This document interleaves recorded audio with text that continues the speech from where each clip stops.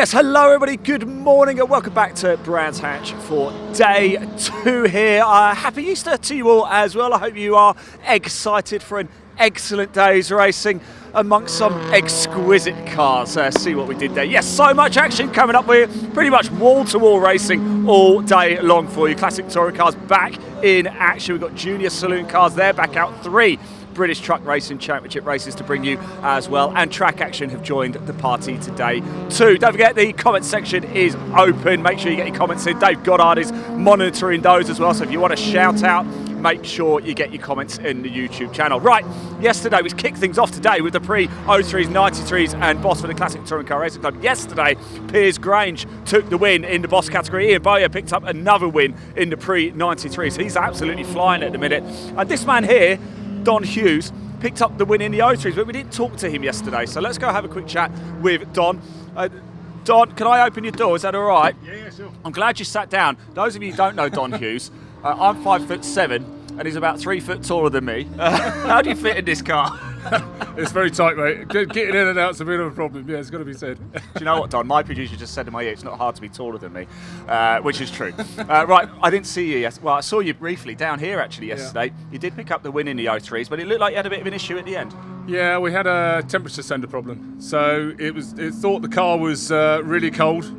And actually, it was just throwing in more fuel, and it was difficult to start. It wouldn't start at all, so we had to get towed off. Unceremoniously, I have to say, after winning the class. I was waiting down in the pit lane. I was like, "Where's Don? Where is he?" I mean, look, more of the same in this race. But a bit colder this morning, wasn't it? Yeah, that might be better actually. Yeah. It might be good for the tyres because I mean, it was a bit warm yesterday, and the track temperature was quite warm, so the tyres were kind of going off a little. Might be better today, but yeah, I mean, the Honda Civic and I are pretty even, so who knows? It could be either. It's going to be great. Don, thanks so much for talking to us. Really appreciate it. Yeah, let me shut that for you. Joe Dorrington, of course, he picked up a couple of wins at Donington Park. Joe Dorrington actually is on track right now for the qualifying session for the Track Action. Now, somebody I want to talk to over here as well is Byron. What a wonderful mix of cars we've got. So we've got the VW here. Let's grab a quick chat with Byron, shall we? We were having a little chat. We're talking about how cold it is, how quickly the temperature can change here at Brands Hatch. It's almost got its own climate.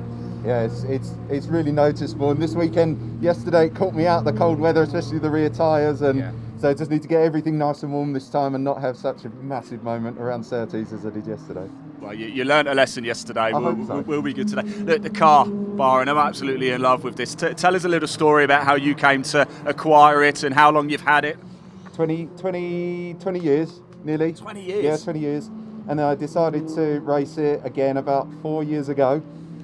And I went with a sort of a period logos and sticker, just to make things look like it might have raced in period. But it's all, it was never a race car in period. So this is what we got with it.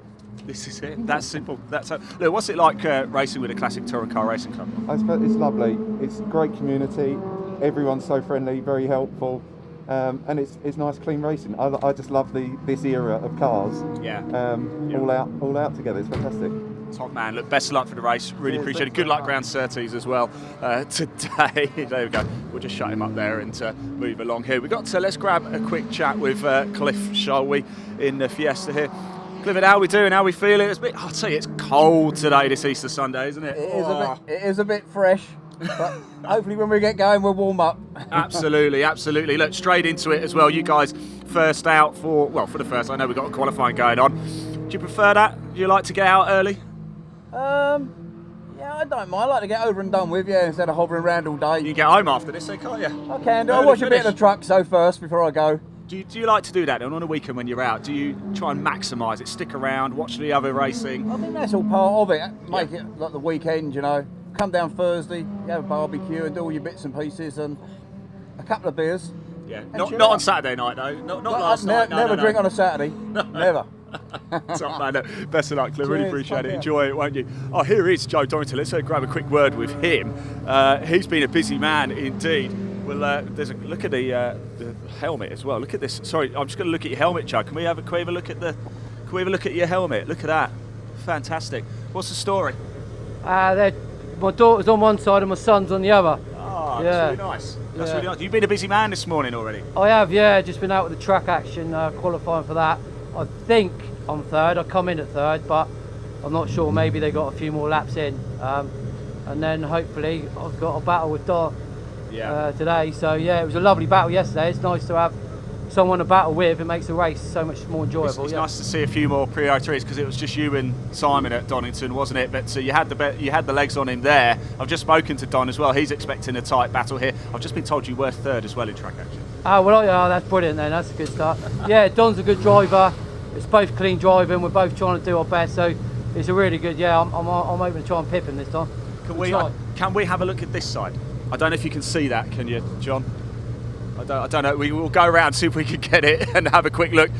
He's going to go through the other window there and have a little look at that. The cars are fired up here for the pre-03s, 93s, boss. The track action cars are making their way off the circuit. Joe, thank you very much, mate. Cheers, best of luck for the race. Really appreciate it. Top man. I'll tell you what, I need to get in one of these cars because they are nice and warm. It is very cold. There has been a big threat of rain overnight and this morning. It hasn't come, although these clouds do look a little bit sketchy. I wouldn't be too surprised if we had a bit of a sprinkling of rain. Right, track action cars are off. All the cars here for the classic touring car, the pre-93s, the 03s and the Boss, the Blue Oval Saloons, they are fired up. We are about to go racing. Race one of the day. It's a jam-packed day. Remember, hit that like button, hit that subscribe button wherever you're watching this, the Bark YouTube channel or the British Truck Racing Championship YouTube. In fact, why not hit like and subscribe on both. Almost time to go racing, everybody. Strap yourselves in. It's an Easter Sunday bonanza of motorsport action, and I'm delighted as ever to introduce your commentator Dave Goddard to take you through the action. Thanks very much, Ian. Yes, good morning, race fans, and welcome to Brands Hatch for day two here on Easter weekend. Of course, Easter weekend means only one thing at Brands Hatch, and that is the opening weekend of the year for the British Truck Racing Championship. We had two races for them yesterday.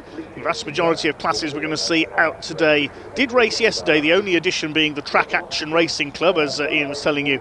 They've just had their qualifying session. We can see their cars in Parc Ferme in the background. Joe Dorrington, doubling up, was out with them.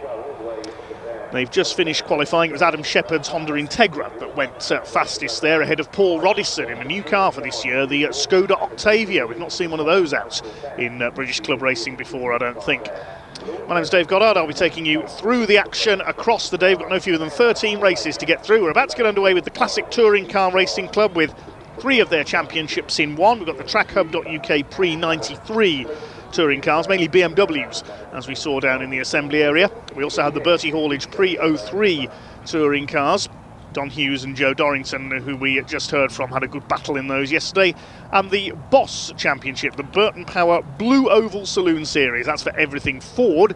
It was Piers Grange in his very modified 2.6 litre Mark II Escort, the silver car we saw at the head of the assembly area, who took the overall win as well as the Blue Oval Saloons yesterday.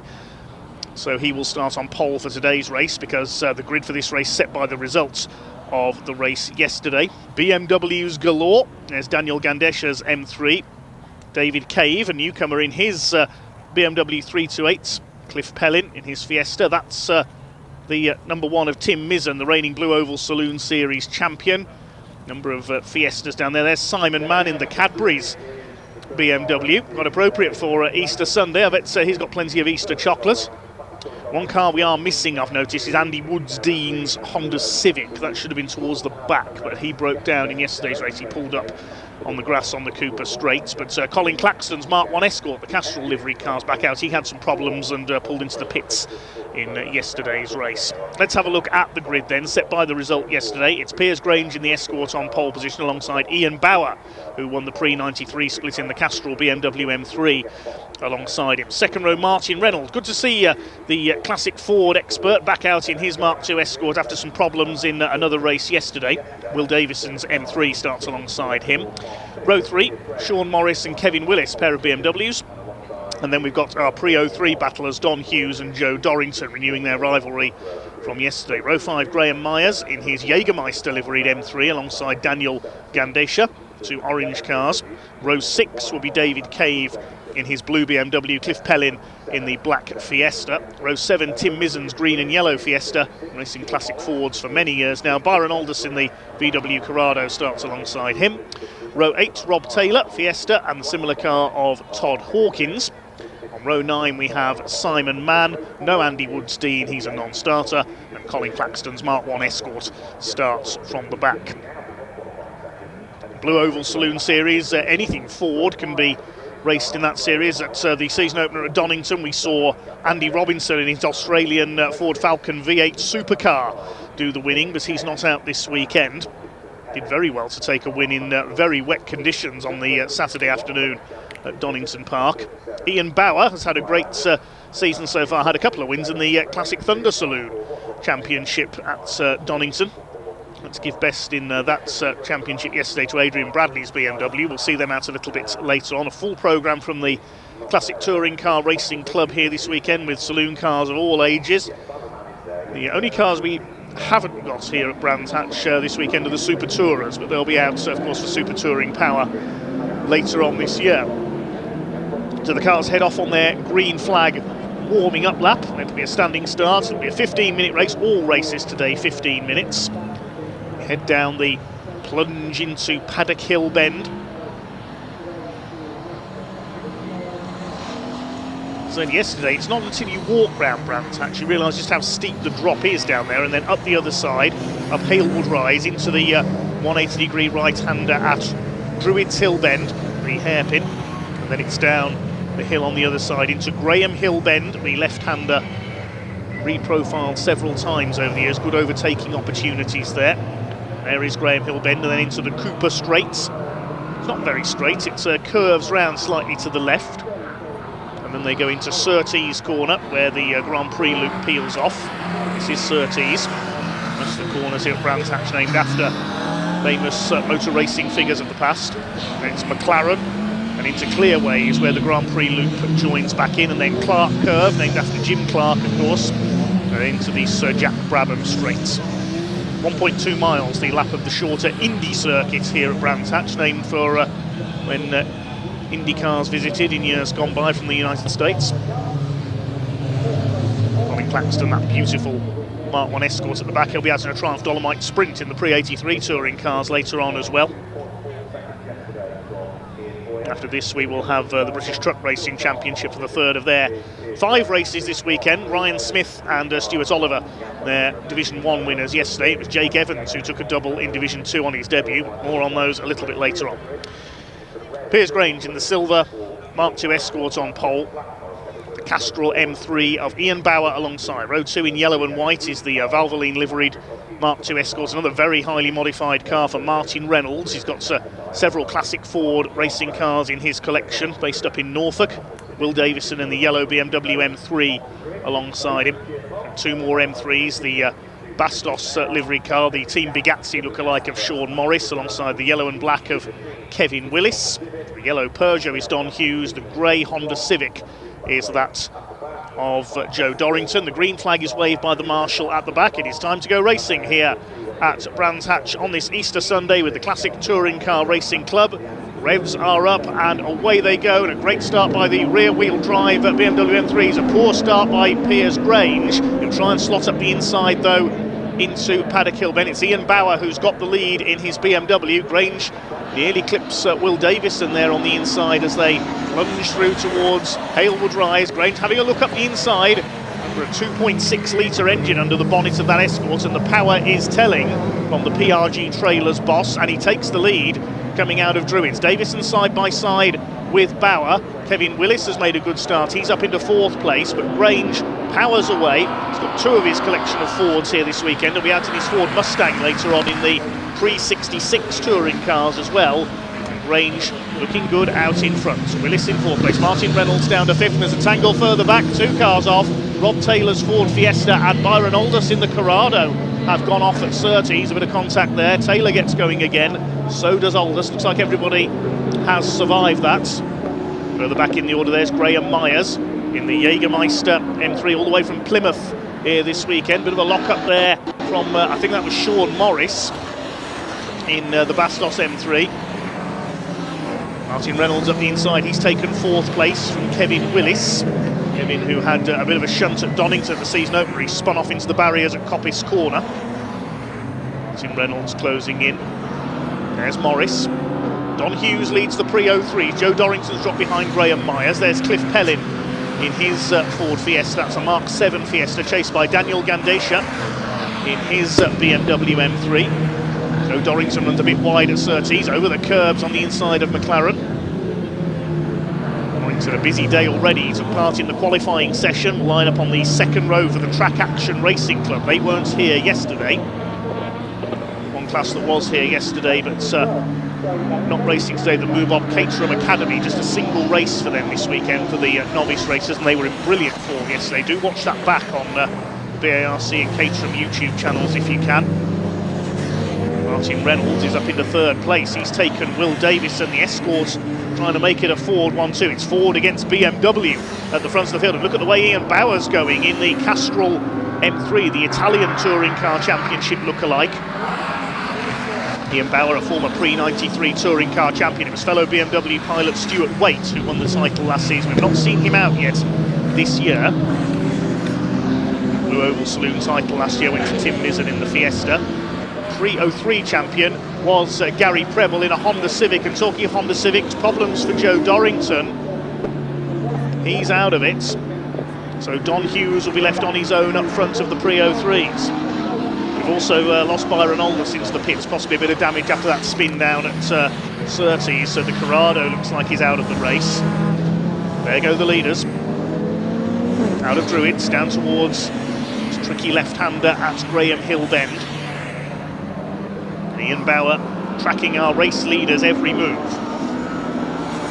Yesterday, in the first race, Piers Grange, the Cheshire-based trailer businessman, took the win by just under 2.5 seconds over Ian Bauer. The gap at the moment is far less than that, just over half a second. There is Don Hughes in the 306. You'll notice the Scale Extric stickers on that car.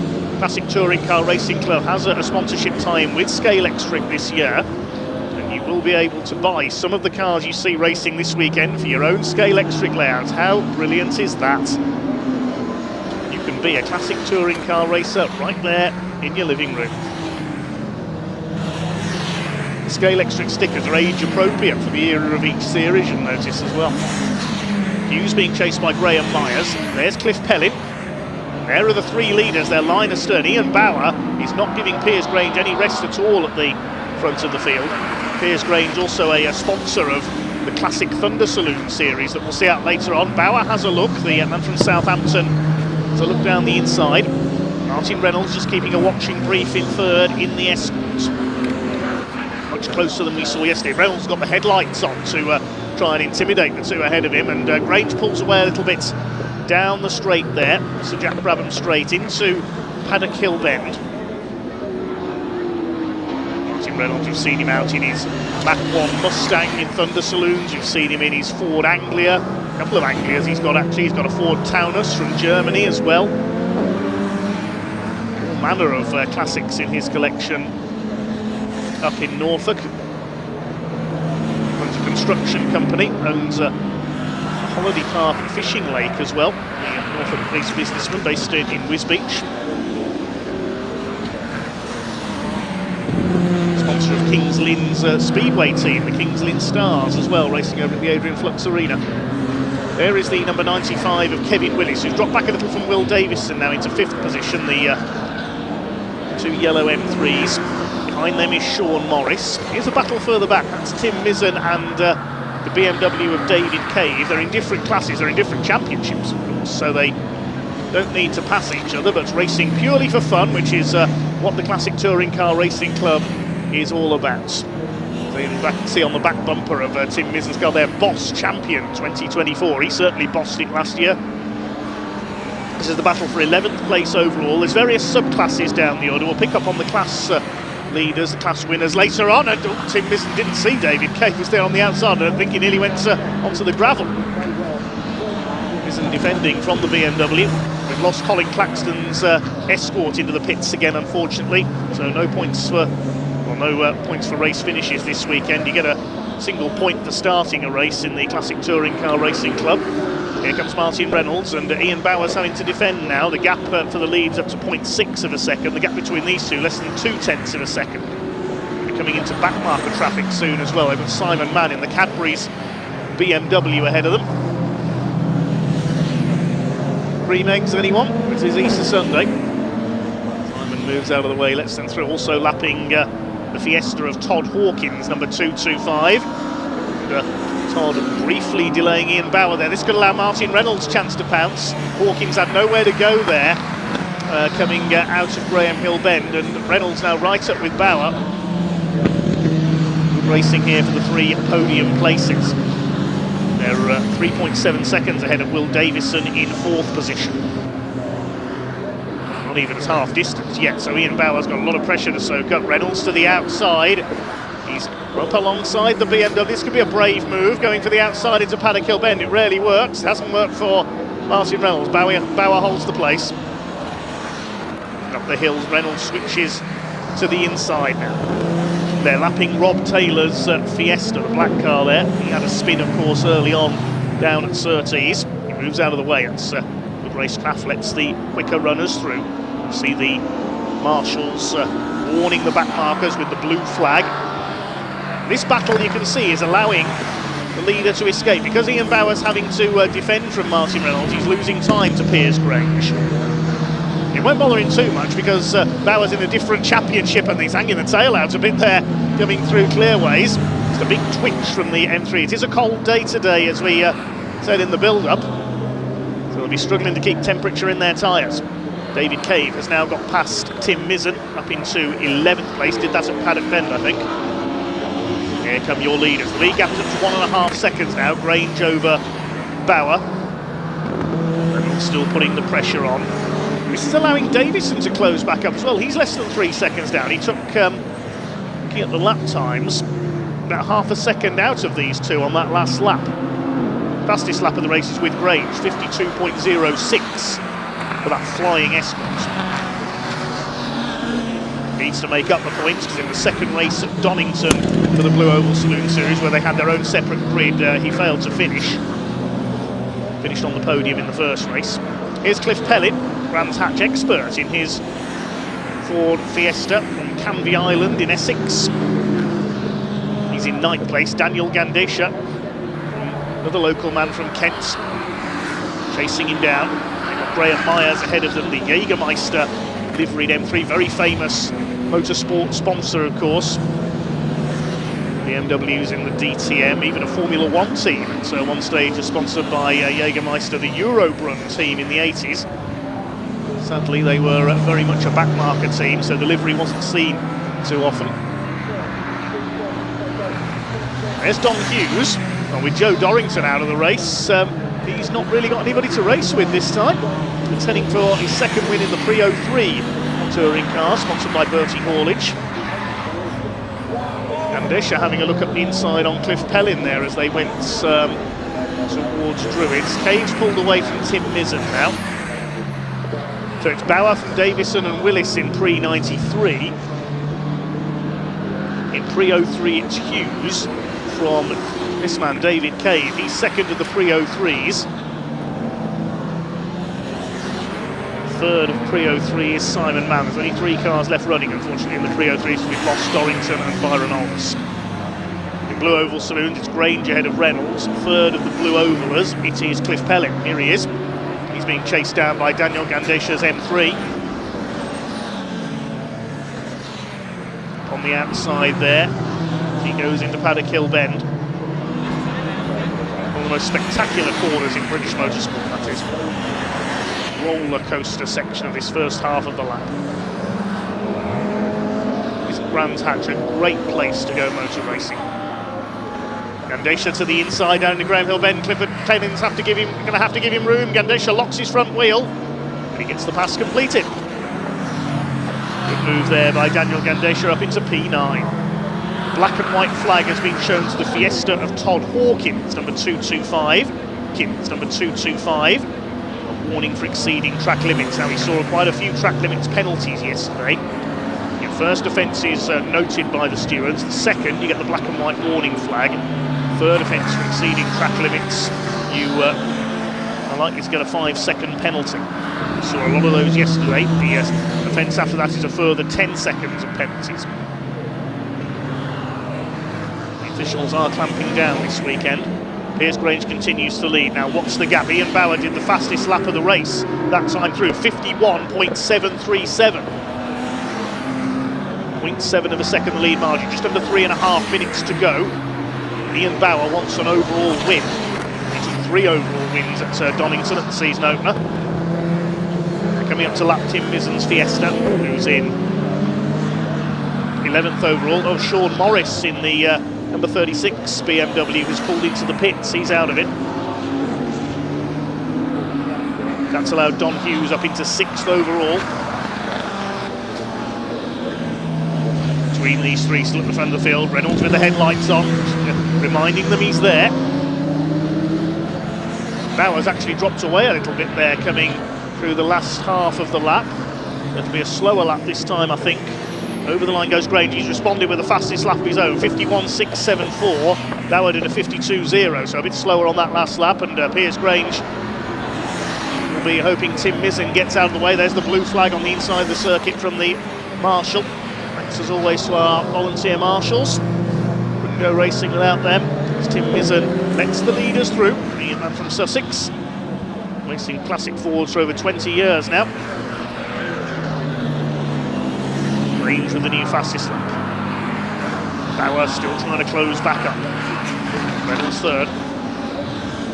Grange a little bit wide there. Bower's back on his tail there. He nearly has a look up the inside. Grange made a slight mistake going into Surtees. He ran out wide, but Grange gets his boot down and is able to hold the lead. Much closer than in yesterday's race. Remember, the winning margin was 2.5 seconds. Grange was able to pull away, and he does pull away again down the straight. That Escort, so effective in a straight line. Here's Grange. He's won the Blue Oval Saloon Series Championship several times in the past. Coming up to lap David Cade's BMW now. David, one of our newcomers this season, comes from Salisbury. Down the hill. 1:20 left on the clock, so it may well be last lap this time around in this 15-minute race of the Classic Touring Car Racing Club. 3 championships in one. Grange gets his line right through Surtees.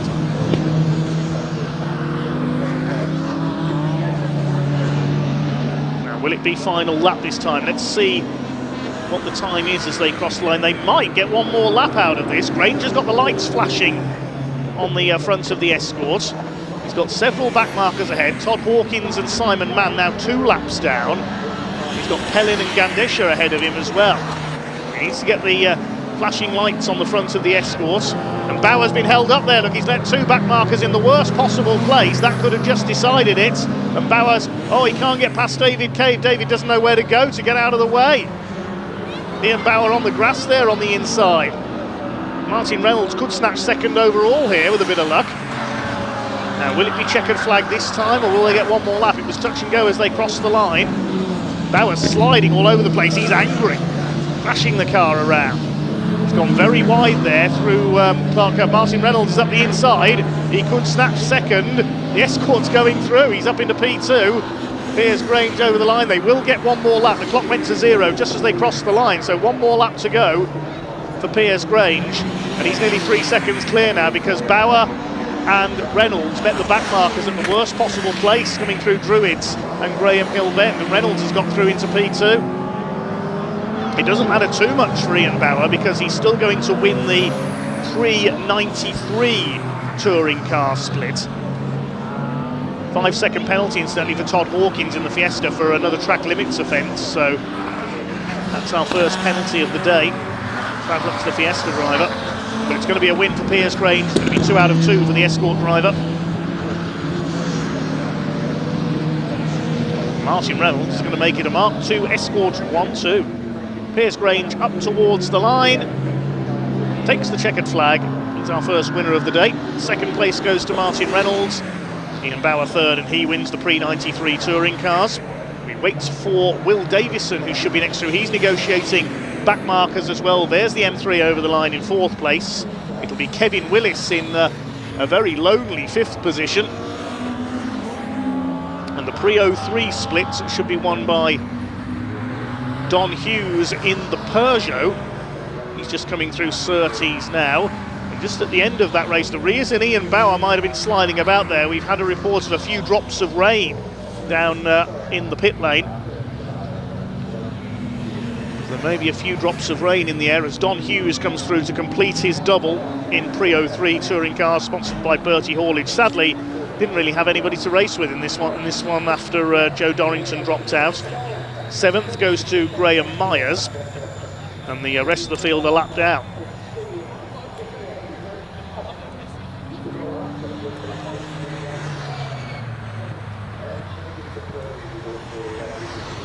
So 14 out of the 18 starters went the distance in that one. We'll confirm the provisional results of our classic touring car mix. Piers Grange the winner by just over 3 seconds, getting clear in the back marker traffic over the last couple of laps. Martin Reynolds making it an Escort 1-2. Ian Bauer wins the Pre-93 touring cars in 3rd place, ahead of Will Davison and Kevin Willis. Don Hughes in 6th wins the Pre-03 touring cars. Next home, Myers and Gandish are a lap down. Then Cliff Pellin, David Cave and Tim Mizzen all win their classes. And the other finishers, Rob Taylor, Simon Mann and Todd Hawkins. We lost Sean Morris into the pits. Joe Dorrington's Honda was crying enough midway through as well. And we also lost Colin Claxton and Byron Aldous earlier on. Byron Aldous after that spin down at Surtees. That concludes our first Classic Touring Car Racing Club event of the day then. And we'll shortly be able to hand down to Ian Waterhouse, our pit reporter, who's down in Parc Fermé.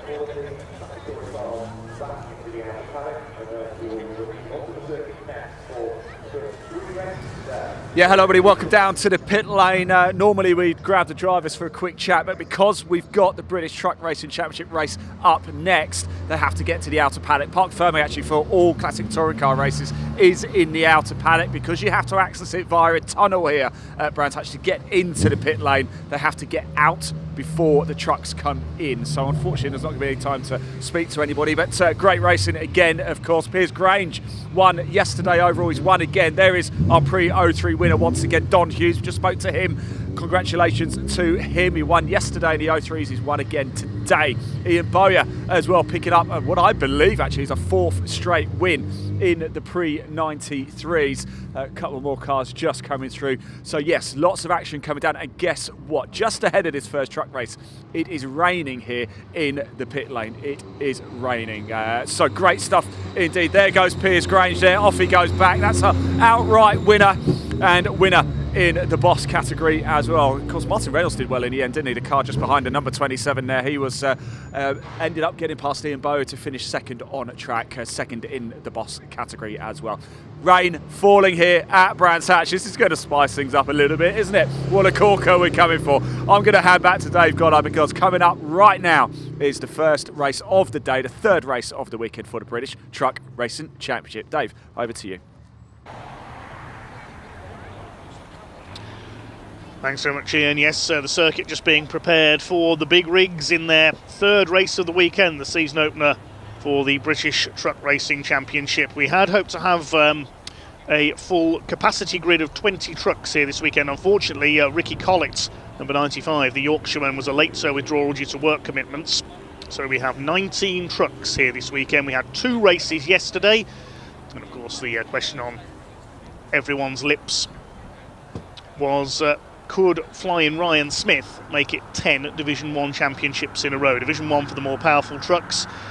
New rules this year, of course, on air restrictors on the turbochargers used by the top 3 Division 1 trucks in the points at each meeting. This meeting, it's the top 3 from last year's championship, which are Ryan Smith, David Jenkins, number 69, and number 3, Stephen Powell, the local driver. And it's normally off the starts that we've learned is where the air restrictors have the effect until the turbo fully spools up on these 12, 13 litre turbo diesel engines, all using sustainable fuel this year, of course, as well.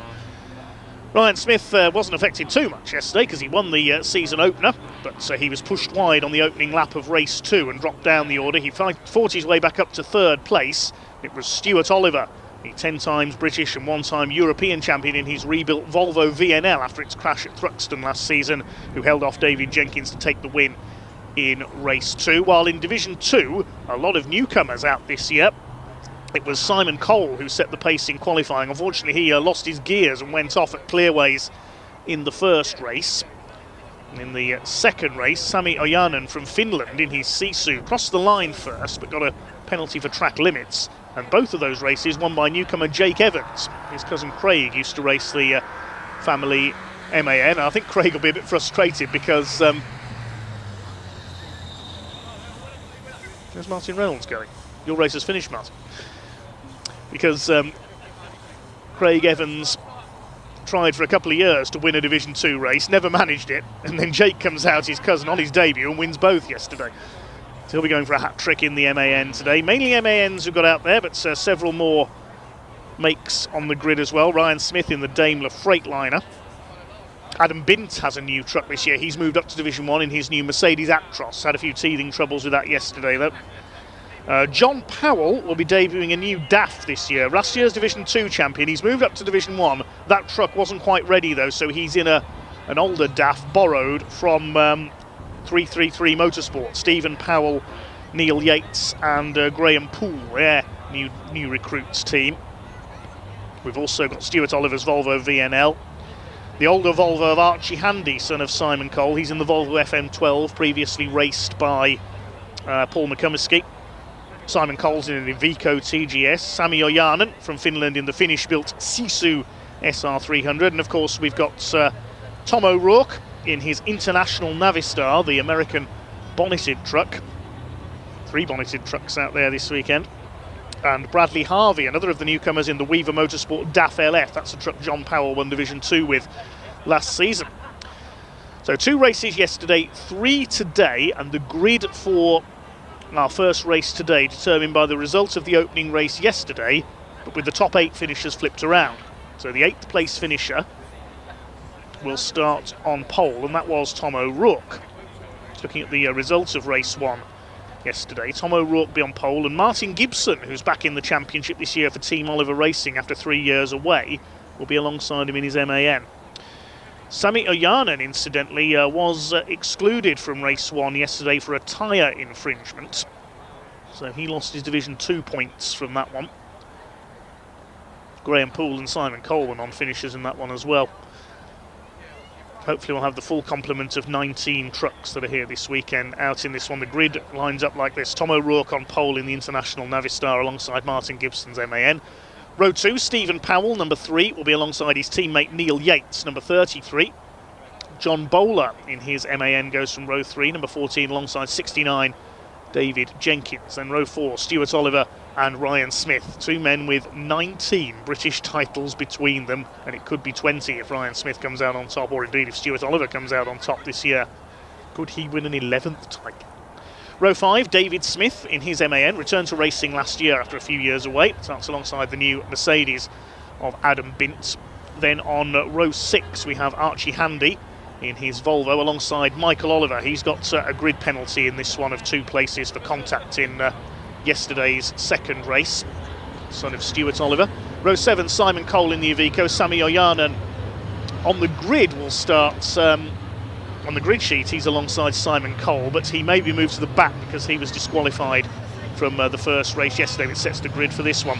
Then we've got Jake Evans and Bradley Harvey.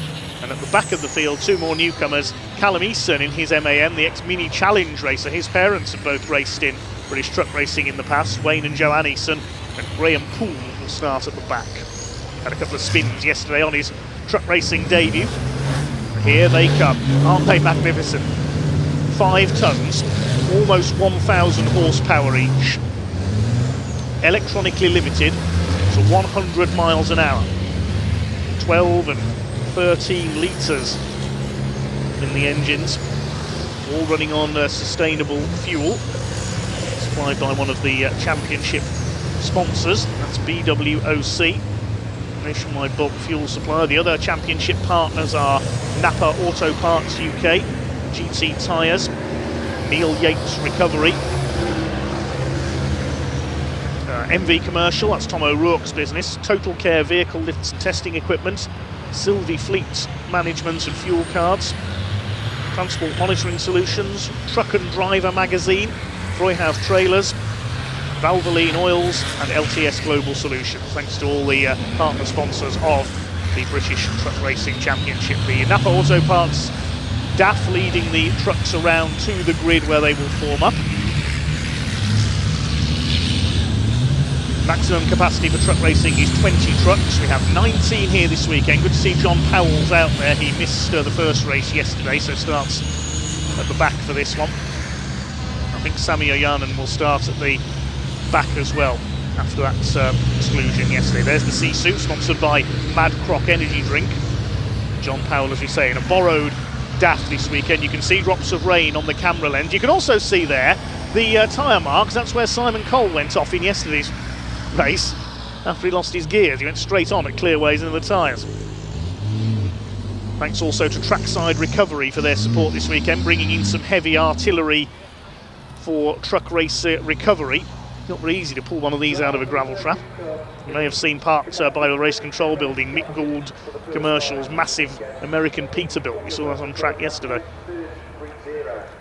Truck racing as a sport began in the UK in 1984 with an event at Donington Park contested by road-going trucks who quite literally pulled into the paddock, unhitched their trailers, went racing and then got back on the road again. There were a number of motor racing celebrities in that event. Barry Sheen, Martin Brundle and various other stars of motorsport had a go. Barry Sheen's great friend and rival from motorcycle racing, Steve Parrish, later took up truck racing and became European champion. And the sport just exploded from there. Start to get them formed up then.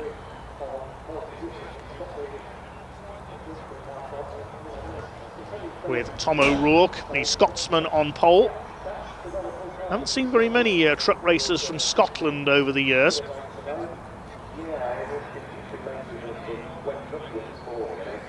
Back in the 90s, I remember Archie Argo used to travel down from up in the north of Scotland. His nearest circuit that staged truck racing was Donington back in those days. I'd hate to have seen his diesel built for transporting his race truck.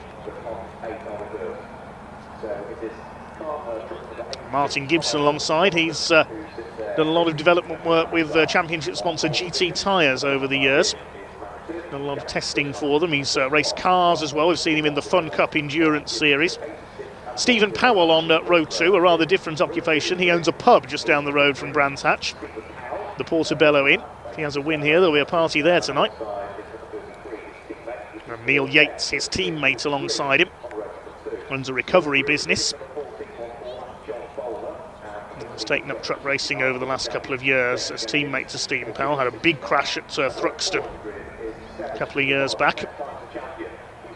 John Bowler on row 3. He's an ex-Division 2 man, moving up to Division 1 over the last 2 or 3 years with the MAN. David Jenkins, a former champion, alongside him. But the big two on row 4, Stuart Oliver and flying Ryan Smith. Ryan began his career in a Sisu in Division 2. Moved on up through the Division 1 rankings. He's raced MANs, he's raced a Mercedes Actros, which proved a little bit unreliable. Didn't stop him taking another title though. And now a 9 times in a row Division 1 champion, going for 10 in a row this year. Stuart Oliver has 10 titles. He didn't win them consecutively though because of competing in the European Championship in intervening years and winning that as well. David Smith on row 5, the white MAN, number 11. He's a former Division 2 champion of several years ago. And he starts alongside another former Division 2 champion now in Division 1, which is Adam Biggs.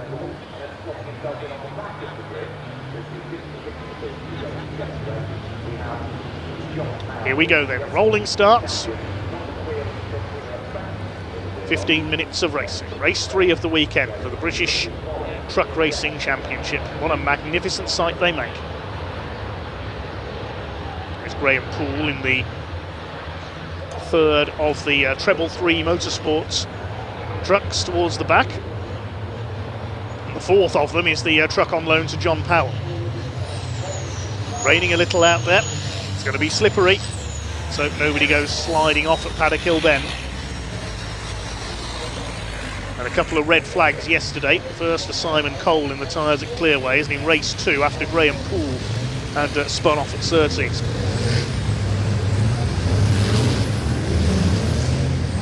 using this rolling lap to find where the grippiest part of the circuit is.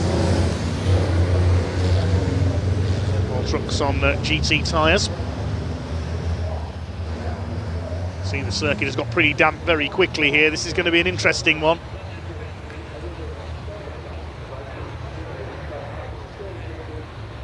Tom O'Rourke on pole, Martin Gibson alongside.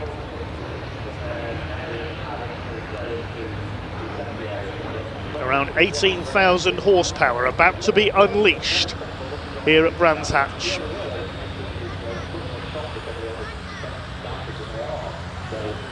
Over 90 tonnes of truck out there on circuit. All electronically limited, of course, to 100 miles an hour. They may not be achieving that in these slippy conditions. It's going to be slip and slide in this first truck race of the day. Oh yes, I'm looking forward to this.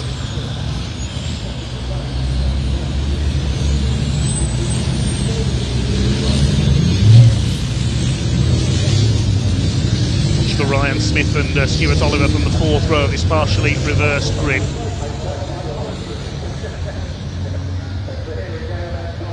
Race 3 of the weekend for the British Truck Racing Championship. The pace truck is in pit lane. Tom O'Rourke and Martin Gibson lead them up towards the red lights. The pack about to be unleashed. Revs begin to rise.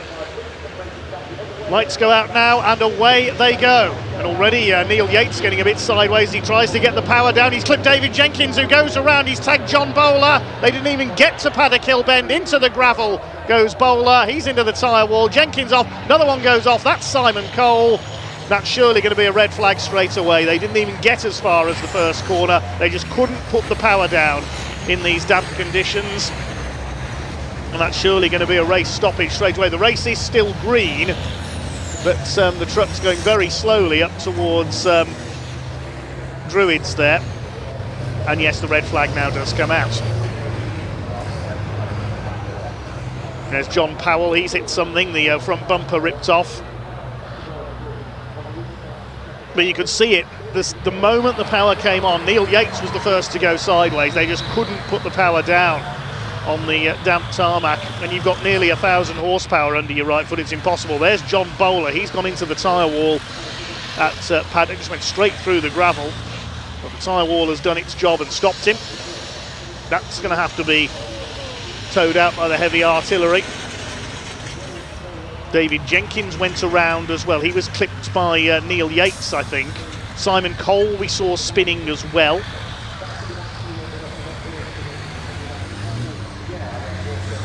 Marshall's just checking on John Bowler there.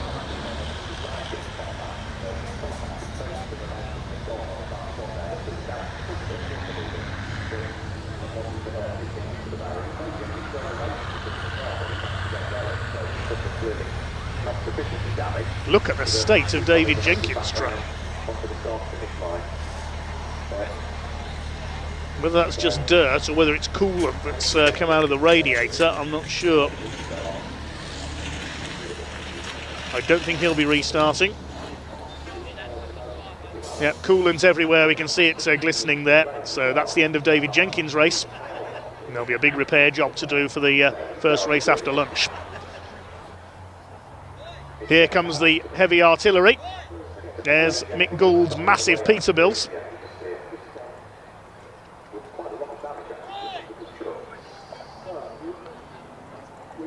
Have you ever seen a truck with a 600 horsepower 15 litre diesel engine, 4 axles and an 18-speed gearbox before? Very impressive at night as well, with it all lit up. We saw that on Bonfire Weekend last year here at Brands in the show truck parade. I can see Steve Bewers and Stacey Reynolds from Trackside Recovery. They're directing operations. Looks like the big Peterbilt is going to be used to drag John Bowler's truck out of the gravel. David Jenkins got going again, but his radiator's damaged, so he won't be restarting.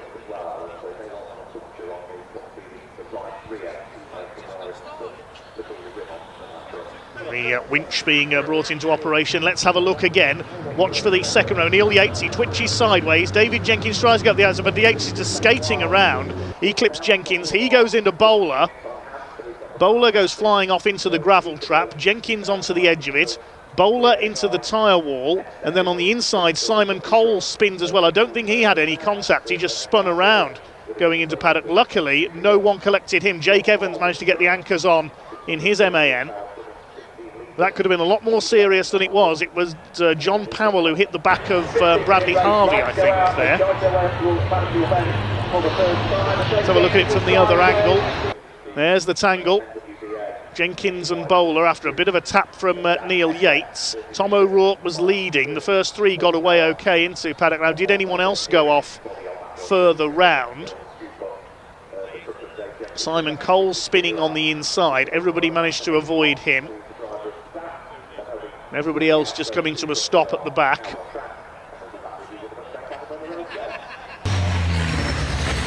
Ryan Smith might have had a bit of contact there as well. I think there was some damage on the right front corner of his truck, but it was as if everybody knew the red flag was going to come out. They all slowed up before it did.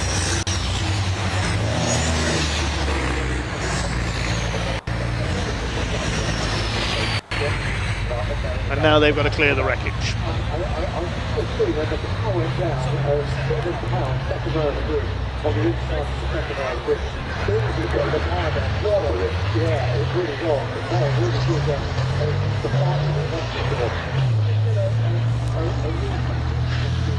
Now David Jenkins got going again out of the gravel trap, the front of the truck shredded, but he very quickly realised there was a lot of damage there. Coolant spraying out, and he pulled up. Look at the state of that MAN. That's a great shame for David. He had a great day yesterday, on the podium in both races in Division 1. That is broken. And there's the nationwide recovery vehicle.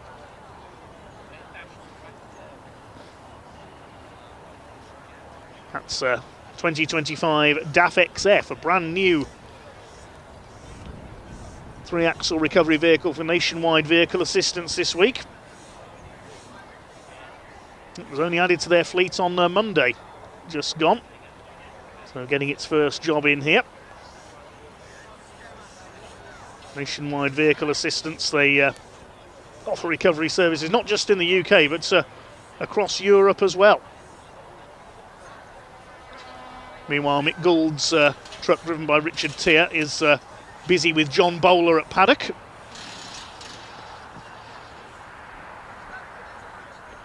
Thankfully, there doesn't seem to be too much damage to the tyre wall. The gravel did its job there of slowing John's spinning truck down. Thankfully, John Bowler, the man from Stockport in the northwest of England, is okay.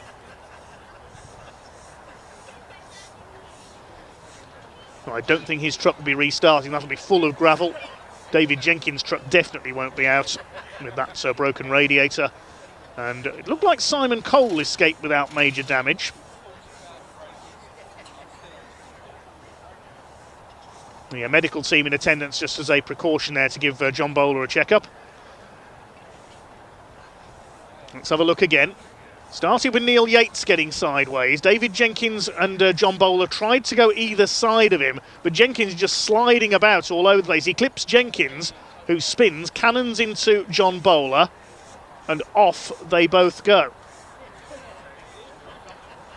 Bowler through the gravel, but it slowed him down. He did hit the tyre wall, but not particularly hard. There goes Simon Cole. It was hard to know where to look on that first corner.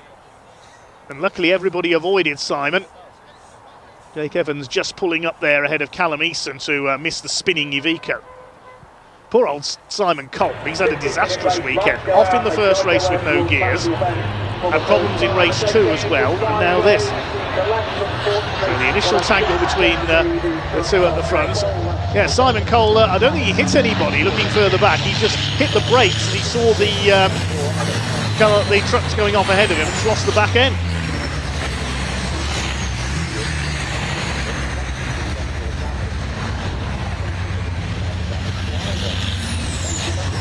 See how many trucks we get for the restart. Keep an eye on the TSL timing screen.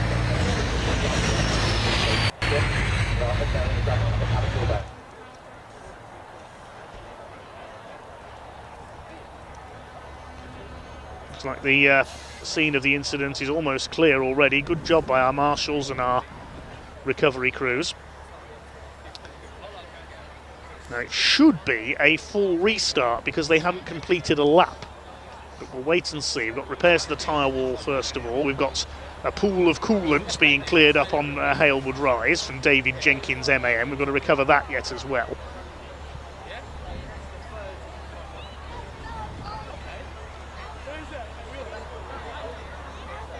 And the Mick Gould commercials, Peterbilt has joined the scene there as well, just sitting, it's like it's flashing away. Must be a pretty menacing sight coming up behind you on the motorway at night, mustn't it?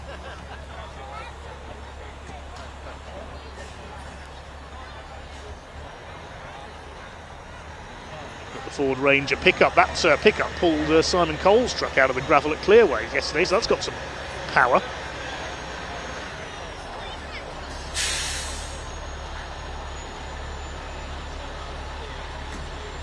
Richard, the driver of the Peterbilt, gets out. We did see in the early days of truck racing there was an American, I think it was a Peterbilt anyway, raced by Dutchman Ad van Coverden. And it did race at Brands Hatch. Well, goodness knows how that got round Druids at speed. And the other American truck to have been raced successfully in Europe was Richard Walker, of course, the Century Oils Kenworth back in the late 80s, which got destroyed sadly when a rolling start was aborted at Zolder in Belgium. The front row pulled up, the rest of the pack couldn't see it, and Richard Walker ploughed through the back of Gert Korber's MAN.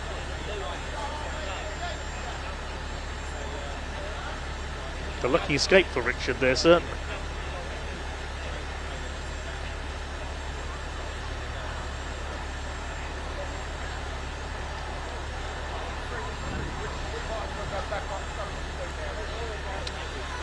Well, while the clear-up operation on Halewood Rise takes place, I think we can head down to our pit reporter Ian, who is down in among the trucks on the grid.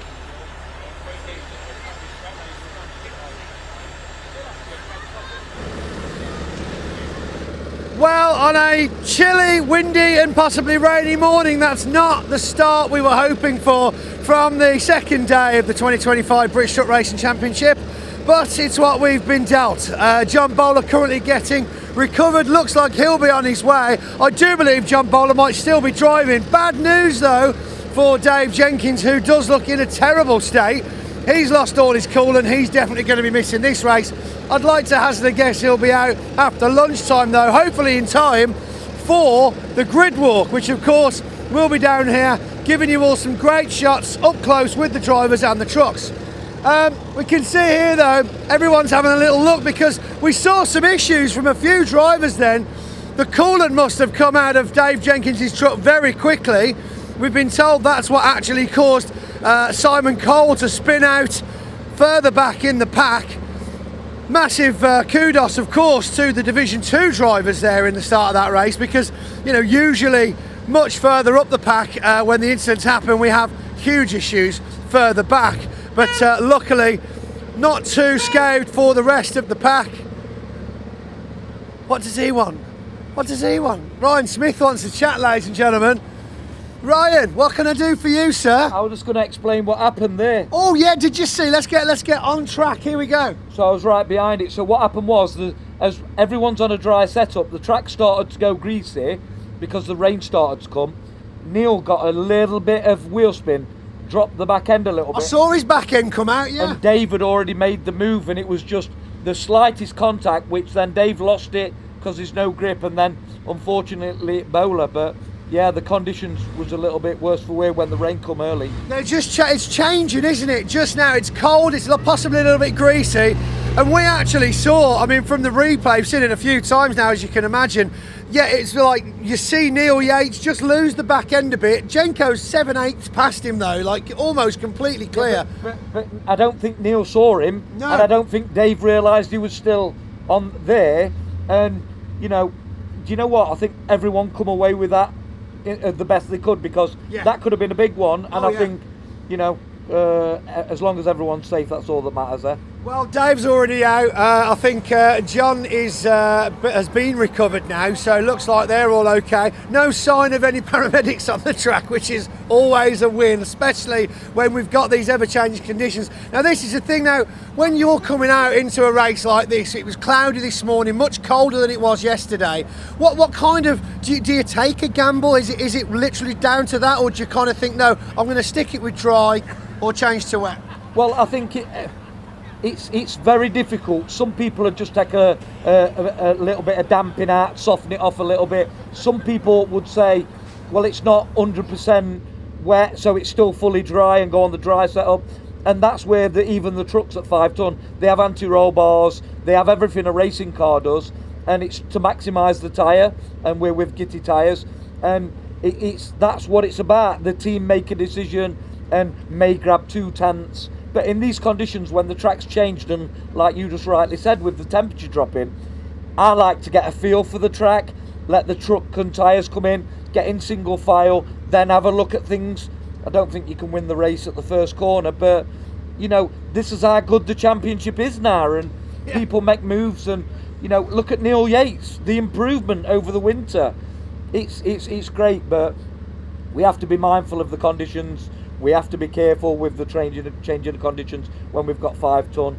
And like I said, as long as everybody's got out that okay, it's all that matters. They certainly have. Well, thanks for talking to us, Ryan. Good luck with the rest of the race. Shake my hand. Thank you. Right, we'll lock you back in. Ryan Smith there with a technical debrief for us of what happened. Literally, eyes on the track. And it's exactly what we saw on the replays as well.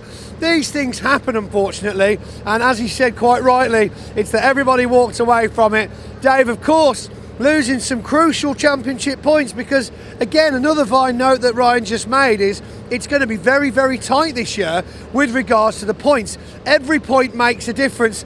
I believe going into this race, if I'm correct with my maths, we've actually got Ryan Smith drawing with Stuart Oliver for championship points in Division 1 at the moment, which is just crazy to think about in the first 2 races. Adam Bim, we had some issues with him yesterday in that race where you had trouble getting going after that restart yesterday. What was the problem? Just a faulty air solenoid valve, so I couldn't actually get into high range gears. But as soon as I parked up, got back in it, turned the switch, it worked straight away. So of course it did, of course. It's just one of them things, you know. This weekend is just a test weekend for us. We seem to have got the GPS working now with a new module. We drove home last night and got that out of my old truck, put in this truck, and the good old faithful whites saved us again. And so you've officially started to cannibalise the Volvo to bring the next generation into fruition. Yeah, she's helped out, but it'll be put back on Tuesday morning, don't you worry. Right, that's it, keep it in one piece. And how are you finding the new truck? Like you just said yourself, it is a kind of, you know, a mission of discovery really with the first few races of the year. Have you had to make many changes, or is it a kind of just getting used to the new setup? Getting used to the new setup, but it's that different to my old truck that I'm not even having to think about it. It's just coming naturally, so... Does it make much, I'm sure a lot of the fans watching at home will ask this question, does it make much difference coming from a truck with, you know, the front bonneted truck, the T-cab so to speak, with a kind of flat front that you're driving now? Is the build of the structure that different that it handles completely differently? Yeah, the centre of gravity, especially for me as a driver, the feeling I'm getting being over the front of the axle, where so every steering input actually moves me, where on my old truck I was sat behind the rear axle, so I didn't feel the positivity of the steering. So that's been a big change for me. So you're steering yourself rather than steering the bonnet, and I bet, yeah, it's like when you accidentally change the view on Gran Turismo and you're all of a sudden on the front bumper. Well, that's the thing, you know, we can adjust the power steering pressure, so it's like on a sim that you adjust the sensitivity, so even doing stuff like that is, you have to find out what works for you. So, well, fingers crossed we'll get some more testing in now then, and yeah, Adam Bitt, ladies and gentlemen, of course joining us in Division 1 this year, and it's fantastic to see. There we go, I think that's in. Fantastic, so we can see the marshals now. They're obviously regridding. They're having orders from above to kind of rearrange the grid. Not sure, because it was in the first lap, we're hopefully going to get the full 15-minute restart. But of course, if this starts to happen later in the day, we might have other issues. I'm just going to check his door, hold on. Yeah, just check it. Yeah, just wanted to check his door. Because what we don't want is it being Pointy's responsibility that Adam Bint's door flies open on the first corner. Because, yeah, I'm not sure I'm covered for that. Look at this though, let's just have a quick look. Everybody give us a wave if you can, that's it, see who's paying attention. Even though it's absolutely freezing cold down in West Kingsdown today, we've got a fantastic crowd that have come to see the truck racing. They'll be grateful to see themselves on the YouTube stream later on. Of course, don't forget, if you miss these live streams, you can watch it back to your heart's content on demand once the stream ends at the end of the weekend. And of course, make sure you leave your comments on there, because we do check. Let's have a look back then here with Sammy O'Yannon, the Mad Croc Racing team. We looked at it yesterday. Bit of a story, unfortunately. Not a great start for Sammy. Some tyres were missed and he went out on Goodyears. Of course, in the FIA they use Goodyear tyres. We're purely GT in this championship. And so we had a bit of a rearrangement of scores yesterday. The first race of Saturday, Sammy unfortunately didn't get the trophy handed out to him. So we ended up with Callum Eason actually getting the third position.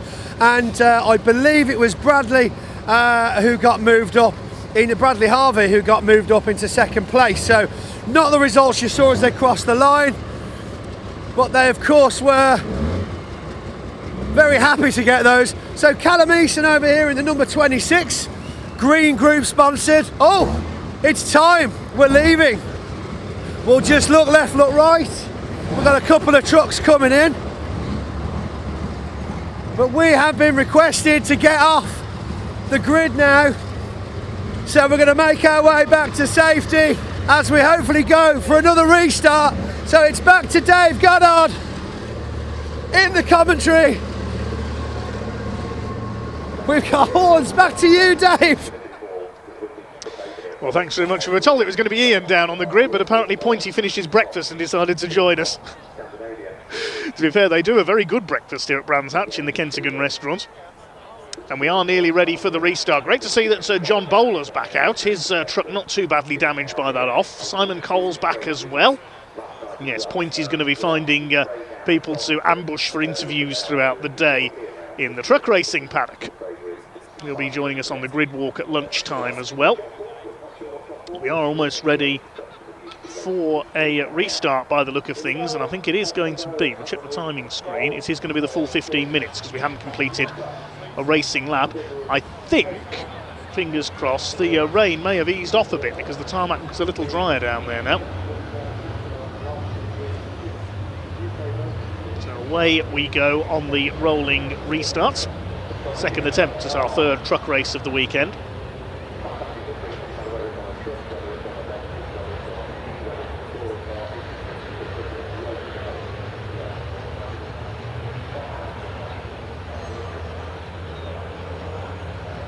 See the marks in the gravel where those trucks went off.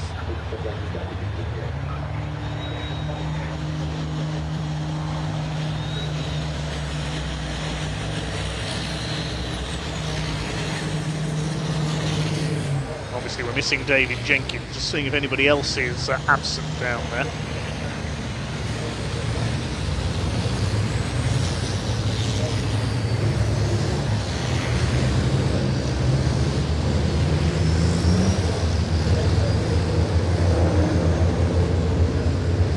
"17 trucks out there.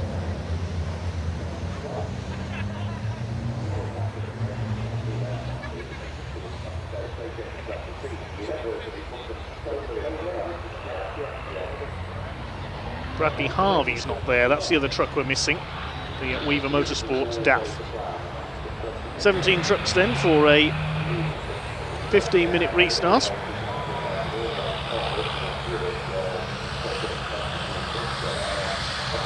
Race 3 for the British Truck Racing Championship. Tom O'Rourke and Martin Gibson on the front of the grid.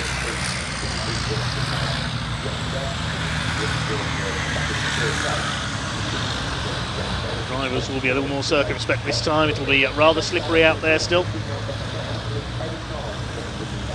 These 5-ton, 1,000 horsepower, 100-mile-an-hour beasts.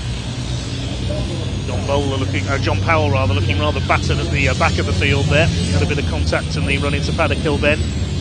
Jake Evans, winner in Division 2 on his debut yesterday, the man from Stoke. Pace truck into pit lane. What's going to happen this time?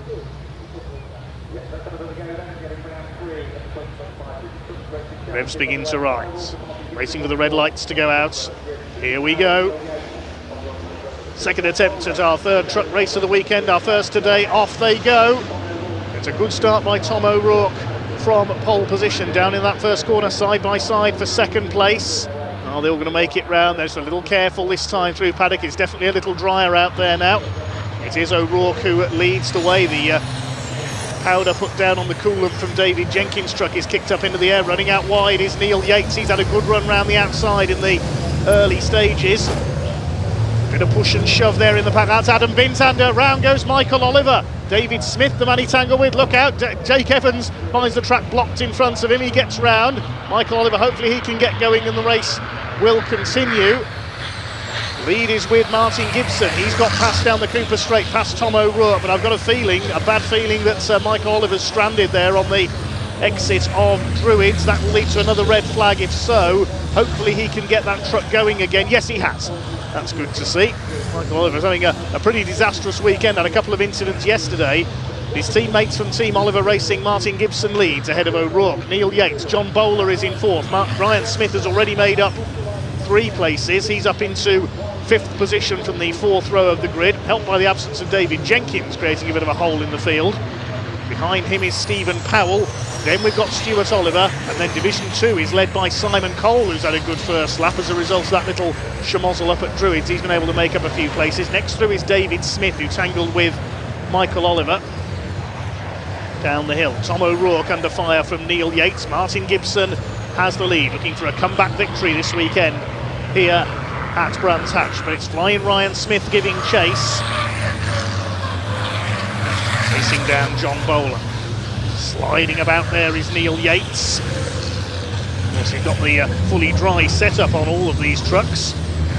It will still be a little squirrely in the early laps. They get used to the conditions. There's David Smith, a chunk bitten out of the front of his MAN. Well, Martin Gibson leads the way by nearly 2 seconds over Tom O'Rourke at the end of the second lap. John Bowler's done the fastest lap of the race, 1 minute .259. Chasing down Neil Yates, who's running very well indeed up there in third, trying to attack Tom O'Rourke now for P2. Bowler and Ryan Smith up behind them. They're stacking up behind Tom O'Rourke's International here. Out of Druids, there's Stuart Oliver up behind them as well. All this is allowing Martin Gibson to escape in the 101 very slightly. Division 2 is led by Simon Cole. Second is Sammy Oyanen. Third, Archie Handy, son of Simon Cole in the older Volvo. Here come your leaders. Surtees and McLaren. Ryan Smith having a look at the back of John Bowler. First and a third for Flying Ryan. Yesterday somebody's kicked up the dust. I think that was O'Rourke running a bit wide. He's held second place, the Scotsman. St Andrew's Cross displayed proudly on the front grille of his number 86. Neil Yates trying to get into position to attack as they come out of Paddock Hill Bend, but his truck not handling well. You see the rear end stepped out again there, sliding it about. Bowler now on his tail. Here comes Stuart Oliver to attack Ryan Smith for P5 now. Gibson's still leading by just under 2 seconds. Stuart Oliver's done the fastest lap, 59.813, the first man to lap under 1 minute in this race. It's definitely drying out there once again. There's 5 of them line astern, battling like the Caterhams were yesterday. Tom O'Rourke is definitely the cork in the bottle here, isn't he? He's holding the others up slightly. He hasn't got the speed of those behind him, but he's got the racing line. Ryan Smith now deciding to have a go on the outside. Not close enough to attack John Bowler. Here's a battle further back. That's our Division 2 leader, Simon Cole. Had no luck at all yesterday. Had a spin at the first stars of this race, so just hoping to survive and at least get some points on the board, hopefully with a class win. Second in the Division 2 points last year without even winning a race. There's a back marker up ahead I can see there. Graham Poole is soon going to be lapped, just learning the craft on his debut. Martin Gibson will try and get past him. He's 2.5 seconds up the road now, Martin Gibson's an impressive drive from the Team Oliver Racing MAN. That's the truck that Stuart Oliver used part of last season, I believe, after his Volvo was badly damaged at Thruxton. Neil Yates is flinging his truck around.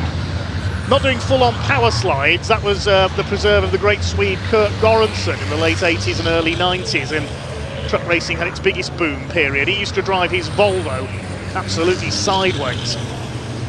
Used to work in the logging industry in Sweden, so he's used to driving on icy roads. Graham Poole there letting the leaders through.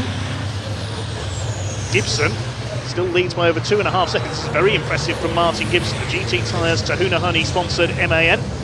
The International Navistar second. The MAN of Neil Yates still third as they come down the hill into Graham Hill Bend. Still no change in position. Not the easiest track to overtake on in a truck. Ryan Smith trying to have a go at John Bowler there into Surtees. Bowler's got the line. He's got to be mindful that one false move and Stuart Oliver will be through. Still Tom O'Rourke defending that second place. He hasn't quite got the speed of his rivals. This is allowing Martin Gibson to escape. Here's a battle in Division 2 and Division 1. Sami Oyan and the Division 2 Sisu ahead of the Division 1 DAF of John Powell, and behind him is Jake Evans, our Division 2 winner from yesterday. Powell goes wide onto the grass. This is the battle for 11th place overall. They're behind Michael Oliver, who's raced his way back up into 10th place, having had that tangle with David Smith.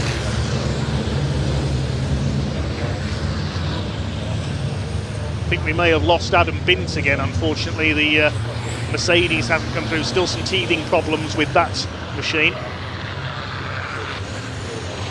Ryan Smith goes wide, so does Stuart Oliver. They're determined to get past John Bowler. And Smith get the line away this time. These three have dropped back a little bit from Neil Yates, who's still dancing that MAN around ahead of them. This is great stuff. Smith has a look again. Tries again. Now he's got the line. Coming onto the Brabham Straight. He's alongside John Bowler. He could get past here if he's late on the brakes into Paddock Hill Bend. He's going for P4. He's got the inside line. He's surely going to go through on the run up to Druids. Is he going to get the move done before the right-hander? Bowler doesn't give way, but he knows that Oliver's going to try and follow. They almost lean on each other. Surely Smith's got it done now. Yes, he has, up into 4th place. Now here comes Stuart Oliver. Bowler caught between the two most successful British truck racers ever. Tom O'Rourke, meanwhile, I said he was a bit slower than his rivals. He's done the fastest lap of the race. 59.744 last time through. So the second place man finding some extra pace. One driver who is a bit off the pace this weekend, sadly, is Stephen Powell, number 3. He's down behind David Smith and Michael Oliver. So he's down to, I think, 9th place now. And into the pit lane, was that Simon Cole? No, it's Archie Handy, the other Cole Truck Sport machine. So Archie Handy in problems with the Volvo, he's pulled into the pits. Adam Bint is still out there, he just wasn't transponding earlier on, as up the inside goes Neil Yates defending from Ryan Smith now. John Bowler still holding off Stuart Oliver. But look, O'Rourke has got away from this group now. So he's finding a second wind in this race, if you like. It's over 6 minutes of the race to go, and he's going to try and go after Martin Gibson. Ryan Smith, a bit of Morse code on the back of Neil Yates there. Stuart Oliver possibly doing the same to John Bowler, couldn't quite see that.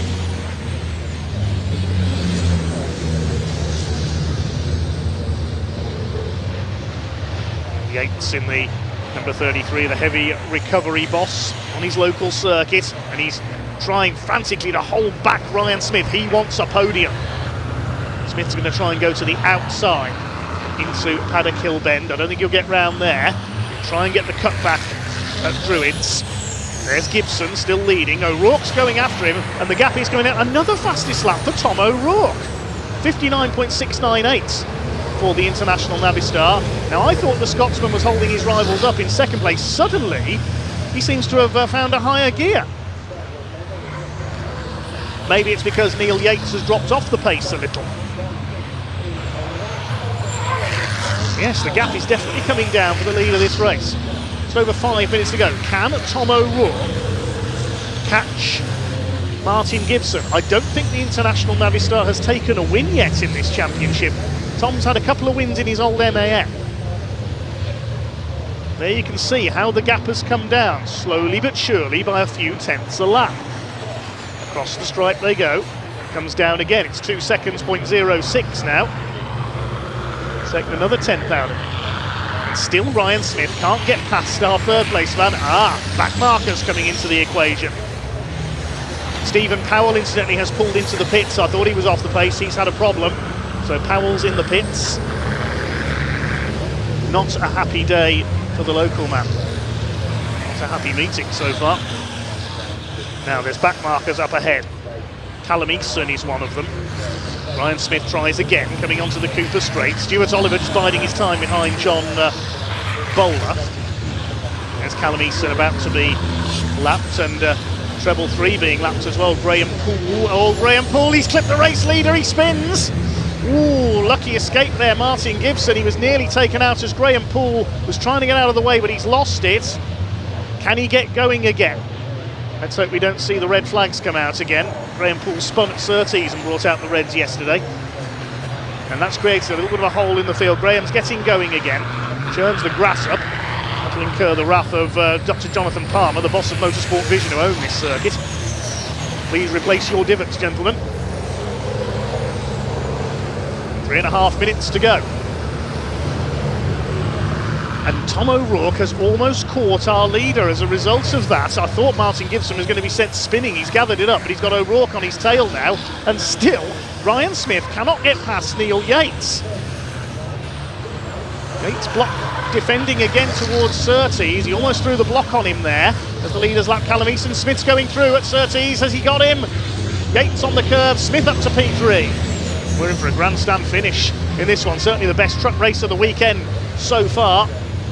And now Smith fairly rocketing away from Neil Yates, going after the two leaders. There are Gibson and O'Rourke. 2 minutes 50 still to go, so we'll get at least a couple more laps out of this. Can Tom O'Rourke snatch the win from Martin Gibson? He's rounding his tail as they go down to paddock. Gibson gets his foot down and holds the lead. Smith is now gunning for the two leaders. Gibson a little bit wide there through Druids.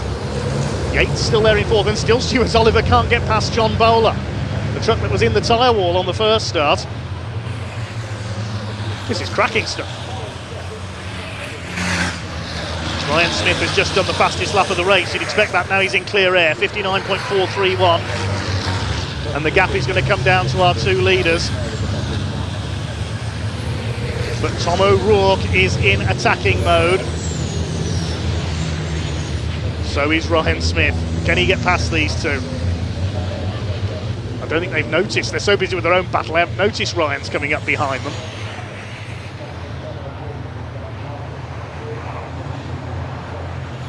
Tom O'Rourke's going for it. He's got the inside run into Paddock Bend. This could be the move. Ooh, not quite. Gibson runs wide, but he keeps his foot in. That's brave driving by Martin Gibson. There's more back markers ahead. And Ryan Smith pops up alongside Tom O'Rourke. Neil Yates still sliding all over the place in that fourth position. MAN, International, Daimler, the top three. Just over a minute left on the clock now. Well, there's a 5-second penalty showing for Ryan Smith on the timing screen. It doesn't say why. Yes, 5-second penalty for Ryan Smith for exceeding track limits. That's just come through to us. So it's between the two at the front, Gibson and O'Rourke for the victory, because Ryan Smith has got a penalty pending. Number 61 has as well, Sami Ojanen. So into the last lap we go. Can Tom O'Rourke make the move? What a cracking finish we're in for. Smith's going to attack up the inside. O'Rourke swings across on him to take the line for Dreedy, clip the back of Martin Gibson. Smith up the outside, Gibson moves across. Get off, he says to Tom O'Rourke.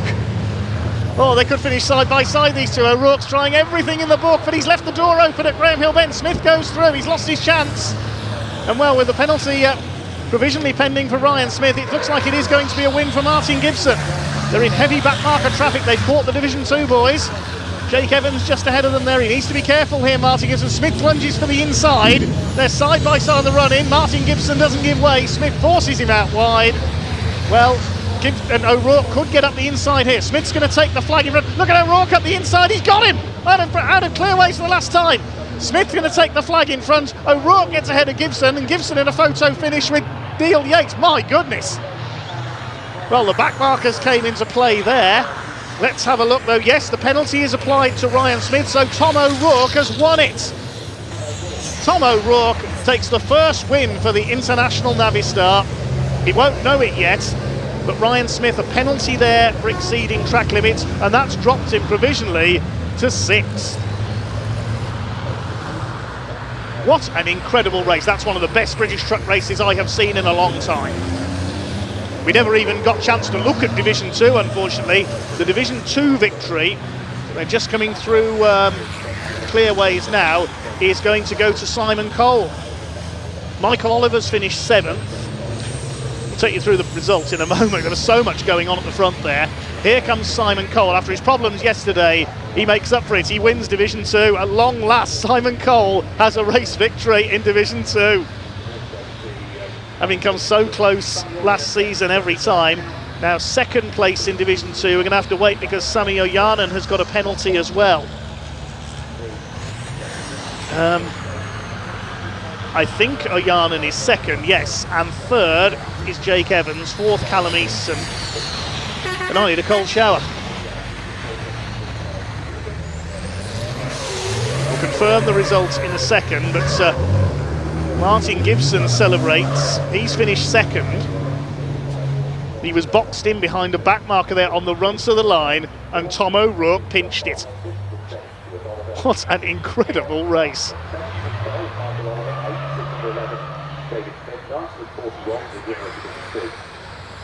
Okay, get my breath back. And the provisional result is as follows. Tom O'Rourke in the International Navistar. I believe that's the first win for that truck. Well done to him. Martin Gibson, who led all the way virtually there, snatched the win snatched from his grasp on the run to the line, and Neil Yates on the podium in 3rd. Well done to him as well. John Bowler 4th. He held off Stuart Oliver all the way. 5th place goes to Stuart Oliver. Ryan Smith relegated to 6th by the track limits penalty. Then Michael Oliver and David Smith 7th and 8th. That provisionally gives them the front row for race 5 later on.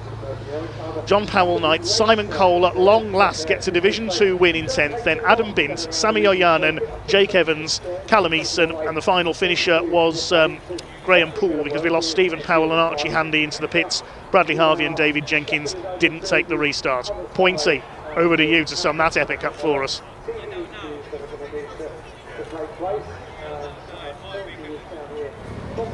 Well, what an incredible result for Tom O'Rourke.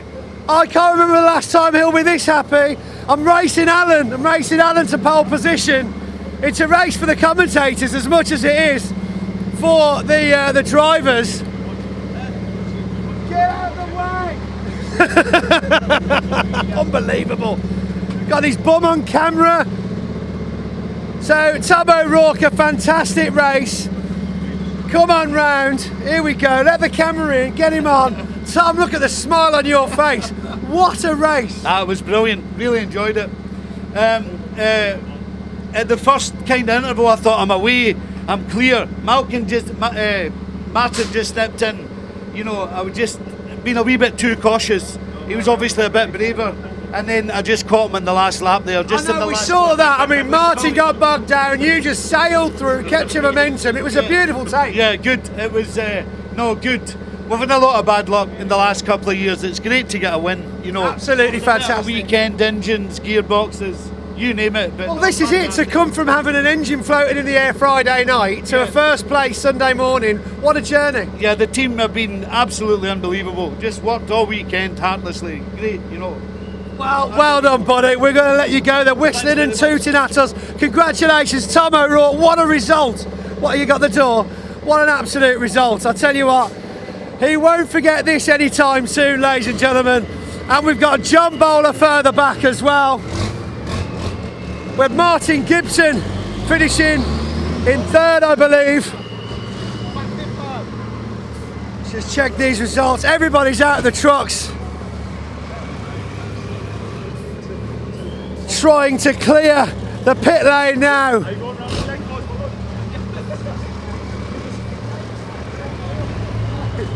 Trying to see if we can find Neil Yates. Everyone's jumped out and started wondering about. Of course, massive shame for Steve Powell. Neil's gone. That's Graham Paul. Where is he? We've lost Neil. Disappeared. Callum Eason, another great result for Callum Eason. It doesn't look like we're going to get a chance to speak to many of the drivers, as the marshals do like to keep things moving along. And as you can tell, because of that little incident we had earlier on, we are running a little bit behind schedule now. Martin Gibson's not in his truck though, so I wonder where he's gone. Never mind. Let's go and talk to Ian Warehouse. Ian, what? I don't know. Anybody? They've all disappeared, mate. They've done me proper. I just spoke to Michael Oliver there, and he's supposed to be holding, scary out there. yeah, he's supposed to be holding the microphone when you speak to Michael Oliver. You had it. As usual, I know. What a race that was, I tell you what. I mean, you know, from where we started, the incident we had, and then we'd have had quite a lot of action second half. Credit to the marshals and the teams, by the way, because they could have easily just said, scrap that race, forget it. They didn't, and boy, oh boy, were we rewarded for that. Blimey, what a great race. A great result for Simon Cole as well. I mean, you know, we didn't think he'd be back out. Had a spin as well, and now look at him go. I'll tell you what, it's the ups and downs of motorsport, isn't it? When he was having that spin up there, that's it, game over. No, he's gone out and had a great race. Fantastic stuff. Great to see Archie back as well this year too, isn't it? It's going to be a great year. I can feel it already. 2 more races left. It's been a great year. I know, yeah. 3 races. I know, it's incredible. I can't wait to see the rest of the season. What have we got after this now, Ian? Right, coming up next, we've got the classic and historic Thunders for the classic touring cars. Then we've got Civic Cup. Then we've got Junior Saloons. And then we've got the pointy, famous grid walk, if it's still going ahead, that is. Well, yeah, we'll have to see if they get their wrists slapped with no grid walk for having that crash. Martin Gibson, have you? Oh, at last, yeah. 30 seconds. I was looking for you. I saw your truck drive past. I was like, where the flipping heck's he gone? Martin Gibson, first of all, welcome back. We had a quick chat to you yesterday in the paddock. How did that feel for you? Because that was a really tight race. Honestly, I couldn't even tell you what just happened. So many things happened. There's loads of trouble with back markers that mixed it all up. And I tell you what, I didn't even see the checkered flag. So I was still on full bore for the last lap. We saw you get caught behind Graham Paul, and that's where Tom O'Rourke made the overtake. And then obviously that's where, because you were literally, until that last bit of the last lap, you were still in second place. And then he just first place, he just snipped you past. I don't even know where I finished, to be honest. So you've actually finished in second place because, Rod Smith got a penalty, 5 seconds, put him really far back. So yeah, everybody moved up. So Tom O'Rourke, yourself, Neil Yates, top 3. Yeah, brilliant. To be honest, for me, that's truck racing. That is brilliant. It was a great race to watch. Yeah, excellent. It's good to do that. Absolutely fantastic. Right, we'll get you down to the paddock, hand out some silverware, first silverware of the year, and that is truck racing. It can start terribly, end fantastically, and it's very, very exciting all the way through. I'm going to throw back to Dave Goddard now so he can run you down what's coming next. Thanks for joining us. Okay, thanks Pointy and Ian. I think I've just about got my breath back after that, what is probably the best truck race I have ever seen here at Brands Hatch. That was incredible. No let up in the action though, because we have classic touring cars back on and we're about to be thunderstruck. We have got the PRG Trailers Classic Thunder Saloons combined with the Ricky Can Aston Martin Historic Thunder Saloons for their second race of the weekend. It was a historic car that won yesterday, the turbocharged Mark 1 Escort of Colin Voice taking the win. It was Adrian Bradley in a BMW who won the Classic Thunders. Let's see who Ian was able to catch up with prior to this race.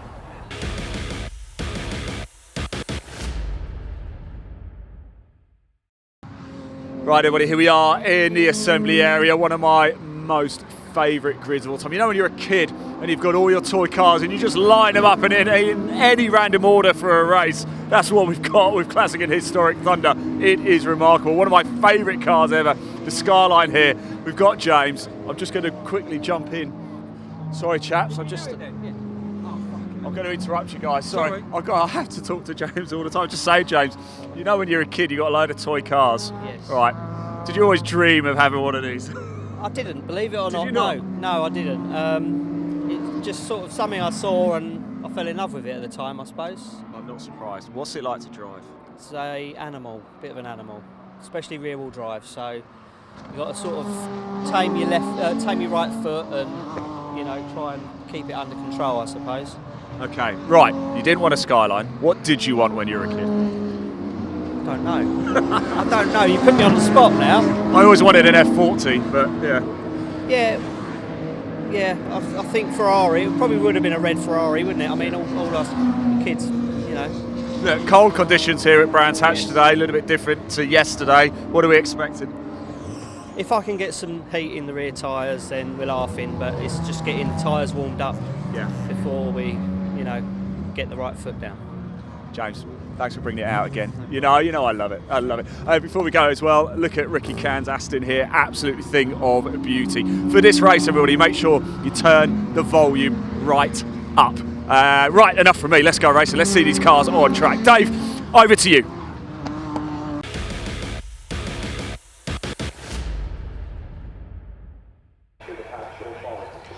Thanks, Ian. Yes, the car's just coming up to the grid. The grid based on the result of yesterday's race. So it is Colin Voice in the Escort on pole position alongside Adrian Bradley in his BMW M3. Won the battle of the Beamers yesterday with a familiar face, Ian Bauer. We've already seen him out in pre-93 touring cars today. He's on the second row here alongside the Historic Thunder sponsor Ricky Can in his Aston Martin V8 Vantage X-Pack. Spectacular car to say the least. Ian Craig in his M3 on row 3 alongside Ronan Bradley with his BMW. James Janicki is there on row 4, but Sean Morris, who should have been alongside him, is a non-starter. His car broke down in the pre-93 touring car race earlier on. Row 5, Anton Martin in another BMW, starts alongside the BMW Compact, very modified BMW Compact of Kevin Denwood. Then on row 6 we have Ross Craig, son of Ian, in his Honda Civic alongside Daniel Gandesha in his BMW. Row 7, Phil Wright and his Honda Civic is a non-starter. A few problems yesterday, so Neil Wade in his BMW Mini with a Honda engine will start there alone. And at the back we've got Melvin Hooker in the beautiful Group 44 Bob Tullius replica Trans Am Jaguar XJS, and Martin Reynolds, not in a Ford Anglia, he's in his Ford Escort. Watch for him coming through from the back. He retired from yesterday's race. The other car we're missing, Joe Collier's BMW, that broke down yesterday, so he's not out. To a slightly reduced grid. These Thunder Saloons, they are fast but can be fragile. Colin Voice in the Voice Tune Mark 1 Escort. He's raced this car for many, many years now. There it is, the beautiful be-winged Escort alongside Adrian Bradley, originally from Ireland, now based in the south of England. The Bradley family, Brands Hatch specialists. Seen Adrian, Ronan and Niall racing their BMWs over the years. There's James Janicki in the Skyline. I do like a Skyline, used to play them on Gran Turismo as a youngster.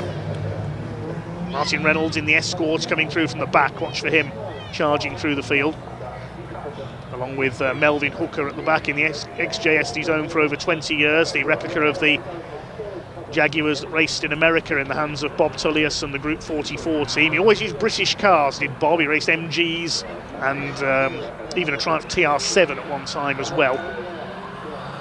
Went on to race in IMSA GTP with Jaguar prototypes. There is Melvin Hooker's version of the back. So can Colin Voice make it a double then? He's in Historic Thunder, as is Ricky Can. The BMWs around them are classic Thunder cars. Melvin Hooker and Martin Reynolds are in Historic. At the back of the field, everybody else in the Classic Thunder division, sponsored by PRG Trailers. By Piers Grange, who's already run a race today, but not out with them today. He's choosing to race in another championship. It's a rolling start, the pace car into pit lane. Here they come up towards the red lights. Ford and BMW on the front of the grid, BMW and Aston Martin on the second row. Here we go. Look at Ronan Bradley down the outside in the green and white BMW. He's made a cracking start. 3 wide into the first corner. Ronan Bradley's going to sweep round the outside of all of them. What a superb start by Ronan Bradley in his BMW. Takes the lead. Adrian Bradley on the outside. Somewhere on the inside there was Colin Voice. They've all made it around so far. Now where's Voice? A little bit of a twitch from the Escort there. He might be down to third. Is it going to be a Bradley 1 and 2? Hanging on around the outside is Voice, then Bauer, Ian Craig, a lock up there from Daniel Gandesha in the orange BMW. And there's the Skyline. It was a bit subdued yesterday, James Janicki in the Skyline, but it's the Bradleys 1 and 2. Ronan with a flying getaway, and it's Ian Bauer at the inside. It's BMWs 1, 2 and 3. Colin Voice goes down to 4th in the Escort, and look at Martin Reynolds. He's had an absolute flyer from the back of the grid. He's up into about 6th place already. He said he'd be one to watch coming through. On the timing screen as Adrian Bradley makes a move for the lead on Ronan. He takes the lead. Car 78 under investigation. I think that start was a bit too good by Ronan Bradley. He may get a penalty for that, so he may have jumped the start early. He's still second as things stand at the moment, but a false start is usually a 10-second penalty. We saw that for Gary Townsend in the pre-66 touring cars yesterday as Anton Martin dives past Ricky Can in the big Aston Martin. Look at Martin Reynolds flying up the order in the Escort. He's behind Colin Voice. He's going to take the lead of the Historic Thunders if he gets past Voice. They're both in the Historic division. 8 places gained on the first lap alone by Martin. Behind him is Ian Craig in the black and white BMW, his son Ross further back in the Honda. And look at now, Colin Voice has got the Escort wound up. He's having a go at Ian Bauer, and yes, confirmed time penalty, 10 seconds for number 78 Ronan Bradley, out of position start. So he did jump the rolling start early. He said it was a fly around the outside, but it was a bit too good, and the officials have given him a penalty. Martin Reynolds sliding the Escort rally style around the outside of Druids there. Well, most Mark II Escorts you see are in rallying, so why not give it a bit of a power slide. Let's have a look again. Watch the green and white BMW. Just charges straight down the outside. Yes, he moved past Ricky Can, I think, before reaching the timing line there. So 10 seconds of penalties for Ronan Bradley to be applied at the end of the race, and a big fight going on behind him. Here comes Colin Voice cutting his way through. Oh, he's on the grass, look out! That was, I thought he was going to spin it there. That would have been disastrous if he'd spun in front of the pack there, Colin Voice, but he's held it together. He's up into second place. Adrian Bradley's escaped at the front. Voice now up to second. Here comes Martin Reynolds attacking Ian Bauer. It's all happening at the front of the field. We haven't got the biggest grid of Thunder cars this weekend. They're certainly enjoying a very lively race. Voice up to second, flames spitting from the back of the Escort. I really thought he was going to spin into the pit wall there as he clipped the grass. Ronan Bradley is in third. Then we've got Ian Bauer, Martin Reynolds, Ian Craig. Anton Martin going well. Used to race classic Fords, now in his BMW. Former Bangor racer as well over at Kings Lynn and Mildenhall in East Anglia. Behind them we've got Ricky Can, whose Aston Martin has rather dropped off the pace in this one. Maybe he's got a problem. James Janicki and Kevin Denwood rounding out the top 10 at the moment. Colin Voice is reeling in Adrian Bradley. His last lap was nearly 2 seconds quicker than the BMW in front, 51.099.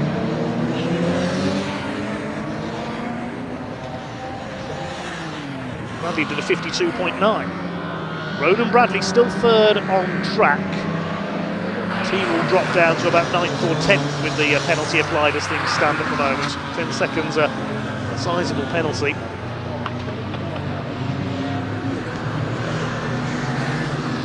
There's Anton Martin. Next in the order is Ricky Can, but he's quite a long way back, and Colin Voice, well, he's caught Adrian Bradley. He's likely to get past him here in the next half a lap or so, I would think. We have lost Neil Wade's BMW Mini somewhere. That hasn't come round.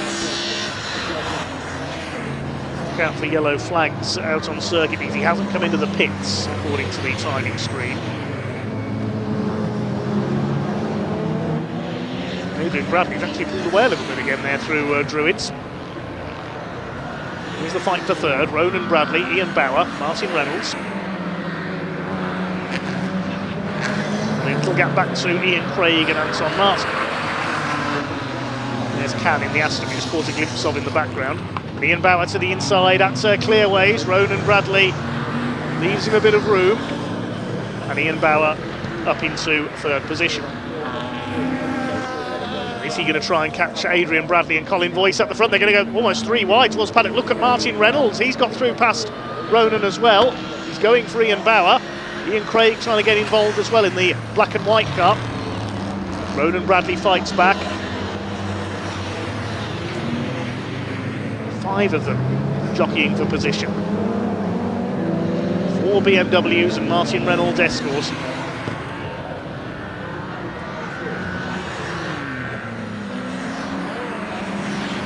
Craig's been racing this BMW M3 for many years now. Son Ross, an ex-Pre 03 touring car competitor before upgrading his Honda Civic to Thunder spec. Reynolds pulling away a little bit from Ronan Bradley. Various subclasses down the order as well, of course. We'll take you through the winners of those at the end of the race. Things have calmed down slightly now. Hilly and Craig trying to make a move here for 5th place on the inside of Ronan Bradley, and goes through. Nicely done there at Druids. Can Anton Martin move through as well? Oh, the Skyline has pulled into the pits. James Janicki in trouble. It could be down to 12 cars left running. Already lost Neil Wade's BMW Mini, which is now Honda powered. Used to have a Saab engine. An ex-rallycross car, that one.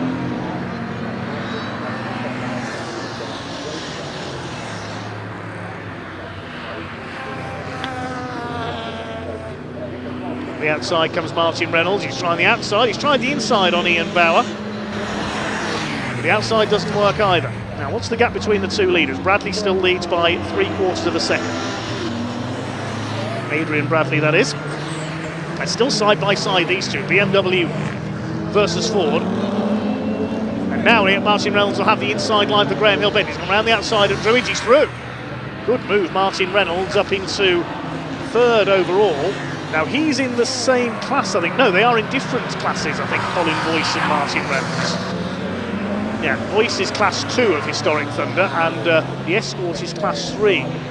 The way the headlights are reflecting on the tarmac there, is it raining again? I think we might have a few drops of rain coming down.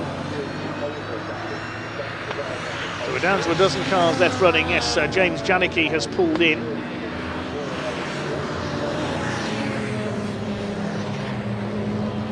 The other subclasses, Classic Thunder B is led by Adrian Bradley. C by Ian Bauer, who's attacking back again on the back of Martin Reynolds. Class G by Ronan Bradley. And Class D by Ross Craig. Subclass is based on engine spec. G is the guest class for drivers not fully registered for the championship. Anton Martin's having a go at Ronan Bradley now.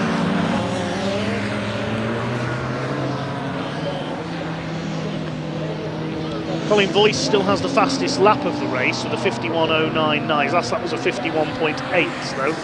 And Adrian Bradley did a 51.4, so he's pulled away again slightly. Here comes Anton Martin.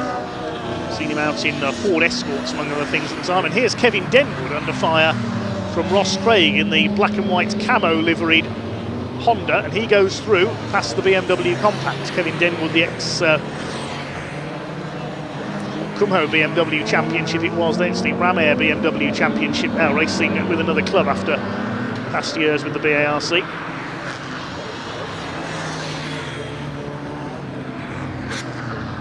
Blue BMW of Anton Martin still all over the tail of Ronan Bradley. Denwood gets back in front. Good fight going on here. This is for 9th place. Ross Craig leading Class D of Classic Thunder. Oh, he's had a puff of smoke there out of the back of the Beamer. Yes, the Honda pulls away. Kevin Denwood's in trouble. There goes Ross Craig. Yeah, Kevin Denwood slowing down. He's out of it. Another one bites the dust. We said the Thunder cars can be temperamental, fast but fragile. Kevin Denwood looks like his engine has given up. He'll be heading for the pits.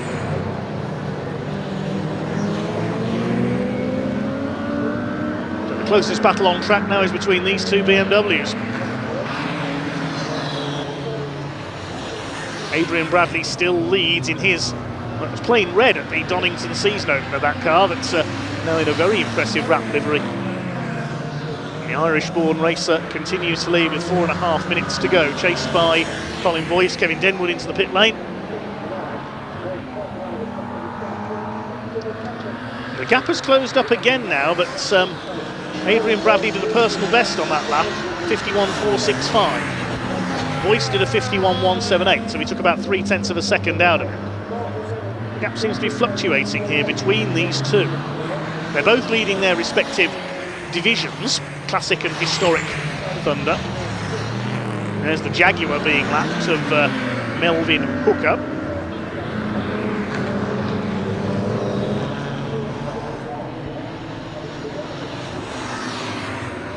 Still Ronan Bradley holding off everything Anton Martin can throw at him for 6th on the road. Of course, the penalty will be applied to Ronan Bradley, so he'll probably lose a couple of spots. Depends how far ahead of Ricky Can these two are, I think.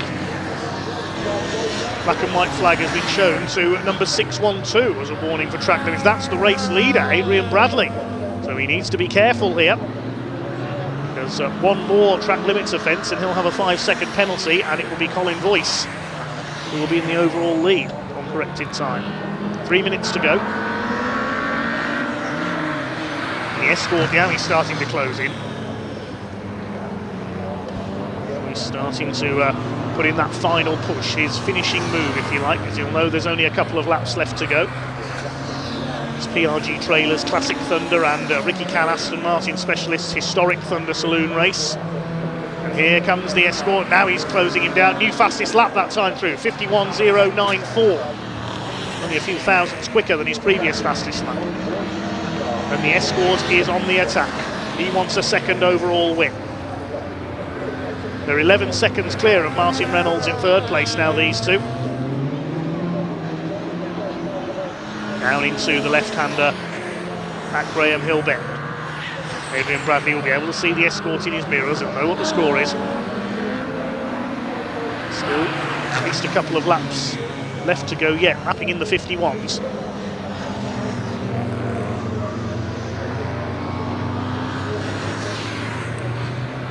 Out of clearance. Comes the Brabham Straight. Boyce closing in, now he's underneath the rear wing, he's going for the inside into Paddock Hill Bend, but no, the BMW able to brake later. Flash of flame from the Escort, and Adrian Bradley holds the lead. These two are still at it further back. Ronan Bradley ahead of Anton Martin, and Anton doesn't need to get past Ronan because of the penalty. That will automatically give Anton Martin 6th place. But these two still at it for the lead, 90 seconds left on the clock. Colin Boyce is not holding back, he's lunging.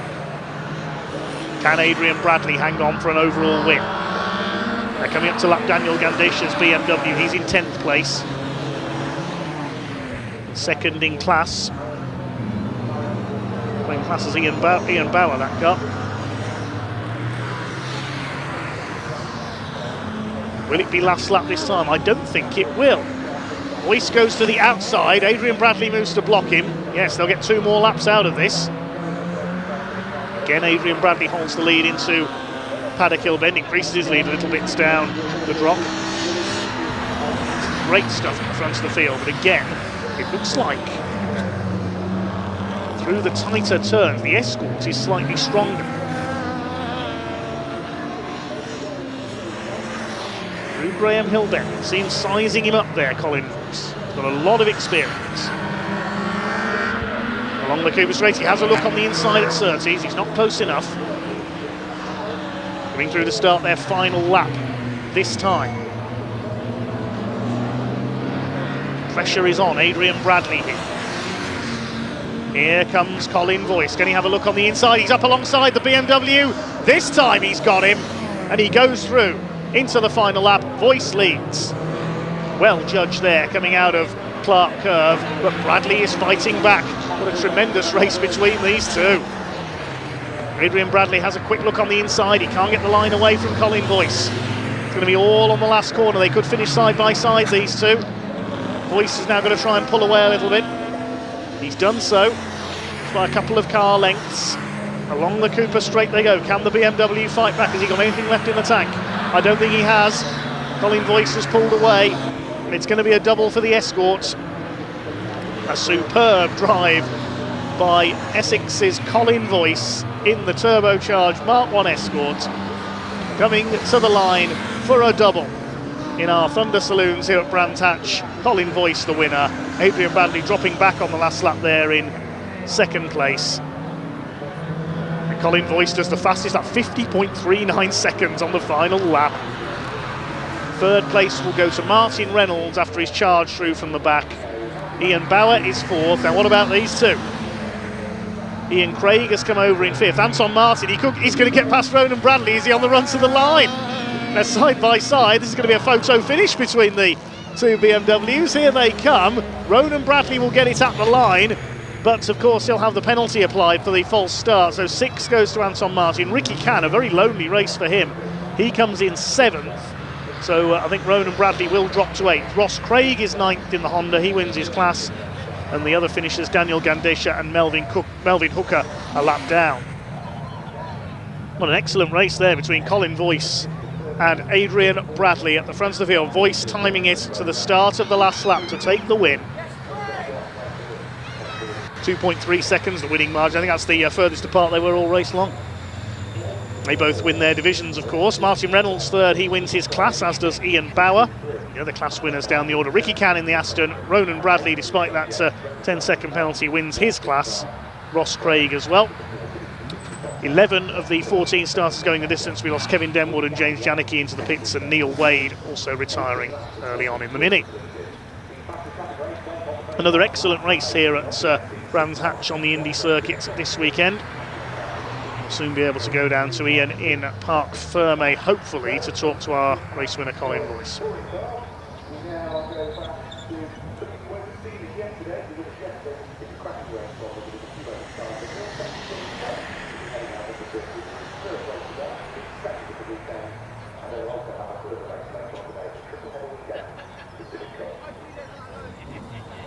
Oh, wow. Oh, wow. Colin Voice. Oh, my word. Big shout. Congratulations, Adrian Bradley, as well. He might have come second on track, but he did actually take the win in the Classic Thunder. Brilliant stuff, Colin. Wow, you left it late, but boy, oh boy, did you two put on a show out there. Good God, that was a hard one. Yeah, great respect for the BMW driver. Yeah, Adrian, brilliant. Adrian, just, yeah. But, yeah. What can I say? Smile says it all. Smile. Look, you were just closing him down and closing him down and closing him down. Yeah. Penultimate lap, bang, you got it. Yeah, I see a couple of bits and I knew I had to go for it narrow then. My timer was showing one more lap and I thought, this is it, it's got to go. You were getting quicker and quicker though. Connie did set the fastest lap in that race as well. Tyres, pretty good, Nick, then? Well, I've had a big problem with tyres. Yeah. But Martin Reynolds has helped me out a little bit. Brilliant. And yeah, thanks to all. Yeah, especially you. I mean, no, I don't do anything. It's you guys who do all the work out there. And Colin, I got to say, I mean, whatever happens, you were going to pick up the historic win anyway, but it doesn't matter, does it? The fight that you two had, the respect between you two, this is what motorsport's all about, right? Yeah. Win, lose, draw, doesn't matter. You know, at high speeds, you've got to... There was a couple of incidents with another chap, you know, blocking me, and I had nowhere to go. I had to keep my place there because I couldn't brake on the grass or anything. So, you know, we did have a little touching, but it's hardly anything. But when you're travelling at speed, you've got to have respect. You have. I was down here, and you guys were coming through. There was an orange BMW on the inside. I can't remember who it was. And the speed you guys were coming through, the bravery of you all was I think we're fantastic. Well up in 138, 140 mile an hour there, wow. You know, and then you've got the blind bender paddock. That makes you hang on, however old you are.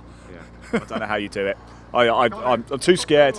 Gary Prebble's here as well. Of course, Gary, a winner in the Classic Touring Cars before as well. Gary, brilliant racing, wasn't it? Fantastic. Well, I've seen you back out. I miss you. I know. Yeah, I'm going to be out soon. Yeah, I saw Colin off the start. He didn't get a good start, but yeah, what a drive to come through and take the win. Fantastic. Really good. Carl, bring it in, mate. So much. Bring it in. Well done, mate. That was superb stuff. Right, just before we let you go, Miltech Civic Cup coming up next. I was just chatting to a couple of the guys down in the pits. Yesterday, track temperature was at 21. Today, it's at 14. That has a huge effect on the PSI for the tyres. So just keep an eye on that one. It just emphasises how much colder it is today. And we're seeing a lot of people in the grandstands as well. A lot of fun going on here at Brands Hatch this Sunday. Make sure you do come along and see the trucks if you get a chance. We actually head to Pembrey next in a few weeks' time. And in a couple of weeks' time, you can watch Bark TV again because we'll be at Thruxton. So a lot of action coming up. Right, I better hand over actually straight away because Civic Cup cars, they're already on track. Dave, over to you.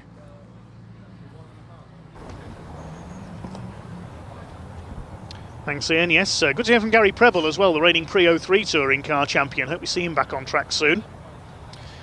Cars coming to the grid then for the Miltech Civic Cup, second of 3 races for them here at Brands Hatch this weekend. And their race yesterday was a second win of the season for Lewis Kent, the former TCR UK champion, switching to Civic Cup this year. He led home Liam McGill from Scotland. Alistair Camp was third on the road, but a track limits penalty dropped the 2021 Civic Cup champion back to 4th behind young Harvey Caton from Staffordshire.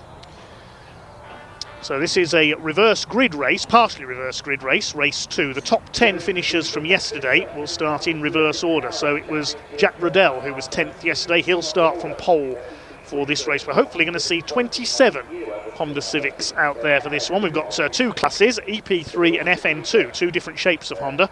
Jack Riddell and Francisco Howitt on the front row of the grid, former junior saloon car man. Second row, Jake Hewlett, number 17, and the 66 is Dave Marshall. Row 3 is Matt Wilkins. He won the Goodyear Diamond Trophy class yesterday. That's for drivers aged 40 and over. He lines up alongside Wesley Swain in his FN2 Civic. Alistair Camp and Harvey Caton on row 4. And the top 2 from yesterday, Liam McGill and Lewis Kent, complete the top 10. Row 6 is number 25, Will Butt. Got a bit of a tangle with Jake Renshaw in yesterday's race, but survived to finish 11th. He starts alongside Harry England, who overcame an incident in qualifying to compete yesterday. Row 7 is 192 Adam Parker, alongside 23 Gary Townsend. He's doubling up with the Pre-66 touring cars this weekend in a Lotus Cortina. Charlotte Birch lines up on row 8 alongside Sam Nicolaou.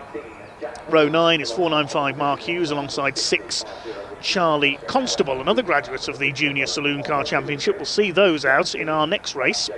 Row 10 is 79 Adam Jackson and 37 of Josh Bromley. Track limits penalties dropping him back down the order yesterday as well. He completes the top 20.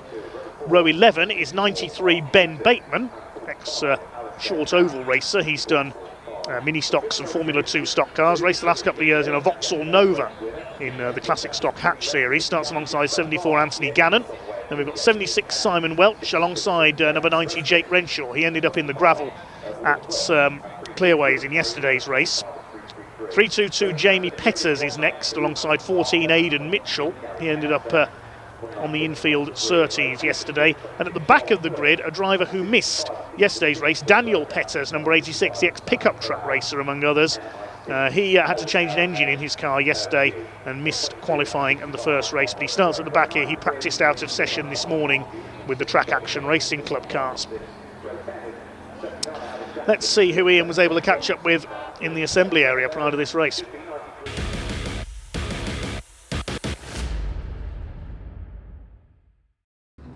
Right, everybody, here we are, the assembly area once again, and it's time for the second race of the weekend for the Miltech Civic Cup. Remember, yesterday, Lewis Kent took the win, Alistair Camp in third, Liam McGill in second. It's going to be a fantastic title fight this season in the Civic Cup. The racing is so close as well.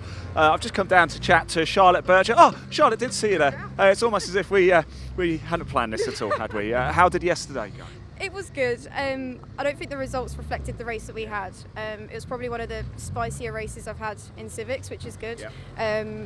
But I think I was a little bit too kind on the opening laps, which I've woke up with my moody face on today, so going to be a bit more spicy earlier on, and hopefully not let so much go in those opening laps. So look, I'll speak to everybody and then make sure we keep a close eye on your race. I mean, look, Brands Hatch Indy, what's so great about it? I think just the whole grid had. I was speaking to some of the drivers after. I think the whole grid had those spicy races. I think everyone was just dicing because it's such a close grid around here. Everything. These Civics are amazing. I mean, you were here last year as well with the Civics, weren't you? What makes it so tight? I think just generally any Civic Cup race is pretty tight because everyone's so evenly matched. The racing is generally like that. But around here, I think I don't know if it's a short circuit or what, but it makes for good racing every time we come here. So right, Charlotte, you're going to go forwards in this race, big time. Looking forward to it. I'll let you crack on here because we're about to get run over here as well. If you just pop the camera, if that's okay, on number 14, Aidan Mitchell's car yesterday, part of Ben Sharp Racing. You remember yesterday they actually retired from the race. What you didn't see is a mad scramble before that race to change a clutch. They changed a clutch in half an hour to get it onto the grid. In fact, the warm-up lap had happened. Then they just managed to get it out of the pit lane literally seconds before the race went green. So here we go. Lots of stories happening with the Miltech Civic Cup. We are about to go racing. It's going to be another cracker. Dave, over to you.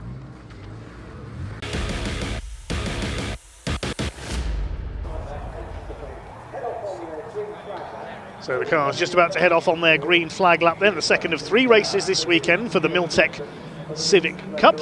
Promoted by Maximum Motorsports, the promoters of the TCR UK Championship based in Birmingham.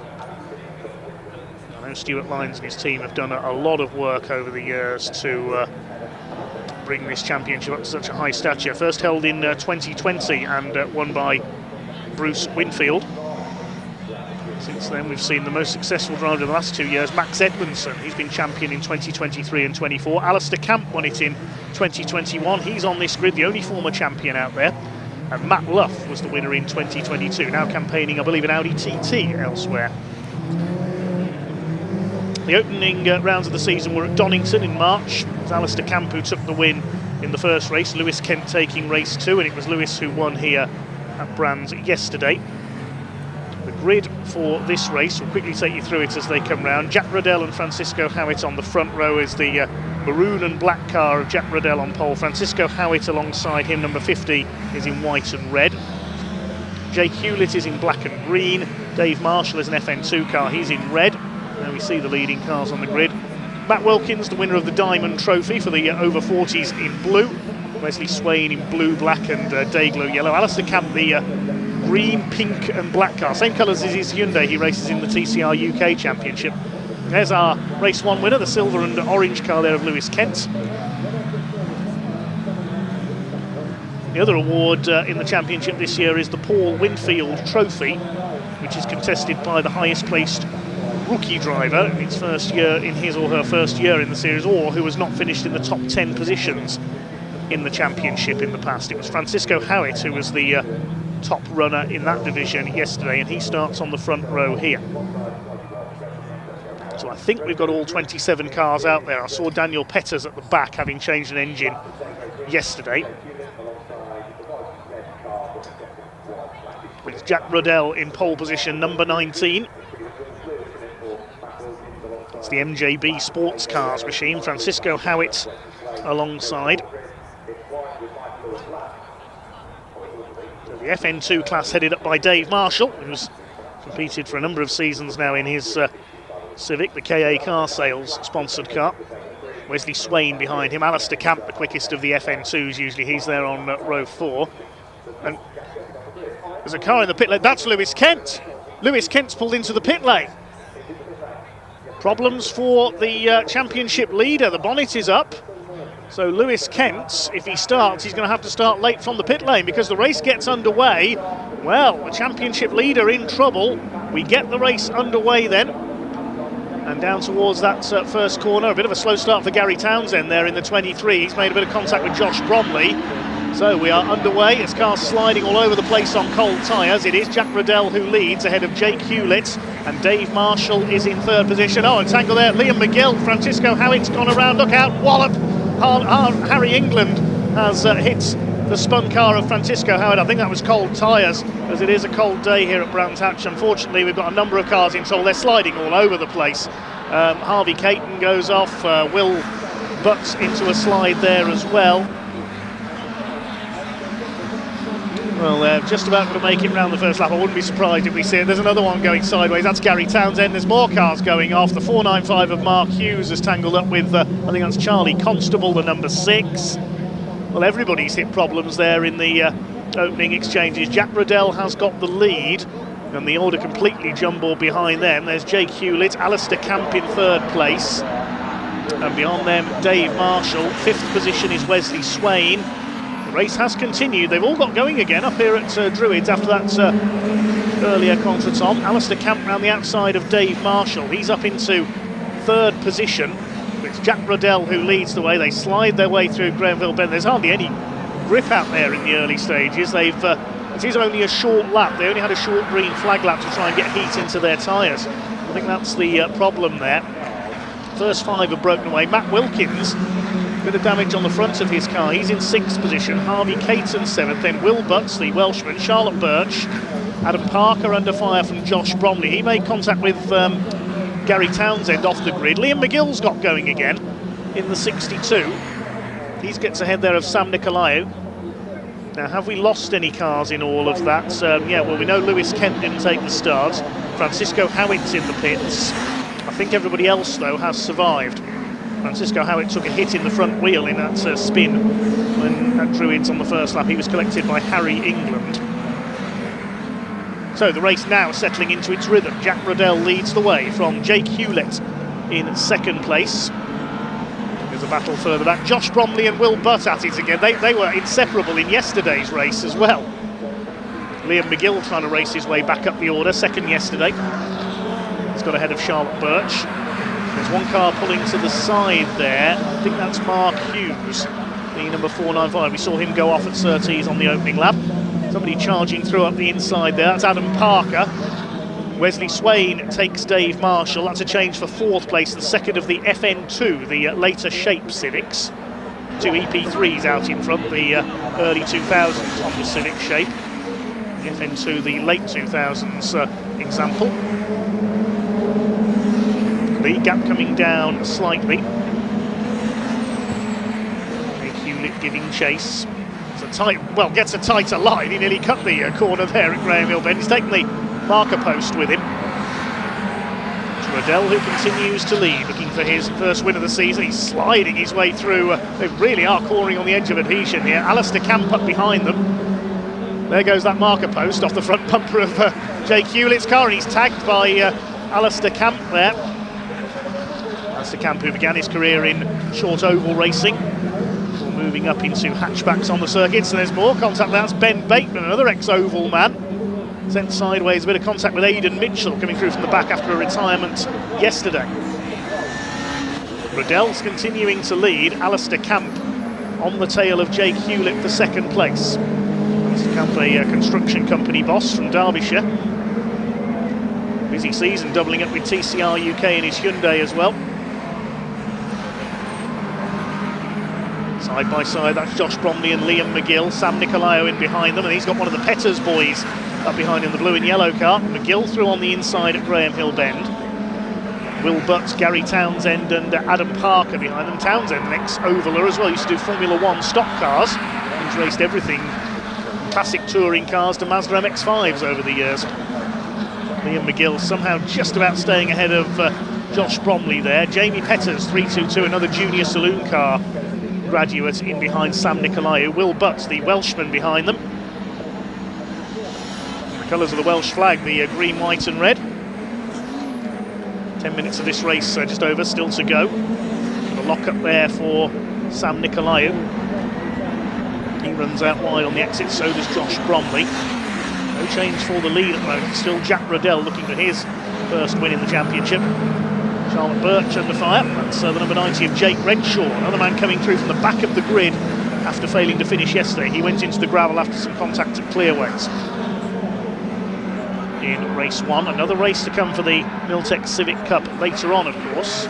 There's number 79 Adam Jackson further back in the order.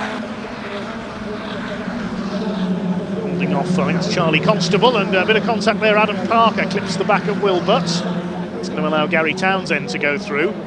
Jamie Petters side by side with Josh Bromley. Petters' team have raced all manner of things over the years, junior saloon cars, pickup trucks, Porsches as well. Jack Riddell has escaped somewhat because Jake Hewlett is busy trying to fend off Alistair Camp, and now Wesley Swain in there as well.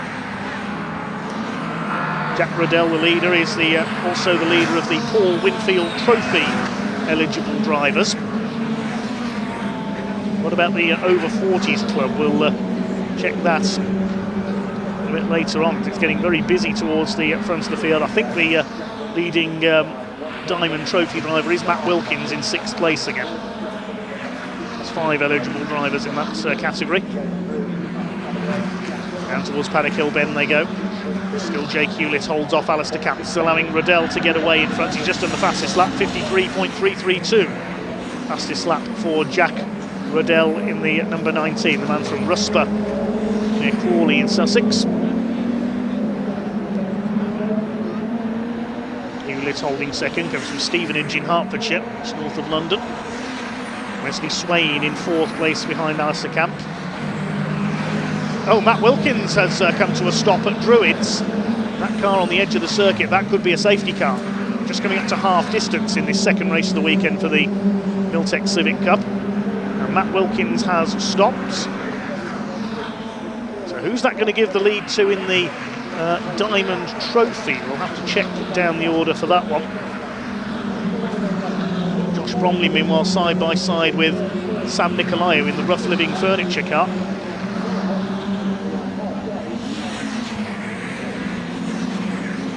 I think it's Gary Townsend, the top Diamond Trophy car now. Lewis Kent still with the car being worked on, so no points for him in this race. He could well lose his championship lead. Yellow flags waving at Druids because Matt Wilkins' car will be stuck there. Midfield pack comes through. Now, has Wilkins got going? No, he hasn't. He's still sat there. That's on the outside. It's just in the penalty loop used by international motorcycle racing there at Druids, the long lap penalty. I wouldn't be surprised if we do see a safety car come out there, but they may protect it with yellow flags. Harry England has pulled into the pits incidentally as well. That contact with Francisco Howitt on the first lap causing a bit of damage. Howitt's got going again, though, some repairs effective there. And yes, the safety car is going to be deployed. I thought it may, with Matt Wilkins stuck on the outside of Druids. So Jack Riddell, the race leader, will be picked up by the Ford safety car.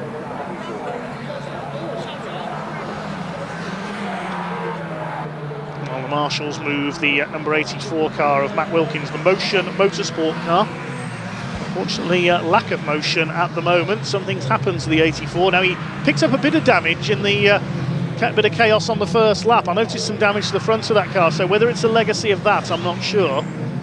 But Matt Wilkins, the man from Reading, is out of this race.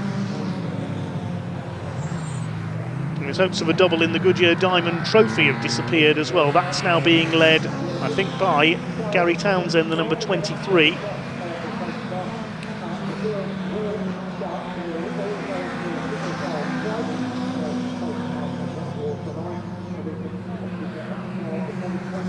Safety car has picked up our leader. It should be only a short safety car period here, as long as the marshals can push Matt Wilkins' car to a position of safety. Full credit again to our volunteer marshals for their sterling service out there in all weathers.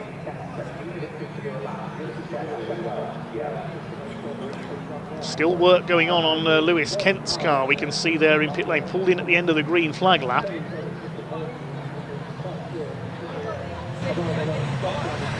There is Riddell, the leader. Probably the last thing he wanted to see. He got the lead up to a couple of seconds there. Now Alistair Camp and Jake Hewlett will be on him. Bit of damage to Will Butt's car there, to the front bumper. Just making sure they're in the correct order. You'll be penalised if you overtake behind the safety car.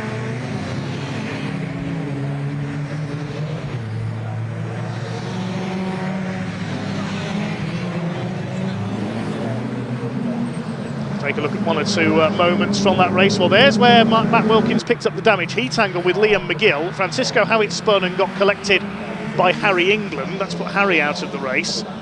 Francisco made a pit stop but was able to rejoin. There was so much going on that first lap on cold tyres. And the cars sliding about everywhere. That was the main incident. I thought we may see a safety car there, but they managed to get the cars moving again. Look at the passenger door on Francisco Howitt's car, pushed right in. Wilkins got going again around the outside, but then further round, Gary Townsend got sideways. Then behind him, Mark Hughes and Charlie Constable tangled. They were able to get going again. And then Matt Wilkins coming to a stop on the outside of Druids. He's able to get to safety. Doesn't seem to know what the problem with the car is. Now the marshals will clear that car away. They have done so. The trackside recovery pickup has given him a tow. That will be placed behind the barriers up there, so another lap behind the safety car. Just over 3 minutes left on the clock. It's going to be a couple of laps sprint for the line, I think, for the Milltec Civic Cup.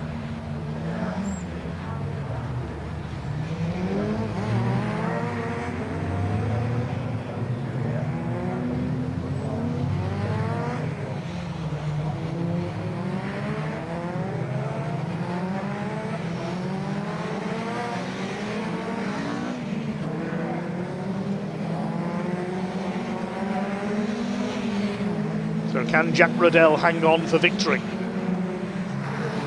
Alistair Camp could be in with a good chance here from third place. He's the leading FN2. Again, a full credit to our marshals. You see the yellow flags waving there. Jack Riddell backing the field up there. Are we ready to go racing once again? Yes, safety car is pulling in. Here we go. Just a couple of minutes left on the clock. It's going to be a sprint finish here at Brands Hatch for the Milltec Civic Cup. We are back underway, and Jack Riddell gets the restart absolutely right. Away he goes. The first three pull away. Harvey Caton gets away well on the tail of Dave Marshall there for 5th position. Into Paddock Hill Bend they go. First three fairly well bunched together. Alistair Camp getting ready to have a go maybe at Jake Hewitt into Druids. Jake Hewlett, I should say. Wesley Swain in 4th, then Marshall, Caton. Liam McGill's recovered well after that moment on the opening lap, back up into 7th place. Here comes Harvey Caton. Moved from karting into the junior saloon cars before heading into the Civic Cup side by side there. That's Dan Petters, started from the back of the grid after that engine change, around the outside of Gary Townsend, the leading Diamond Trophy driver, and a bit of dust kicked up there by Dave Marshall, the 66, as he tries to hold off Caton and McGill. Up over the line they come. Here comes Alistair Camp. Watch that 45 car. He's tucked in behind Jake Hewlett. He goes to the outside. There's 2 more laps to go. Just over a minute on the clock as they cross the line. Jake Hewlett forcing Camp to go the long way round there at Paddock Hill Bend. Camp keeps his foot in. He's going to try and get the line, I think, for Graham Hill Bend. He'll stay alongside Hewlett around the outside and try and get the overlap into Graham Hill Bend. He's not going to do it. Hewlett moves out wide. Good driving there by Jake Hewlett for 2nd place. This is allowing Jack Riddell to build a lead up again. McGill's got ahead of Marshall and Caton. He must have done that at Paddock Hill Bend. Liam McGill, and now chasing after Wesley Swain for 4th position. Saw Liam McGill in 2nd place yesterday, a very quick driver, the Scotsman. Dave Marshall fighting back. He's got a lot of experience in Civics. He lunges at Liam McGill. They nearly door handled together. Into the last lap we go of this Milltec Civic Cup, race 2 of 3 this weekend. Another race to come for them this afternoon. A very lively race, plenty of action and incident we have seen. Side by side into Paddock Hill Bend. Marshall's got the inside line. The FN2 moves past the EP3. But Jack Riddell still leading. Jake Hewlett, he knows this is his last chance to try and attack. Alistair Camp in 3rd. He's going to be the top FN2 by the look of it. Down towards Graham Hill Bend for the last time. Well, Jack Riddell started from pole position. He's led all the way. He's survived the safety car period. Is he going to have to survive a last bend attack from Jake Hewlett? Somebody kicking up the dust at Paddock there in the background. Didn't see who that was. And Hewlett a little bit sideways there through McLaren for the last time. They're still right on the ragged edge through the last couple of corners, fighting to the end, but it's going to be Jack Riddell in car number 19. Here he comes across the line to take the win in race 2 for the Miltech Civic Cup. Hewlett second, Camp third, Wesley Swain is fourth, Dave Marshall does hold off Liam McGill, then Harvey Caton, Jamie Petters coming through for 8th, good drive by him, and Dan Petters 10th from the back of the grid behind Josh Bromley. Good drive by Dan Petters. A breathless race there for the Miltech Civic Cup. A few incidents on cold tyres early on, but all but 3 cars, I think, made it home. Lewis Kent did get out to do a couple of laps at the end. We lost Harry England and Matt Wilkins, of course. So Jack Riddell the winner by less than 0.3 of a second in the end. Alistair Camp in third, and he set the fastest lap on the final lap of the race, the leading FN2, 53.212. Wesley Swain fourth, ahead of Dave Marshall. Then it's McGill, Caton, Petters boys in the top 10, both of them. Good drives by them. Josh Bromley splitting them. Jake Renshaw 11th from the back. And Will Butt, Adam Parker and Aidan Mitchell also started towards the back. Gary Townsend completing the top 15. I think he has taken the Diamond Trophy classification. Jack Riddell wins the Paul Winfield Trophy split. Let's head down into Parc Fermé with Ian.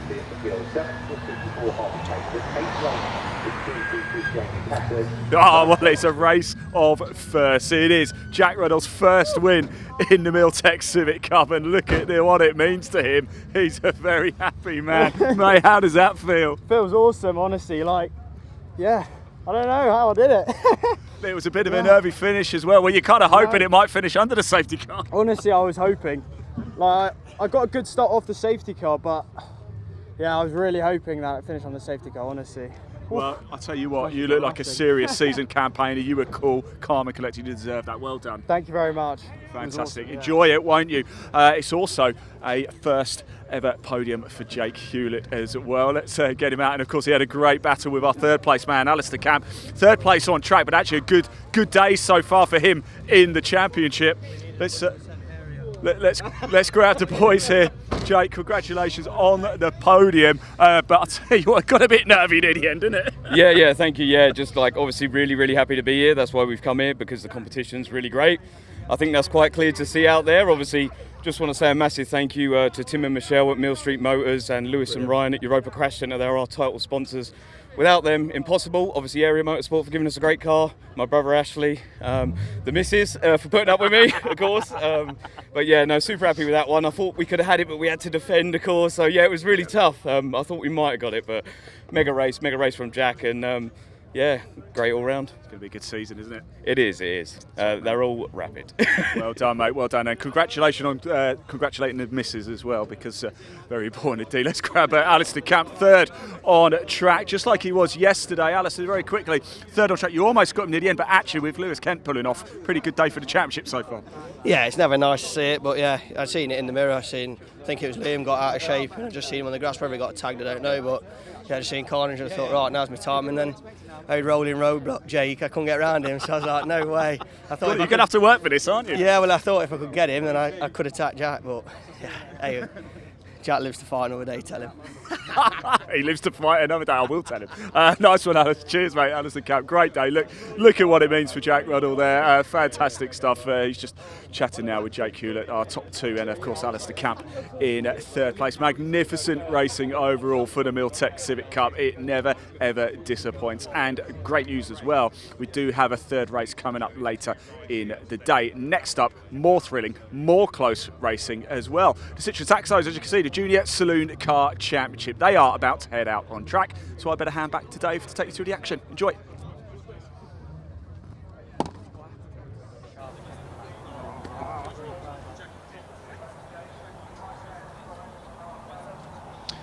Thanks very much, Ian. Yes, getting ready for our next race, the second of 3 this weekend for the Junior Saloon Car Championship. Identical Citroen Saxo VTRs, handled by 14 to 17-year-old young guns, mostly making the move up from karting or short oval racing. Yesterday, we saw a good battle at the front between Josh Salvadori and Wilf Butler for the race win, but that was only on track because both of them were hit by track limits penalties, and it was a first win for Luca Maserati in his second year in the championship. Last year's top rookie, he took the victory. Ollie Kerr was classified second and Lewis Stannard in third. Salvadorian Butler dropped to 5th and 6th. Kyle Wells got a track limits penalty as well, and that dropped him to 7th place. So let's hope the drivers avoid penalties in this event. We've got 18 of the young guns here. We'll give you the grid in a moment, but let's see who Ian caught up with ahead of this race first of all.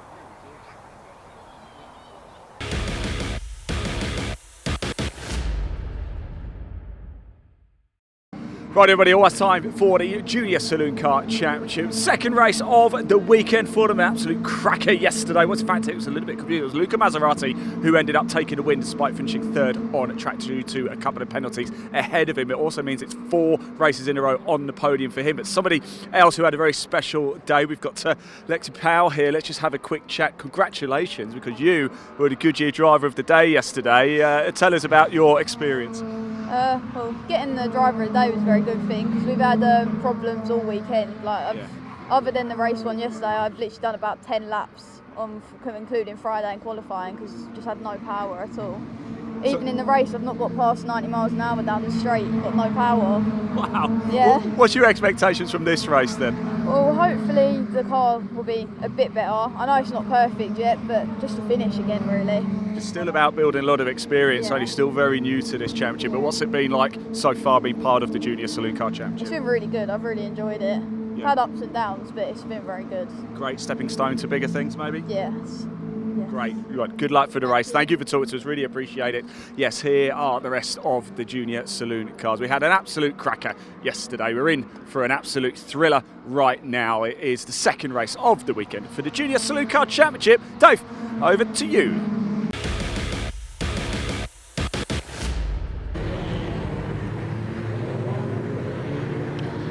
Thanks very much, Ian. Yes, let's take you through the grid then. Josh Salvadori and Wilf Butler, the protagonists from yesterday, are on the front row. This grid's set by the second fastest time in qualifying yesterday. They were only separated by 1,000th of a second for their second fastest time. Second row, Kyle Wells and Luca Maserati, with Ollie Kerr and Lewis Stannard on row 3.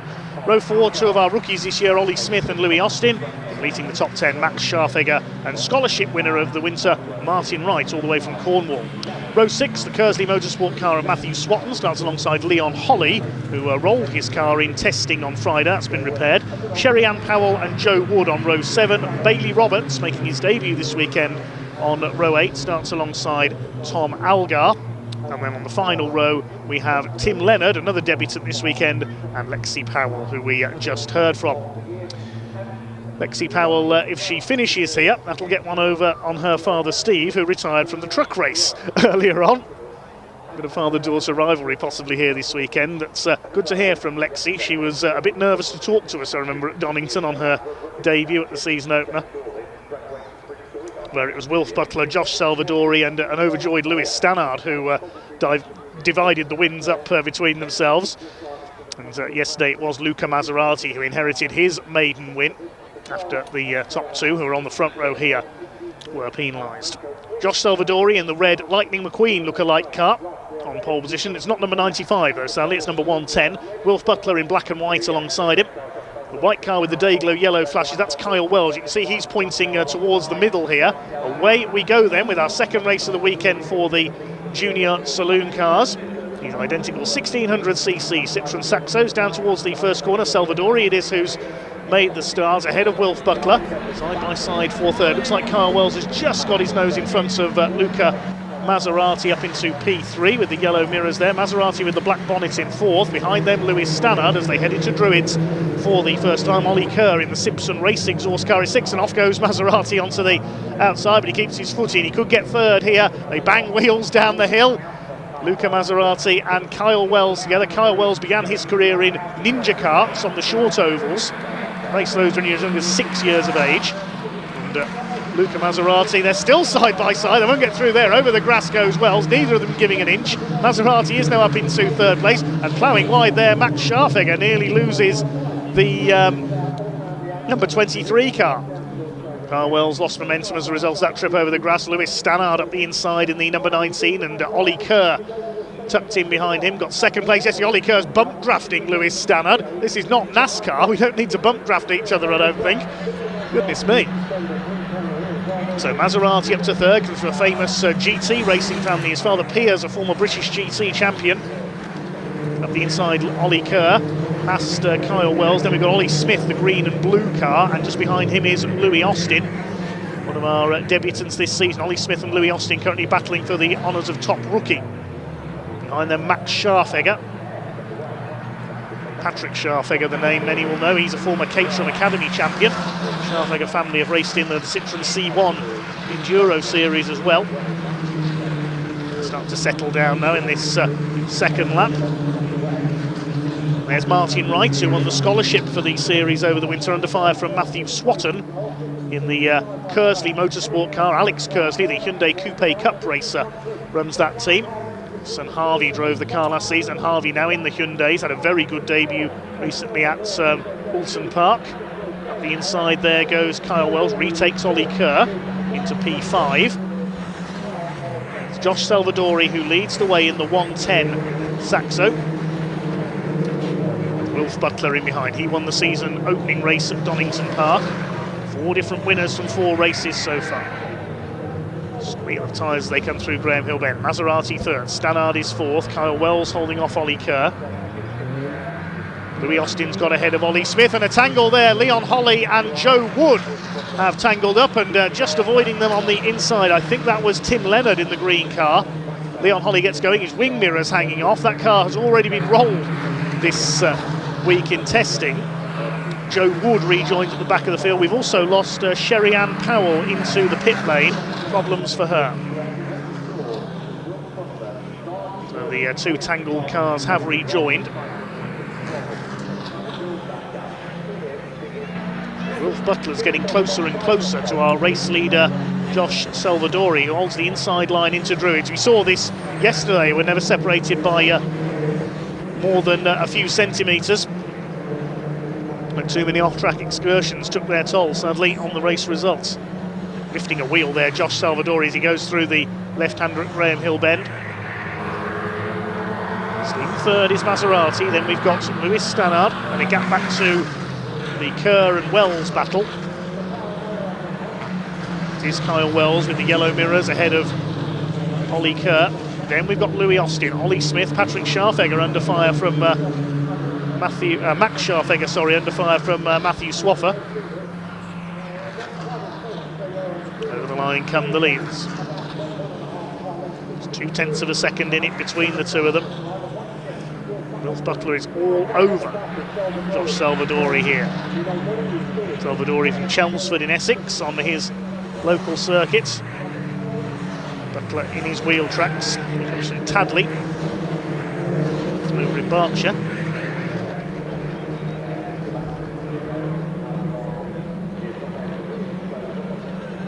Go clear now of Maserati in third. He's starting to pull away from Stannard. This is the main battle developing. Kerr having a go at Wells.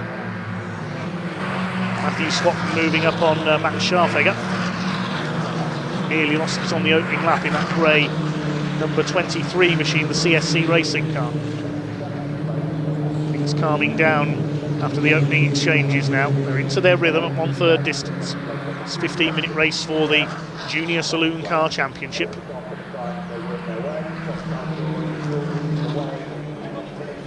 The fastest lap has just been recorded by both the leaders, identical times, 58.764 for both Salvadori and Butler. That's how evenly matched they are. You said earlier, their second fastest times in qualifying were 1,000th of a second apart for pole position in this race. That's how equal these 2 drivers are. Salvadori has got the upper hand on track at the moment. Leon Holly has pulled into the pits, possibly a bit of damage after that tangle with Joe Wood. The Devon driver from Cullompton looks like he's out of this one. Been a rather fraught debut season for him so far in Junior Saloon Cars. Had a few spins at the season opener at Donington. It's all about learning your craft in circuit racing for these youngsters. Remember, there's drivers as young as 14 years of age in this championship. One car in the pits there, no, that's just one of the Civics on the move. Charlotte Birch's car. I noticed Lewis Kent's car was still being worked on as well. Wilf Butler is still in the wheel tracks of Salvadori. He's just done the fastest lap, 58.665 for Wilf Butler, the Muni hire car, moving to the inside. Can he get a move done here into Druids? No. Door is closed by Josh Salvadori. Black and white flag for track limits being shown to Matthew Swatton and to Max Scharfegger in the midfield. So that's just a warning, no time penalty unless they transgress again.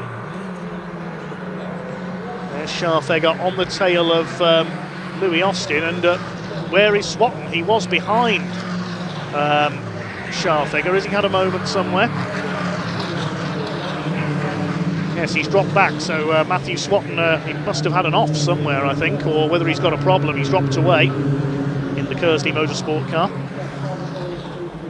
Joe Wood is still going after that tangle earlier on. He's at the back of the field. I mentioned Lexi Powell earlier on, her lack of power yesterday. She's now up to 13th place. She's ahead of Tim Leonard and Martin Wright, so she's running well.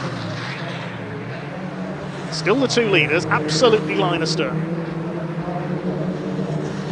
Still Wilf Butler, unable to get past Josh Salvadori.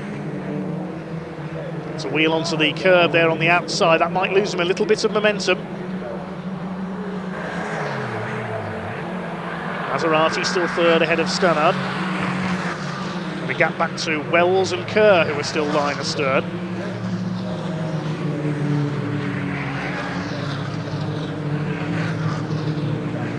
Past half distance in this 15-minute race for the Junior Saloon Car Championship. They'll close the programme later on as well with their third race. And I'll be hoping the rain stays away. Their meeting here at Brands Hatch a year ago was badly affected by heavy rain. It's Kyle Wells who was involved in a big shunt as a result of the conditions when he spun and was collected by Jude Cooper. Salvadori still defending vigorously from Wilf Butler. Just cannot find a way around it. That's with the widest Citroen Saxo in the country right now. Still lapping in the 58.7s, just off their ultimate best. Maserati still third. Here's the battle for fifth. Kyle Wells still holding off Ollie Kerr. Simpson Race Exhaust Livery, of course, the company owned by Matt Simpson, ex-British Touring Car race winner. Now busy looking after his son Ben's own racing career on the short ovals and in karting.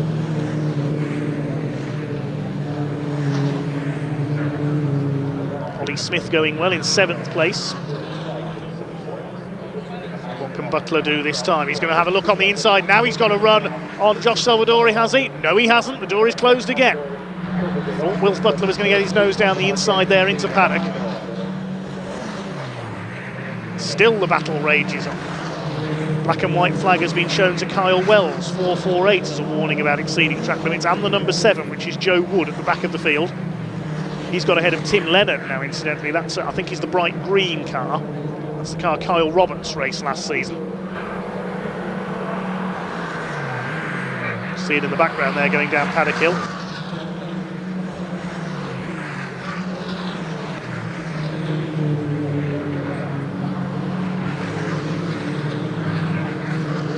Time penalty being given to somebody.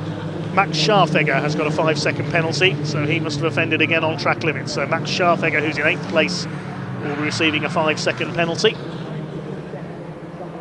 There's the battle between Wells and Kerr. They're still line astern. It's under 5 minutes to go, so we're at 2/3 distance. Josh Salvadori has led all the way. Is Wilf Butler just biding his time? Perhaps he's going to ambush him on the last lap. Well, Ollie Kerr having a look there. He's not waiting. He's not biding his time. He's having a go at Kyle Wells in the Vinner Sport car. Down into Graham Hill Bend once again, taking some curve on the inside. Black and white flag is shown to Louis Austin, number 26. Wilf Butler's dropped back by a car length or so there. Salvadori's been able to establish a little more of a lead. Butler, it won't take long for him to be back on the tail of the number 110.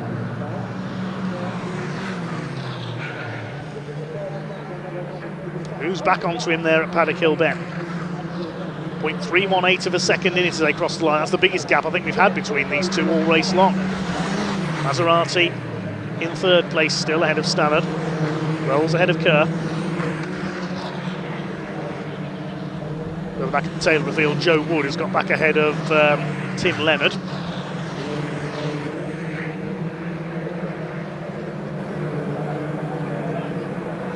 fact, the green car, I think, is Bailey Roberts, number 98, not Tim Leonard. So presumably, Bailey is a relative of Kyle, who raced that car last season. Apologies if that is not the case. We continue to watch our two leaders. Still one car length apart. Butler moves up again. Now he's back on the tail. Still the gap is 0.2 of a second. Less than 3 minutes to go now.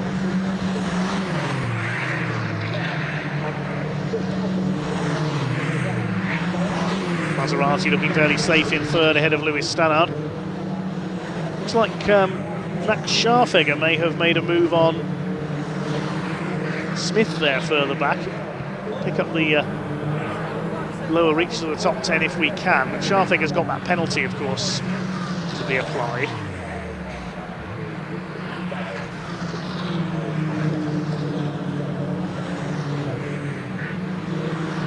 Still Matthew Swatton rounding out the top 10, where he has dropped away from the battle between Smith, Scharfegger and Austin. Luca Maserati still in third place, fresh from his maiden win in the championship yesterday in the Vision-sponsored car. He's about 4.2 seconds off our two leaders. Stannard with one win to his name from Donington Park. He was in the right place at the right time on a safety car restart, made up about 4 places, everybody else slid wide. Hardly believe that he'd taken the win.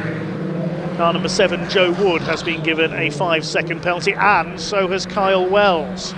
So Kyle Wells will get a penalty for exceeding track limits. That's going to drop in behind, at the very least, Ollie Kerr, and behind Ollie Smith as well. Scharfegger has made the move on Louis Austin, not Sir Ollie Smith, as I said earlier, sorry. There's Ollie Smith, the green and blue car, with the green headlights.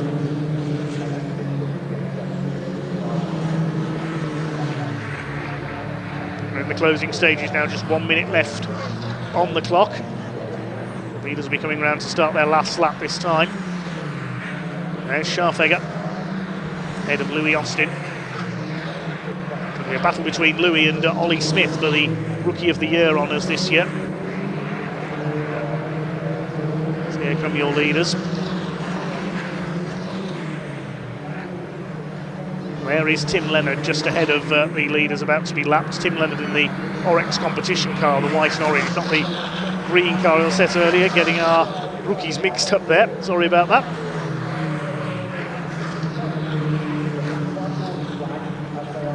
Coming round to start their final lap. Now, is Wilf Butler going to launch one last effort to try and get ahead of Josh Salvadori? Still in the wheel tracks. He's spent the whole race in the wheel tracks of Josh. Is he waiting until the final lap up towards paddock? We're hoping that Tim Leonard has seen them coming there. We'll move out of the way. In his first ever race weekend with the Junior Saloon cars, he gets the blue flag there to warn him from the marshals. He'll move aside Druids and let the leaders through. He's done so. Good driving by Tim Leonard. Is Wilf Butler going to be able to do it? He's going to have to try and get his nose up the inside through clearways, or try and slipstream on the run to the line. But Josh Salvadori will hug the pit wall, I'm sure, on the run up to the flag, and Butler may not get his chance. Here they come. Towards clearways for the final time. I think Josh Salvadori has done enough. Well, his race was spoiled by a penalty yesterday. No problem for him today, though. Up across the line, the first 2-time winner of the season in Junior Saloon cars is Josh Salvadori. Leads Wilf Butler home by 0.293 of a second. Luca Maserati keeps up his unbroken run of podiums this year in third. Lewis Stannard is fourth, and then a gap back to 5th place They cross the line. Kyle Wells crosses the line in 5th, but with the penalty applied to him, it'll be Ollie Kerr who takes 5th. Ollie Smith is 6th. And we'll wait to see where the rest of them place. A couple of penalties with Wells and Scharfegger. I think Wells will get 7th, Austin 8th, Scharfegger 9th, Matthew Swatton is 10th. 11th across the line is going to be the 35, the orange car of Tom Algar. And there's Bailey Roberts, the bright green machine, ahead of Martin Wright, who dropped back as the race went on there into 13th. Next across the line will be Joe Wood in 14th place. He'll be penalised, and so 14th will go to Lexi Powell. It's her best finish so far. Joe Wood and Tim Leonard a lap down complete the finishers, because we lost Leon Holly and Sherry Ann Powell into the pits.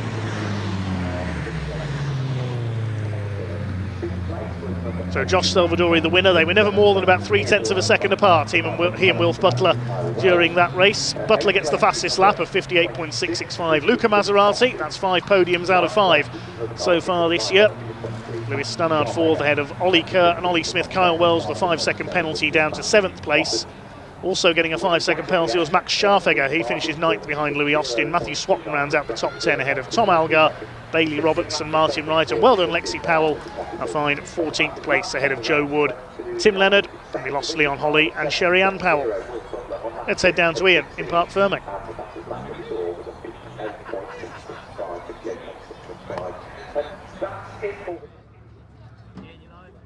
Oh yes, we are live. Josh, congratulations.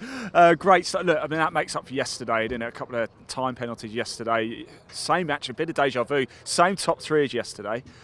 But unfortunately, you didn't get the win due to the time penalties. Today, though, same top 3 and it stands. How do you feel? I'm just so elated. Can't thank the team enough. All the hard work they're putting in to keep me at the front. It so makes up for yesterday, doesn't it? And we're starting to see a bit of a clear picture here in the championship, aren't we, between yourself, Wilf, and Luca? Yeah, I mean, we're 3 good mates and teammates, and hopefully we can have a good season together. Top man, well done, congratulations, enjoy that. Yes, ciao indeed for Josh Salvador. Right, let's grab the boys over here as well. Luca Maserati, by the way, as well. Let's grab both. Can I grab both of you boys? Wilf, let's grab you 2 second place again. This time it stands. Happy? Yeah, definitely. Amazing result for the team. Another 1-2-3 after Donington as well. You 3 are looking good. I was just saying to Josh there, championship pitch is starting to take shape a little bit and you're right in the mix. Yeah, I mean, long season yet, but it's looking promising for us. Hopefully get some more points on the board and yeah, carry momentum through to Fruxton after the last race. Top man, well done, congratulations. Luca, now I make that about 5 podiums in a row now. Every single race this season you've been in the top 3. You are right in this, aren't you? You are quick. Yeah, it's good. Obviously not the pace we had compared to these two, but we're going to keep on getting the podiums, keep on picking up a good haul of points, and consistency is key in this championship. Finish every race and you'll win with a shot at the end. The numbers will certainly look after themselves, won't they? What can you do perhaps to just bridge that gap a little bit? There was a bit of a gap between these 2 boys, wasn't there? Yeah, there was a few things to work on. Brands isn't my favourite track, to be honest, Okay. so that is one thing, but yeah, there's always ways we can improve, and hopefully we can do that in race 3 and be close to them. Top man, well done, congratulations mate, really happy for you. That's 5 podiums in a row for that man. Also, by the way, if somebody can get me some decent internet as well so I can connect and actually hear what's going on, that would be fantastic stuff. Right, we move into the lunch break now. Don't go anywhere though, we're going to have a grid walk very, very shortly for the British Truck Racing Championship. That's going to be an absolute corker. It's going to get very, very, very busy here. I'm going to hand over to Pointy very, very shortly. We'll make our way over there. Plenty of racing still to come up this afternoon. I think we've got 8 races still to go. There is another junior saloon car race. That's actually the final race of the weekend coming up. Timetable gets a bit mismatched, doesn't it? Where we have red flags. That's scheduled for around about 5:30, I think now. We've still got 2 more British Truck Racing Championship races to go. Track action, we're going to see them for the first time just after the next truck race, and we've still got another Civic Cup race and plenty more classic touring car racing club action for you as well. As ever, wherever you're watching this, please hit that like button and that subscribe button. It's completely free for you to tune in, and as ever, thank you to you guys for watching as well. I'm going to hand back to Dave and I'll see you very soon.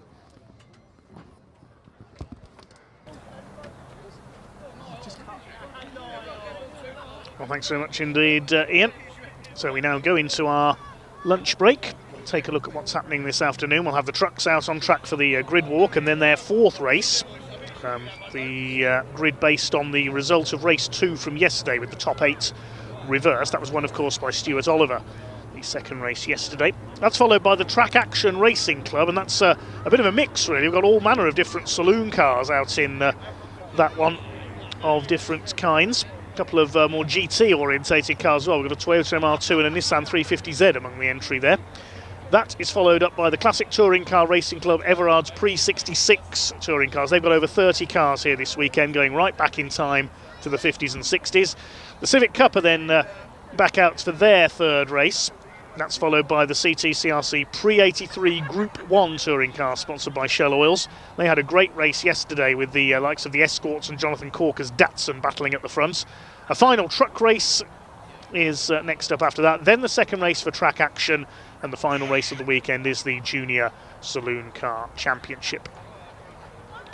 Big thanks to everybody looking on. We haven't had a chance to read out your comments so far today, but thank you to everybody who's commented, liked and subscribed through the course of the day. Please do so if you have not already. Well, I'm going to take a quick lunch break. It's time for lunch and a cup of tea, I think, now.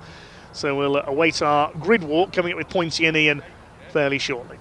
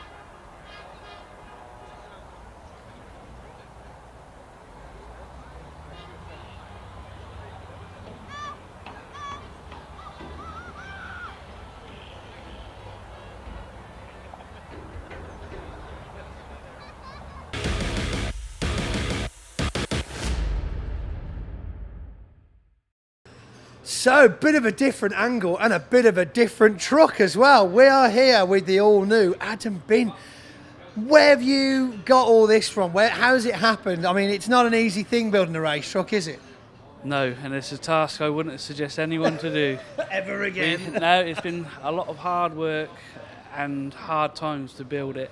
People don't understand how much money, time and effort you actually have to sacrifice to do this. Well, it's been on the back burner now. Well, I say the undercurrents is a better word for it, for quite some time. When did you actually start this project? We started officially building the truck this time last year. We've had some of the parts for previous years we've gathered over time, because we have to buy a complete row going tractor unit, strip it back to chassis rails.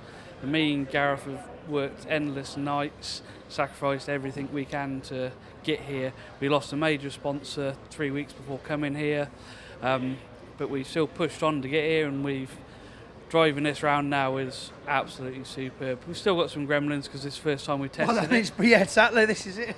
But we're certainly, hands off to Gareth, what he's done with the chassis and everything else, and the rest of the team for what we've achieved, and the rest of our family, what they've had to sacrifice as well, letting us have the time to build it. I don't think people truly understand the amount of strain it puts on family, because there's so much time away. There needs to be a great support from other members of the family to keep the world going whilst you're focusing everything on this. Yeah, obviously Gareth's family, my family. I've just had a newborn baby as well. Well, congratulations. We're doing everything at once, so yeah. But it's, you go big or go home, as well, who'd want it easy, honestly? No, what we've built is a full Mercedes chassis from scratch. Mercedes cabs, all hand built by us. So it's only us to blame if it goes wrong. But we've also got on the back a good friend and sponsor of us, Steve Miller, died earlier this year. So we put a little bit of a memorabilia for him on the back this weekend. That's a really nice touch, that is, and obviously what an honour to be looking out over an incredible bit of engineering. I mean, I wouldn't even know where to start with the bolts, let alone anything else that's going on here. But There's no gas boiler or no boilers, no radiator. Man, there might be a radiator. I think I could figure one of these out. Radiators under there, the intercooler's here, the turbo's water cooled. Wow, So, water cooled turbo. Yeah. Is now? I mean, I'm not even going to pretend to know much about this, but is this a common thing in the British truck racing? No, we've run it for years. But Oh, really? Yeah, but on our other truck it was all under the cab, so you couldn't see what we was running. But it helps prolong the life of the turbo because it keeps the bearings and the oil that goes in it cooler. How so it prolongs interesting. it. I mean, it makes perfect sense because they do get so hot. But isn't it weird how you see some, again, to those guys out there that might not know much about turbos, the turbo jackets. And now that's obviously to keep them hot as opposed to keeping them cool. Yeah, they're to keep them hot, and a lot of it is to actually stop the heat transferring from the hot side to the cold side, and from the manifold going to the cold side of the turbo as well. Right, I tell you, we're learning stuff. I think we should do like a whole series of getting to know the engines of race trucks. But isn't it funny? A driver knows all this, doesn't just turn the wheel. Oh no, that's one thing that I do believe separates massively from a lot of other race series, is the fact that drivers aren't just drivers. I mean, when we walked up to interview just now, you were going through the laptop, looking at telemetrics. Well, what? It's a big word for Saturday morning, that is. Well, look. Fantastic to see you. Congratulations on the new edition. Well, both new editions, I suppose. Probably more of a heartache, this baby, than the other one, right? Yeah, he's over there asleep in a pushchair. Oh, well, I'm surprised I haven't woken him up yet. Right, great to see you again. Thank you very much, Adam Bint, ladies and gentlemen. Very much. So here we are with another fresh face for the 2025 season, but an old friend of mine, and I mean that because I've known you a long time. Long time. That's it. My God, these fire suits, I don't know whether they're meant to put the fire in or keep the fire out. In, definitely looks hot. Graham, absolutely fantastic to see you on circuit. Good to be here. Where was your head?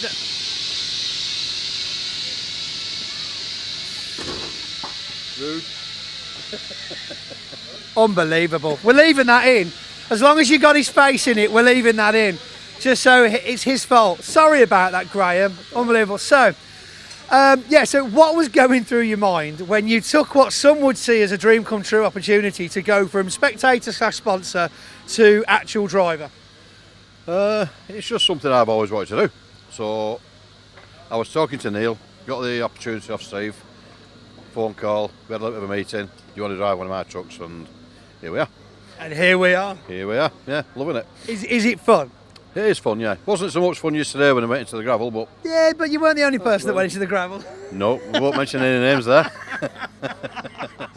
I mean, let's, because this is a rare opportunity, especially from someone in my position, to be able to get that fresh, raw excitement, that thrill that someone's like, OMG, I'm actually about to race around Brands Hatch in a real super duper race condition, every mistake counts kind of situation. Yeah, that's what I mean. I don't know what to say to that. Really. Yeah, it is exciting. I just need to get to grips with the corners a bit more, that's all. And I think I'll get there. You've got the whole season ahead of you. Is there any particular track that you're really looking forward to this year? I believe Le Mans might be exciting. Ooh, just to be there. Yeah. Pembrey I've done a few times in testing. I think everybody has, yeah. So yeah, I'd say Le Mans. Yeah, I tell you, I wouldn't mind seeing the books at Pembrey. The amount of flipping track time people have had there since November. Yeah, we've had a few hours. That's incredible. Well, look, Graham, thanks for joining us. I hope you have a fantastic year. Congratulations, effectively, because it sounds like a dream come true, and what an opportunity. Yeah, well, we're the oldest one on the track, so let's see. Really? Yeah. Oh, I mean, come on. Spring chicken. Yeah. It's all lies. Graham Paul, ladies and gentlemen, thank you very much, Gray. Cheers, well done, buddy. Cheers. Right then, continuing on with the theme of 2025, another fresh face joining us in Division 2, Jake Evans, ladies and gentlemen, with a very clean looking truck behind you. Obviously, you've been washing that. Yep. Now, tell us, preparation for the 2025 season, what have you had to go through? Pulling the deal together is the biggest thing for us. We're not blessed with loads of money, so we rely heavily on the sponsors. So we do a lot of business with the sponsors that we have. So we're either customers of or supply to a lot of our partners. That's how we do it. Yeah, so yeah. pulling that deal together late last year was the key, really. And then as soon as we knew we had that ready to go, December, January, February was spannering the thing back together, because obviously it's been a few years since it was out on the grid, and then a bit of testing at Pembury, and yeah, she's away. So how have you been involved with racing before truck racing? What have you done to? Because obviously we know getting your tickets quite tricky nowadays. So what did you have to go through to be part of the pack? Yeah, I did very little karting when I was younger, very young, sort of 10, 11 age. Ran out of money, just like most people do. It's an expensive game, racing, I tell you what. Horrendously expensive, and we looked at doing some of the junior formula and we just couldn't afford it. So yeah, to get the licence for this, it's just a standard odds test, which we did in December last year, and then we had to do some sort of MSA sign-off. So we went to Pembury and had to do a minimum of a certain amount of hours. Instruction we had Dave Jenkins, a Division 1 driver, had to instruct us to make sure we were safe enough. So yeah, we got the sign-off for that, and then here we are. We were speaking to Dave Jenkins earlier in the weekend, and yeah, he mentioned you. So he's got some split loyalties here, because obviously he's been working with Bradley as well, and obviously, but really, I think his money's on you. Yeah. No, we had a couple of good days at Pembury. To be fair, obviously we'd never met the Weaver lads before, so we went there the first time, and they were all hospitable to each other. We're going to work together as much as we can through this. We're both obviously very new. Using Dave for all his worth on the knowledge side. Too right, yeah. 20 years of experience doesn't come cheap, but no, we're both getting the most out of him. That's fantastic, and again, it's just great to see that you've got that camaraderie among drivers, among divisions, and it's all about just enjoying the sport, isn't it? It's fantastic. There's nothing quite like this anywhere else in the world, I don't think. It's the FIA Championship and then the British, but we missed it last year. We missed it heavily last year. We went to spectate at Donington, and just being in that paddock atmosphere, and you know what it's like. You've been here long enough now, and we were here years ago, and you just miss it. It's not just the racing, like you say, it's the camaraderie and the people who are around you. Even when the new boys come in, it's because we're all in a similar industry for work, so we all get along really well. And a couple of lads like Weaver isn't far away from us in terms of location where we are at home. So do you drive haulage during the week, or because I know a lot of the guys that are behind the wheels of these racing machines are actually lorry drivers by trade? No, I don't know. I've got an office job, believe it or not. Oh, I don't even work for my dad anymore. I actually work for Cummins, the engine supplier. Oh wow, nice. So yeah, I'm a service engineer for them, but it's more territory based, so it's office based role and round the world bits. So no, any spare time I have, we're either working on this or I'm working for my dad putting engines together for the workshop. So never have a spare minute. There's no spare minutes in truck racing, that's for sure. Well, look, it's been fantastic talking to you, Jake. Thank you very much for joining us in the wonderfully mental world of British Truck Racing Championship. And yeah, I'm sure we'll catch up with you again during the year. Perfect. Cheers, buddy. Good talking to you. Top job. Excellent. Great one.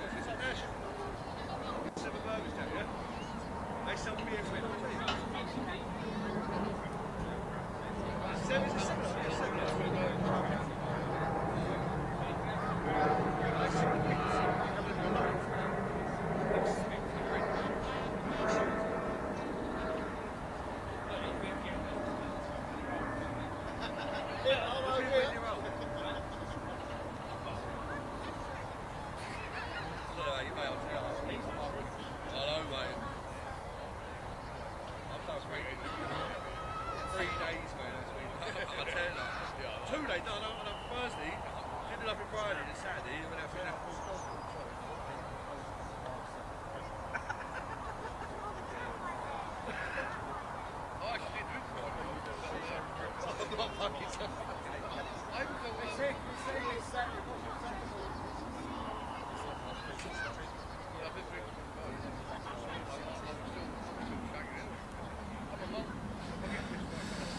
So, don't turn around if you're scared of crowds. I'm scared of crowds. I'm scared of heights. I'm scared of crowds. I'm scared of everything. I'll tell you what, this is one of the best parts of the season, especially when we get chances to do the grid walks, especially at this prestigious circuit of Brands Hatch. Pointy, it's one of my highlights because you are so good at it. You are basically the Martin Brundle of trucks. Careful. That is what you are. So look, I'm going to get off. I'm going to go get a sandwich. And I'm going to find celebrities that don't want to talk I'm too scared. Go in, Waterhouse, ladies and gentlemen. So yeah, here we are on the pit straight, the grid of the Indy circuit here at Brands Hatch, and there are absolutely thousands of people that have queued up for quite some time from all around the circuit to get onto the grid, get up close and personal with the trucks in their natural environment. So yeah, we're going to try and see if we can speak to some people. You come over here, come on, loudmouth, that's it. Yeah, no, come on, let's have you. There we go. Right, what's your name? Where'd you come from? Harrison, Kings Hill. Harrison from Kings Hill, is that far away? Yeah, half hourish. Half hourish, okay. So you're here to see the trucks today? Yep. Which one's your favourite? You don't have to know the name, just the colour. That red one over there, number 3. Number 3, Steve Powell, local lad himself as well. He's less than half an hour down the road. Are you staying for the whole day? Yeah. And the most important question, are you going to be back for the fireworks at the end of the year? Maybe. Maybe. No commitment here, ladies and gentlemen. Right, thank you very much, Harrison. Off you go. Serves you right for shouting down the camera, you see. We'll get him. Right.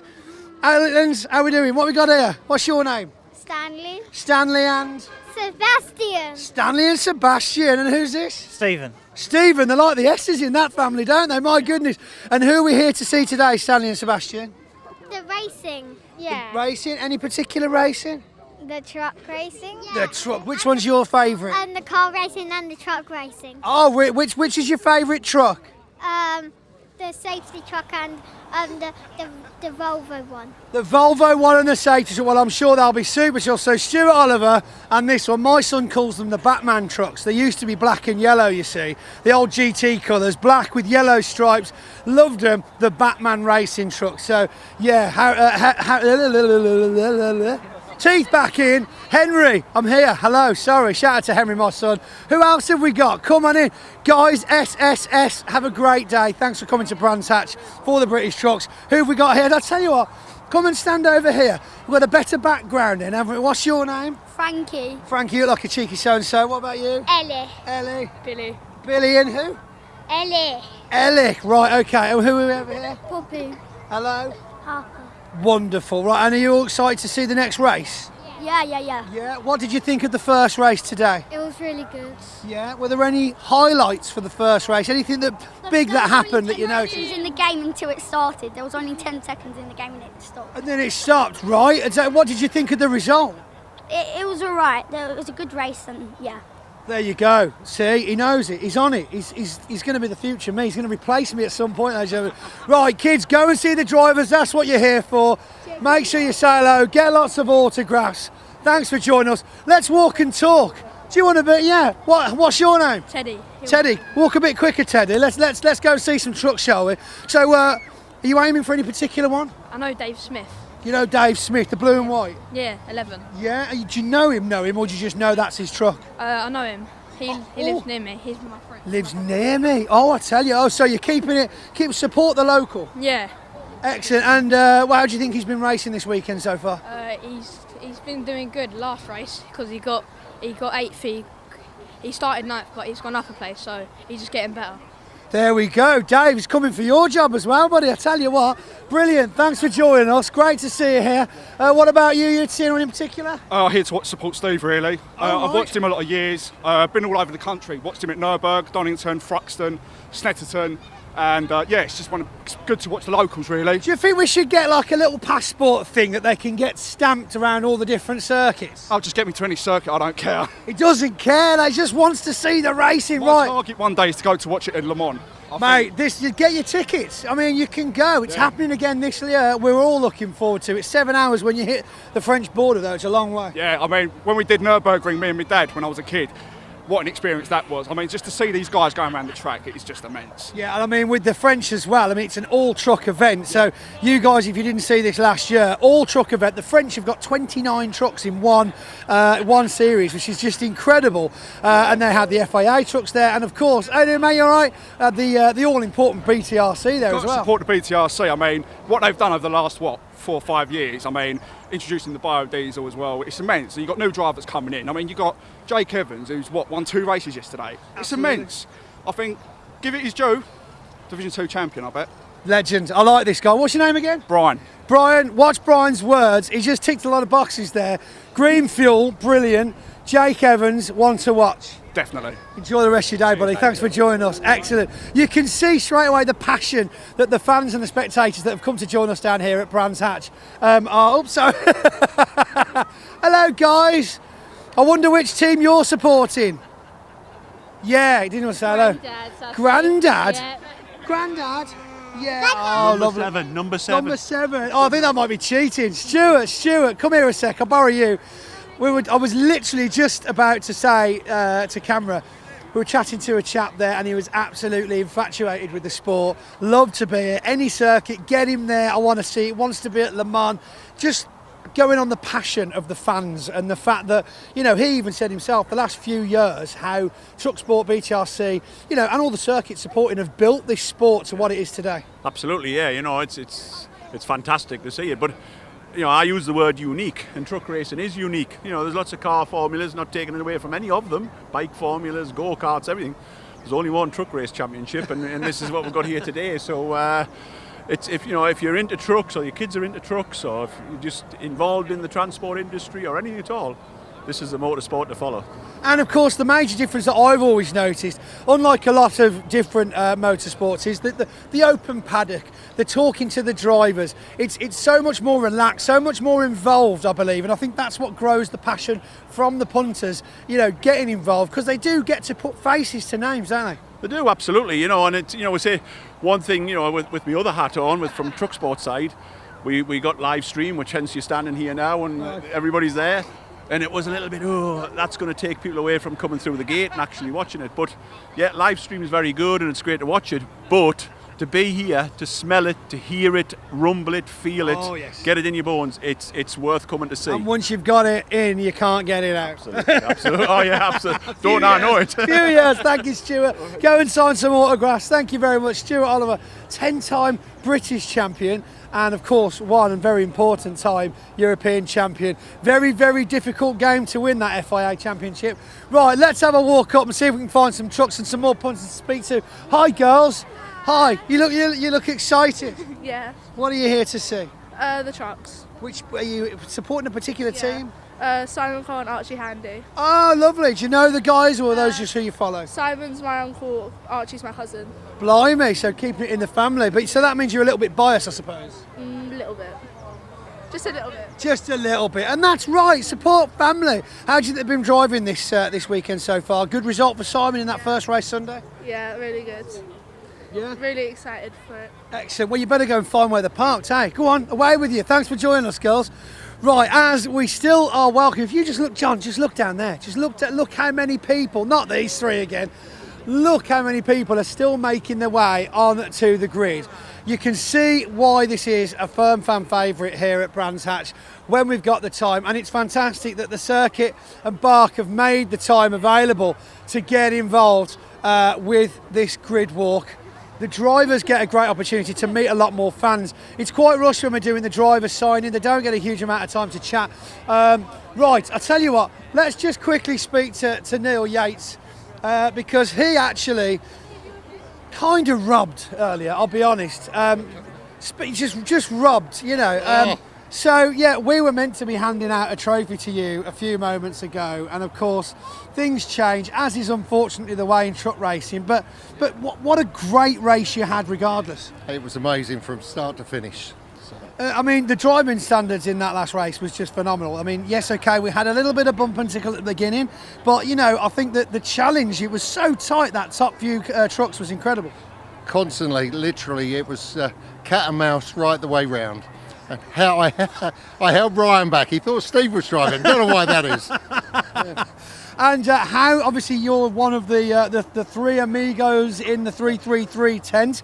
How is things this season, you know, having a bigger team again? No, it's so far so good. Yeah, this is the first event and we're setting everything back up. We're training Graham as much as we can. He's in at the deep end instead of me this time. Big time, I know. How does it feel not to be the one that everyone's looking at? It's like, what's he going to do? What's he going to do?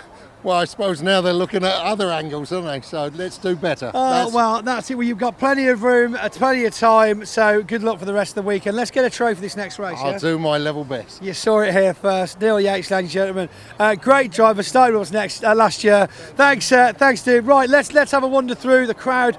And it is a crowd. I tell you, if I get any more of these 333 stickers, there you go, there's one for you, buddy, there. Excellent. Right, we've got Steve Powell, Charmaine. We've got Lexi sat in the truck. Got Lexi sat in the truck. If you're not told her it's not her truck, have a look in there. Get in there if you can. The next generation of the Steve Powell truck racing legacy. Getting a bit too comfortable in there, aren't we, Lex? Yeah. In 2 years' time, 203 Motorsport, Lexi will be driving a truck. Wow, that's it. And now, Mum, I think it's important to get your perspective on this. You've now got three liabilities, effectively racing. Yeah. How have you still got hair for a start? How do you cope? I don't know. I've been doing it so long, I suppose you get used to it. You're just numb to the pain. I am a bit numb to it, to be honest. It's a bit different with Lexi. Obviously, the nerves get even worse, but just get on with it. The smile is worth it when she gets out of the car. So there is the reward there. Yeah, and would you say it's more, you don't really care if Steve crashes, do you? It's more the kids that you're worried about. Do you know what? Since Lexi's been doing it, I really don't get so nervous about Steve. I'm thinking, I actually don't feel anything anymore. The priorities have changed. Steve, you're dead to her. Don't worry about it. But, right, well, Sharp, thank you very much. And of course, it's important to remember the people behind the drivers, isn't it? And because, you know, the amount of stress and hassle and time and planning. Yeah, I don't think people even think about that side of things. As much as running businesses outside of sport, it's not just motorsport with a lot of these teams. No, everyone's got their own businesses, companies, staff they've got to look after, and then they have all of this on top of. But you smash it and you do very, very well. She does. She, like, honestly, she puts on this face, if we get home tonight, I am in for it. Can I just do a little shout out? You just know, yeah, of course. We've got Helen, who comes with us, been coming with us 2 years. Her little grandson Axel broke his arm, and he's watching on YouTube. So Axel, hope it mends better soon, mate. Get well soon, Axel. Good luck, Axel. Now, what on earth happened in that last race? Because you looked a bit miffed when you had to get out of the truck. Tell us why they called you in. Well, basically, we had a good start on the first one, and then obviously the red flag it went again. John Bowler's come down the outside, rubbed me, give me a puncher. Oh. Like, I knew I had a puncher, but it was under control. And then they black and orange me into the pits to have a look how bad it is, and then decided that I can't go back out. But it's, at the minute, the inconsistency on the decisions are ridiculous. So it's frustrating. Well, as I say, it's the first weekend, and I think everybody has to find their feet. On positives, it's really good, but it's our first weekend. We've been racing 18 years. Yeah, and you still haven't got it. It's all right. We'll move on. Thanks, Steve. Oh, careful. I love you. You do a brilliant job, and it's really good. No, thank you, mate. I appreciate it. It's been really good. No, that's good. I mean, it's been great. And I mean, look at all these spectators. It's just brilliant to see. The grid girls, yeah. I mean, I thought they were a dying breed. I did. I was like, we're never going to see anything like that again. Do what? Shit, that old. Some of them. Let's, I'll tell you what, completely on-truck related, let's whiz round and talk to Lexi whilst we've got her. So Lexi racing, I believe, in the junior saloons at the minute. Get out of the way. Here we go. Do you know who I am? Lexi, how you doing? How does it feel to be in a slightly larger vehicle? It's pretty cool, actually. Yeah. It's got a smaller steering wheel than my car. Has it actually? Yeah. Do you think it'll be? Have you driven this before? Not yet. No. You're looking forward to it. I mean, we've heard from Dad over there that it's definitely going to happen. Pretty sure, yeah, that is the plan. And can you see that in your future? You want that? Is it you game for it? Yeah, definitely. How are things going in your current championship? Obviously, you know, is it your second year in racing now? It was my first full season. I've had problems all Friday. I didn't get any laps in because we had been completely down on power. Yesterday in qualifying in the race, couldn't get past 90 miles an hour on the straight. But we got it fixed today, and I ended up gaining 4 positions in that race, which is my best race yet. So. Excellent. Well, it looks like there's improvements being made, and that's what it's about. Is just keep going. You know, I mean, there might be a day and give Steve a tip or two. Exactly. Yeah. All right, Lexi, good luck for the rest of your season. See Lexi in a truck very soon. We'll stick that on there because I am absolutely. How many 333 stickers have I got on my back at the minute? Yeah, loads of them. Loads of them. Anybody want a sticker? I'll tell you what, unbelievable. I'm going to leave this on. I can just drop the whole thing off eventually then.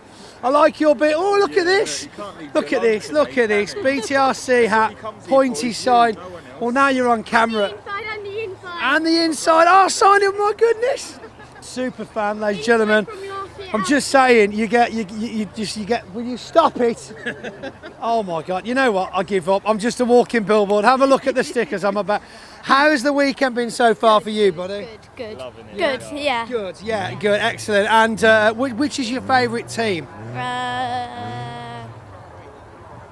Drum roll. Who did we come all the way to the back to go and look at first before Archie.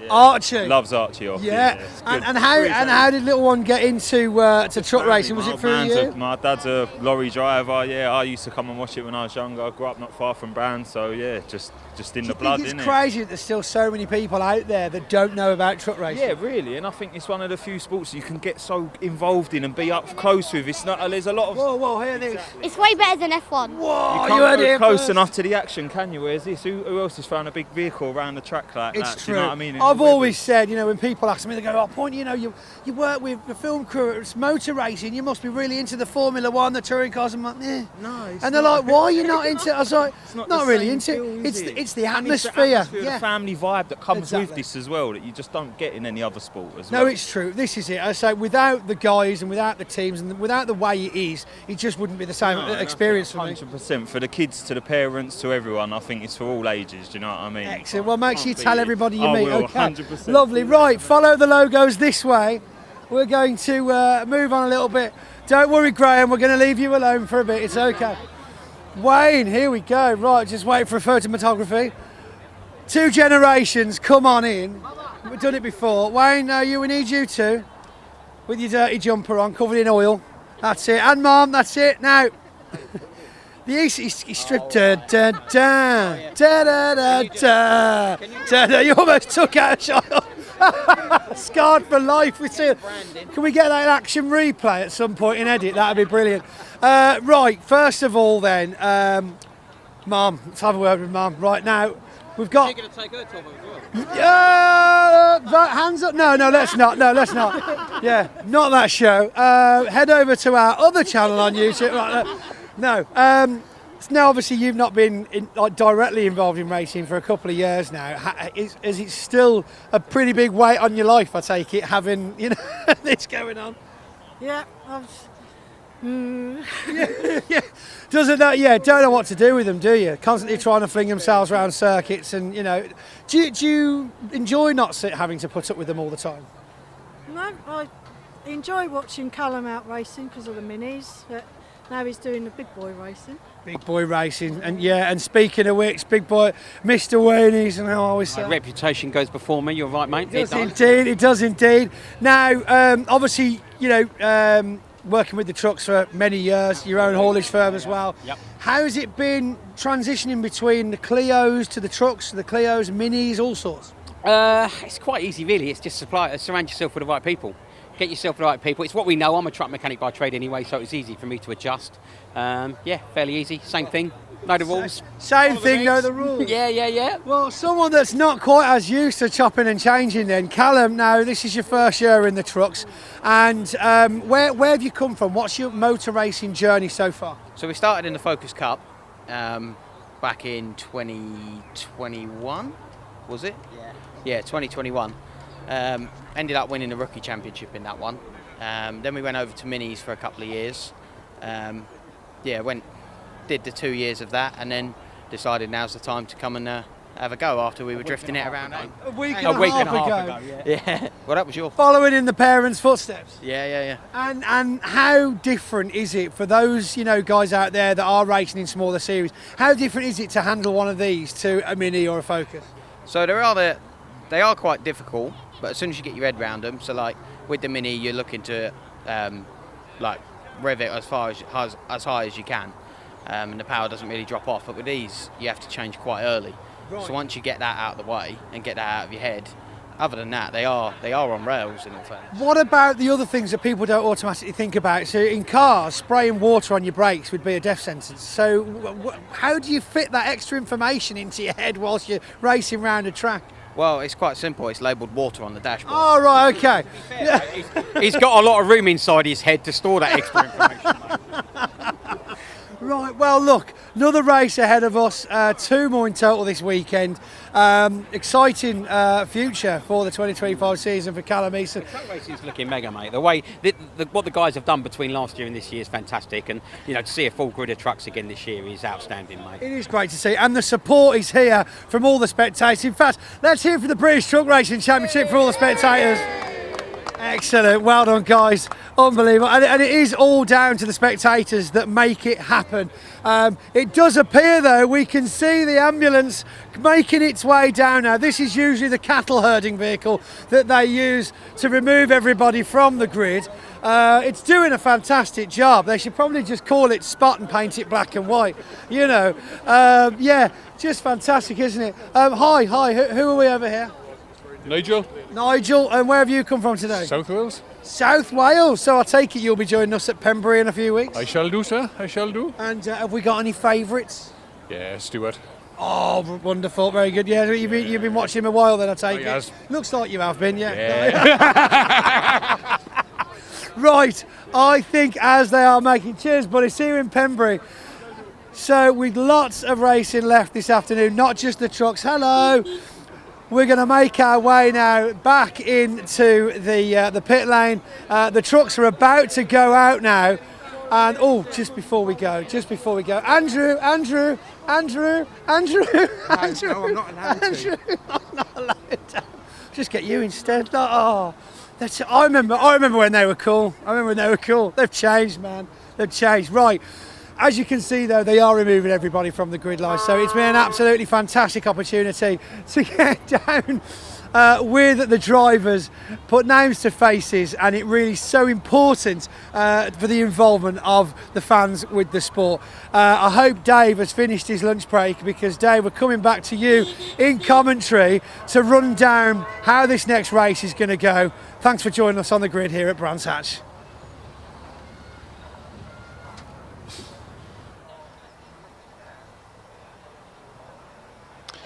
I certainly have finished lunch. Thanks, Pointy. Thanks very much for taking us through the grid walk. Great to see so many fans and team members down there. Great to hear from the Easton family as well, with Callum making his debut this weekend. The truck's not yet formed up on the grid. You can see there they will be brought forward behind the GT Tyres MAN.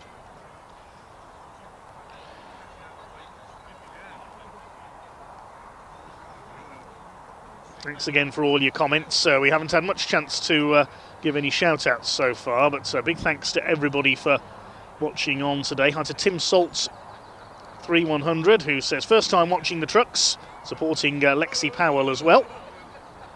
Hi to Ivy. Hi to Fluffy Pingu. Splash Damage. Everybody else who's commented over the course of the lunch break. The Jamesy boy watching in Scotland as well. Now let's have a look at the grid. This is based on race 2 from yesterday, with the top 8 reversed. So in 8th place in race 2 was Neil Yates, and he takes pole position. Teammate Stephen Powell will be alongside him. Second row, Tom O'Rourke, number 86 now.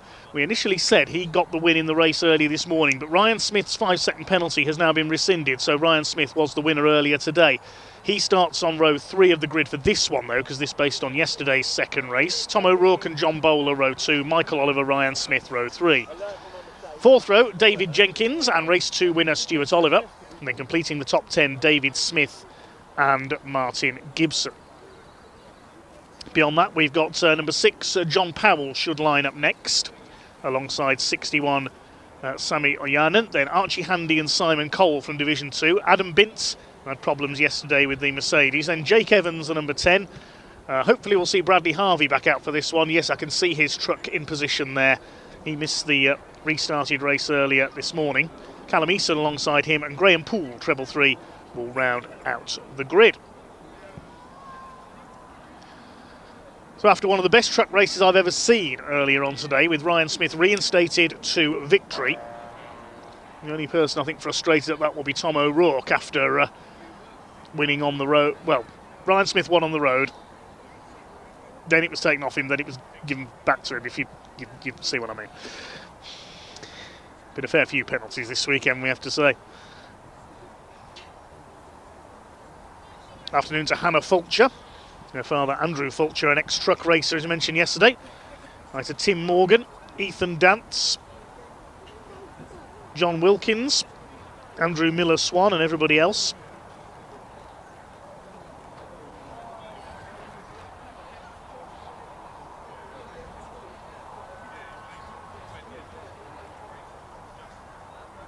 Quick hello to Alison Sharratt as well. Her and her family used to be marshals down at Pembrey. Of course, the trucks go to Pembrey in May.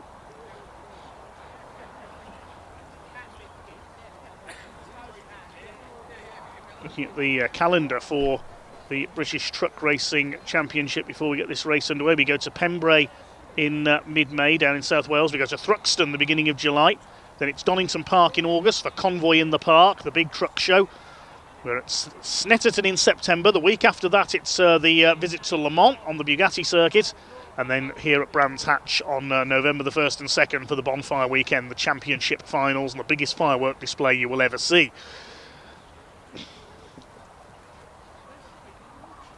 Waiting for the trucks to get into line. They've come out there not in grid order, so we're getting them into line now. It will be an all Neil Yates recovery front row of the grid. Stephen Powell will be alongside him after those problems in race 3 this morning, race 3 of the weekend that is. He's got a few points to make up for. And they're going to have a bit of a problem lining them up here because they've come out not in grid order. Good to see David Jenkins is back out there. They've repaired his radiator after that contact with John Bowler at the start of today.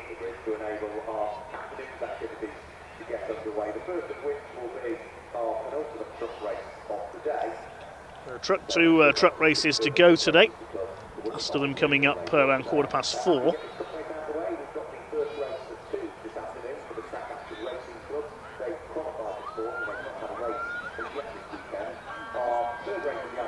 El Toro 66 says, is it Thruxton or Truxton? I'm liking that. Hi to Nathan Short. Says, happy Easter to everybody on BARC TV. Hi to Elena Virauska, who will be marshalling Pembrey and Thruxton at the trucks.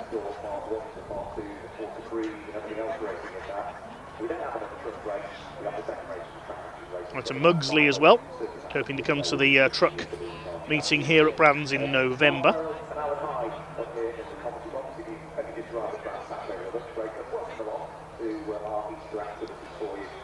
Having a bit of trouble getting them into line at the moment because it's not very easy for trucks to overtake and line up on the grid here. There's not much room on the Brabham Straight to get trucks side by side.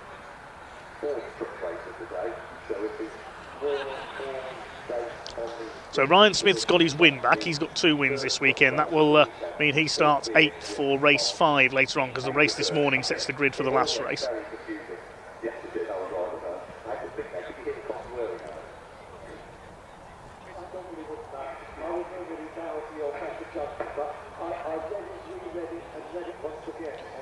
Jake Evans, 2 wins in Division 2 yesterday.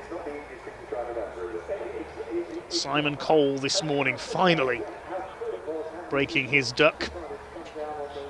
He'd taken a few wins in seasons gone by with his old Mercedes, but that was the first win for his Iveco. Where is Stephen Powell going? He's not having more problems, is he? He's supposed to be lining up on the front row.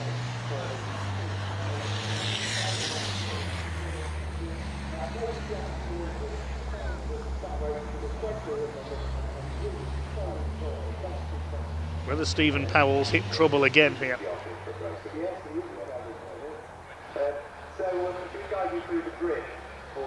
We hadn't got Tom O'Rourke on the grid walk, but he's on his way out. I just heard his truck leaving the paddock. There he is, in the background on Cooper Straight. So Why Tom O'Rourke was not out there on the grid, well, obviously some sort of repair going on in the paddock.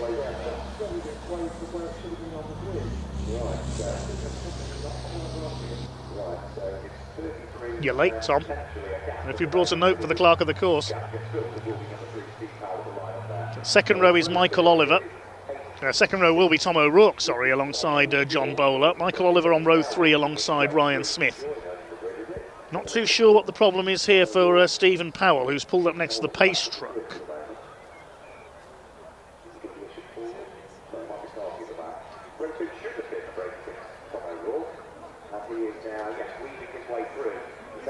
So we've now got to get Tom O'Rourke through onto the second row. Is there enough of a gap for him to squeeze through there?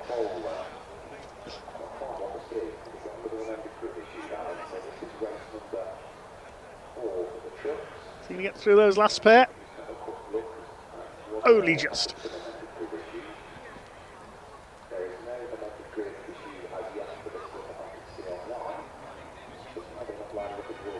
Now he's going to try and parallel park it between Neil Yates and Michael Oliver. He should be next to John Bowler. We need to move John forward next to him. This is like a jigsaw puzzle, isn't it?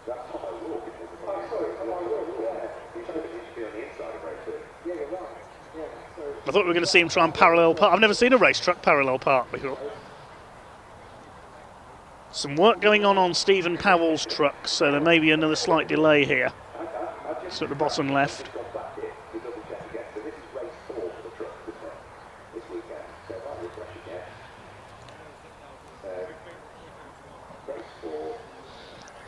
Michael Oliver's had a few scrapes this week, and you can see a bit of bodywork missing from the left front corner of his truck. Ryan Smith will line up alongside him. Fair play to David Jenkins' team for getting the MAN back out. Stuart Oliver will line up next to him.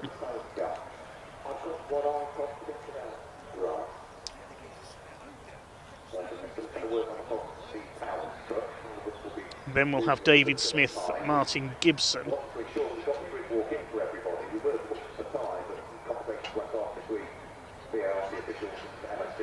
And the leading Division 2 runner on the grid should be should have been Sami Oyanen, but I don't think he's there. Should have been behind Martin Gibson. No, I don't think the Sisu is there. No, he's absent. So that's Simon Cole behind Martin Gibson.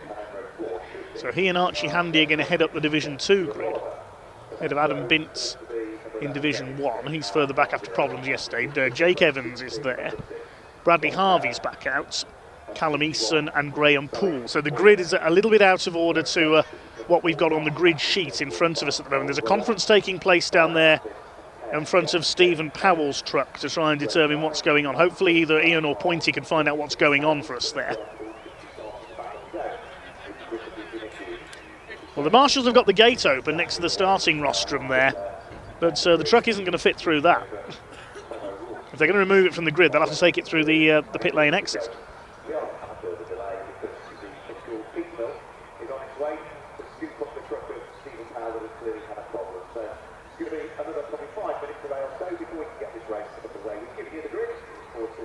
Isu Welsh lad who says looking forward to attending Pembrey in May. Splash Damage asked, do you get training to be a marshal? As the Peterbilt coming in to pick up Stephen Powell's truck, unfortunately. But to become a marshal, yes, you can apply to the British Motorsport Marshals Club. Look online for marshals.co.uk or via the BARC website, barc.net. And you can attend a taster day at a motorsport event around the UK and see everything from behind the scenes and can be trained as a marshal. If you want to volunteer at any circuits around the country, we're always on the lookout for new volunteer marshals, so anyone is welcome to have a go.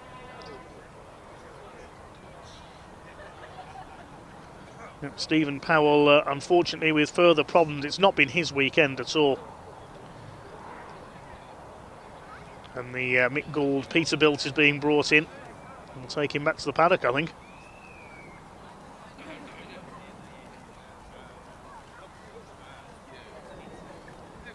Still cannot believe the size of that Peterbilt. It's more than twice the length of a race truck.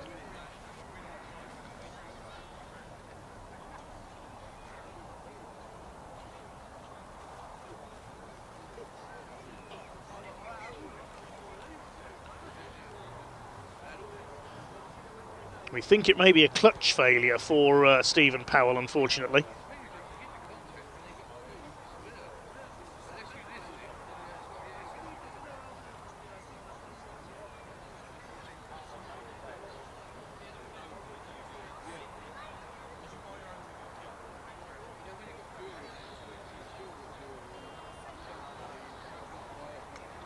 Oh, we're told it's a steering problem. We've just been reported from down there. That's why he's up against the wall there. That's why he's having to be towed off. Sami Oyanen, as you mentioned, won't be out for this race either.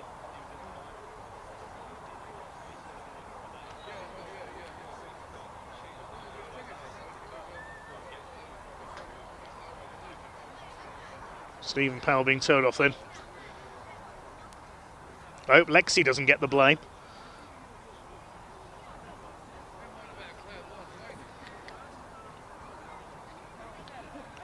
Lexi's had the better results so far this weekend, unfortunately for Steve, in her Saxo. And as we heard during the grid walk, we'll hopefully see Lexi Powell on the truck racing grid in the next couple of years when she's old enough. Been plenty of female truck races over the years. You mentioned Joanne Easton earlier on. The likes of Heather Bailey, Pauline Stewart, Minna Korpala from Finland. Most famous of all was Davina Galitsa, the former Olympic skier. She went on to briefly race Formula One cars as well in the British Formula One series, the Aurora AFX series, and did try to qualify for the British Grand Prix on one occasion, but didn't make it past qualifying.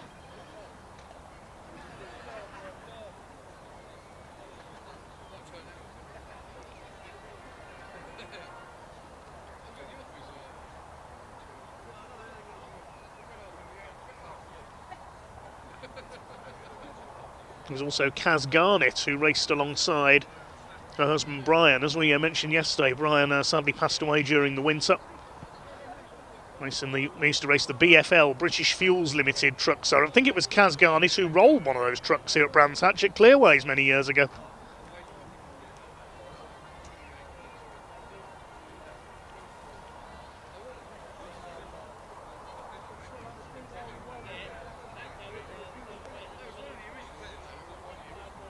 That's a Brandon Carr cheering on Callum Easton. Jonathan Baker says good luck Neil Yates. Apologies for the delay here while Stephen Powell's truck is worked on. Something in the steering has broken there, so just using the Peterbilt to lift it so the crew can check it underneath. It may have to be towed back to the paddock though. I think I'm just attaching the towing arm there. Hi to the Cyber Salvager. Says hello from Oxfordshire. First time I've watched truck racing online. I remember going to watch it at Silverstone back in the 1980s. Hi to Steve and Tracy West. They're watching in Ramsgate, not far from Brands, down here in Kent.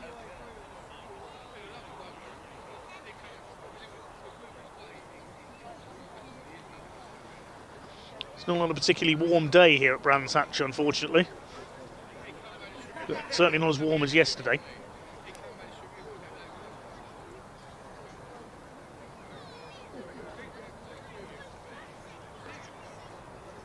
Stephen Powell's truck is stretchered off.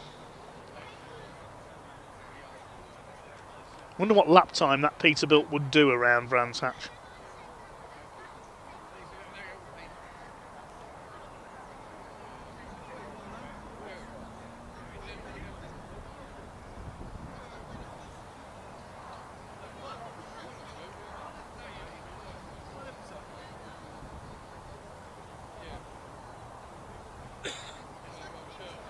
Plenty of attractions at trackside to keep the fans busy during the delay. We've got some show trucks on display. Monster truck rides as well.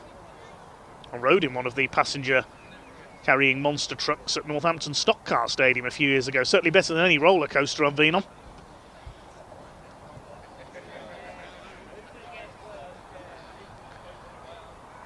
Let's see plenty of families here. There are the monster trucks.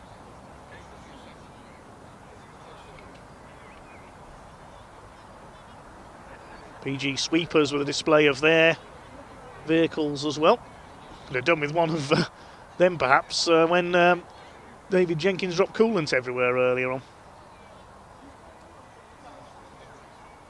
Nice Porsche GT3 RS in the spectator area, an MX-5 as well.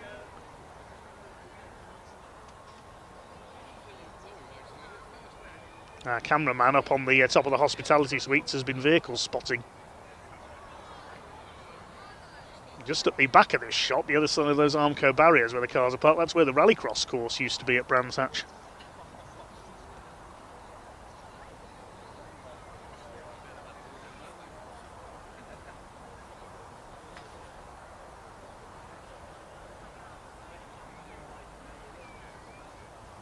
Just waiting for the recovery vehicles to be back in position, and then we'll get this fourth race underway for the British Truck Racing Championship. Yeah, looks like they are off and rolling. There goes the pace truck.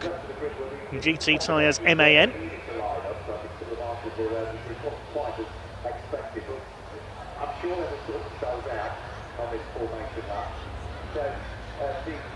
This will be a 15-minute race. Neil Yates on his own on the front row in the number 33. Can he take his first truck racing win? Tom O'Rourke and John Bowler on row 2. Michael Oliver and Ryan Smith next.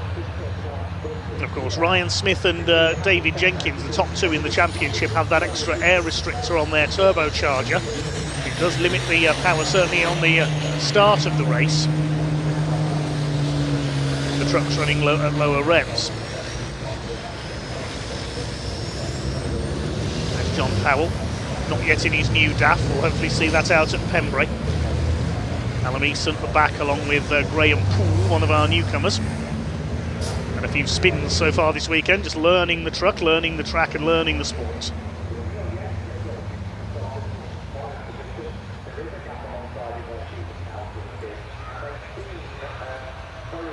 Ryan Smith will be the man to beat again here, starting from the outside of row 3.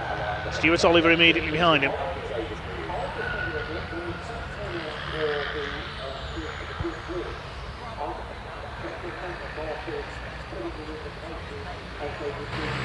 Hindsight they make as the pace truck leads them round. Race 4 of the weekend for the British Truck Racing Championship. Neil Yates alone on the front row to give John Bowler an opportunity to get down the outside into Paddock Bend for the first time. Leading Division 2 on the grid is Simon Cole, looking for his second win of the day.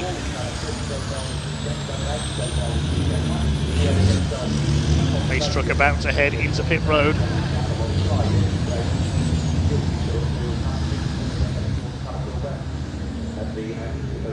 Can anyone stop Ryan Smith making it 3 wins for the weekend? He's there on the outside of row 3 alongside Michael Oliver.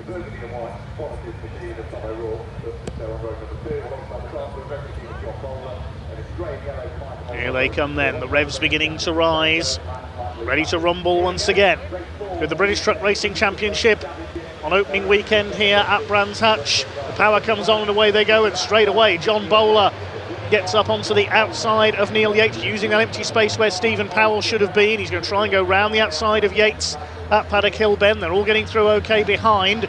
It's up towards Druids. Who's going to have the lead? Looks like Bowler has done it around the outside. John Bowler takes the lead in truck number 14, just about gets the truck stopped to get into Druids. Tom O'Rourke following him around the outside, 3 wide behind Ryan Smith in the middle of the 2 Olivers, Michael and Stewart. He's in 4th place. O'Rourke up the inside. He's going to take Neil Yates, who's hung out to dry around the outside. Ryan Smith could get through as well. Everybody else making their way almost single file through Graham Hill Bend. Archie Handy was side by side with Callum Eason. It's Bowler that leads. Neil Yates is still stuck out on that wide line. He goes over the grass. He could lose out to Michael Oliver here in the number 12. They lean on each other through clearways, with Neil Yates getting a bit sideways as he was in the earlier race. They sort themselves out around the opening lap then. John Bowler with the lead in truck number 14. Across the line they come. Second place is O'Rourke. Ryan Smith in third. Neil Yates is down to 5th position behind Michael Oliver. Into paddock they go for the second time. Who's leading Division 2? Let's look further back. It looks like it is Simon Cole in the number 41. Ryan Smith on the inside. The two bonneted trucks together. He doesn't manage to get the line away from Tom O'Rourke. Michael Oliver is in 4th position. Then Stuart Oliver's 5th. Neil Yates is sliding back further down the order because David Jenkins has come through now. Jenkins, his championship hopes, have already taken a bit of a dent with that no score in race 3 when he had that contact with John Bowler and lost his radiator. Behind Jenkins it is Neil Yates now. Stuart Oliver a bit out of shape there through Surtees. Behind Yates is Martin Gibson. Then we've got David Smith, the number 11. I think he'll be on pole for race 5 later on. I think he was 8th in the race this morning, if memory serves me right. We'll have a look at that a little later. Ryan Smith, windscreen wiper going there. Is it spitting with rain again? John Bowler continues to set the pace in number 14, the man from Stockport in Cheshire. MAN leads, International second, Daimler third, MAN in 4th place. That is Michael Oliver. Volvo in 5th position. Through Druids they go once again. This race is developing a similar pattern to the race this morning, isn't it? One truck getting away in front, Tom O'Rourke second, and everybody else lining up behind him. Here's Simon Cole, he's leading Division 2, the man from Dartford. He's ahead of John Powell, that's a Division 1 truck. As is that of Adam Vince, just running in his new Mercedes this weekend. And Ryan Smith lunges for the inside of Tom O'Rourke. There's contact between the two of them. They both go out wide. Michael Oliver's going to try and get past both of them. Oliver trying to go for second place, and Smith cuts across and takes P2.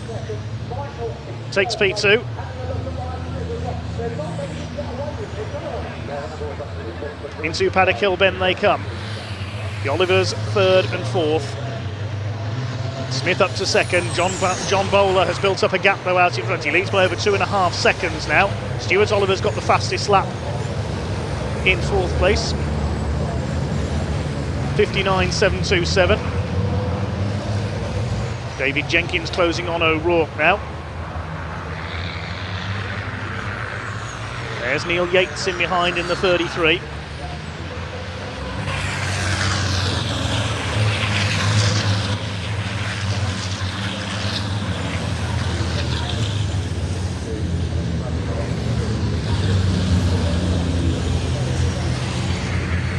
Minutes of this race to go.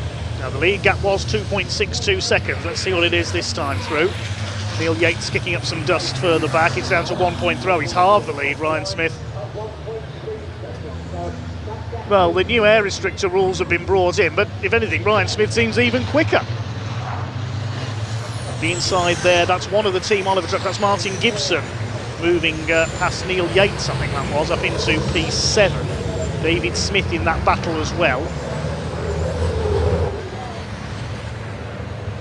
Well, it's only taken him less than a lap now, Ryan Smith, and he's already caught John Bowler.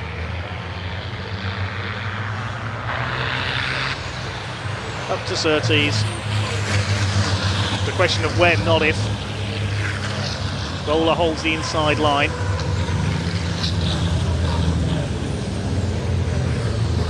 Get him on the straight, I think. Yeah, he goes to the inside. Up the inside as they come onto the Sir Jack Brabham straights. They think it's all over. It is now. Bowler fighting back though. They're side by side into Paddock. Smith's got the inside line, and he's surely going to take the lead into Druids, or maybe even before then. Yes, he's done it. Only a third of the way through. Said it wouldn't take him long.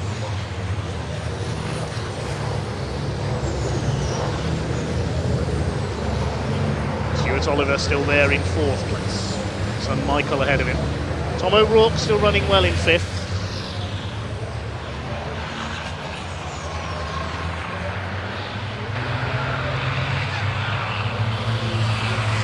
Have a look back at Division 2 on the timing screen. Yeah, Simon Cole still leading Division 2. He's 12th. Jake Evans is up to second. And Bradley Harvey is third, making up for lost points because he failed to start this morning's race. failed to take the restart, I should say. There are Division 2 runners. There is Cole, just behind his old Division 2 rival Adam Bint. Iveco leads the category. Iveco did win Division 2 a few years ago in the hands of Craig Reed. The Iveco Stralis. Across the line he goes. Simon Cole is in 11th place in the overall classification. This is the battle for second overall. John Bowler under attack from the Olivers. Michael leading the attack.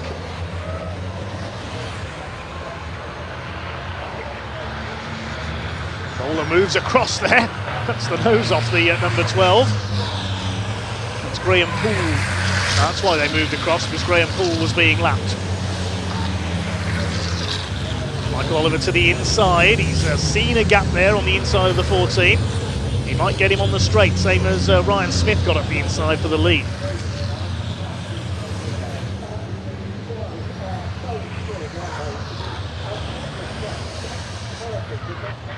Bowler tries to cut across. There isn't quite room there, I don't think, but Oliver keeps his foot in. He's down the inside. Bit of dust being kicked up. Yeah, Bowler's run a bit wide there. This is Michael Oliver's opportunity to take second place away. They're stacking up behind these two. Now look, there's O'Rourke on the outside. Michael Oliver goes through, and he's taken second. Now, can John Bowler defend from Stuart Oliver? Excuse me, says Stuart. We've seen rather a lot of argy-bargy so far this weekend. We saw some side-to-side contact yesterday, and there's some more. Tom O'Rourke and David Jenkins clash. Martin Gibson says, thanks very much, I'll get past the both of you. And the red flag is coming out. There's a cloud of dust in the background. We've got a red flag. Somebody is off somewhere. So the race is being stopped. Now, who has gone off? I could see some dust in the background there on the run-up to Druids. So whether that's where it is, we will wait and see. We were just coming past half distance in that race.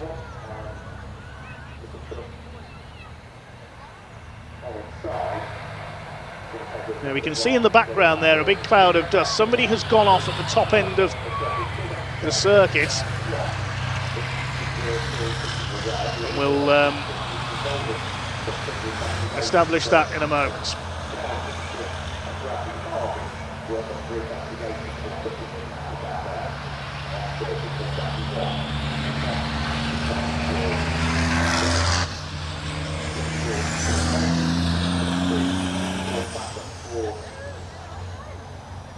Okay, the red flag's out, an incident at the top end of the circuit. We were just after half distance, so we'll bring you news as soon as we can.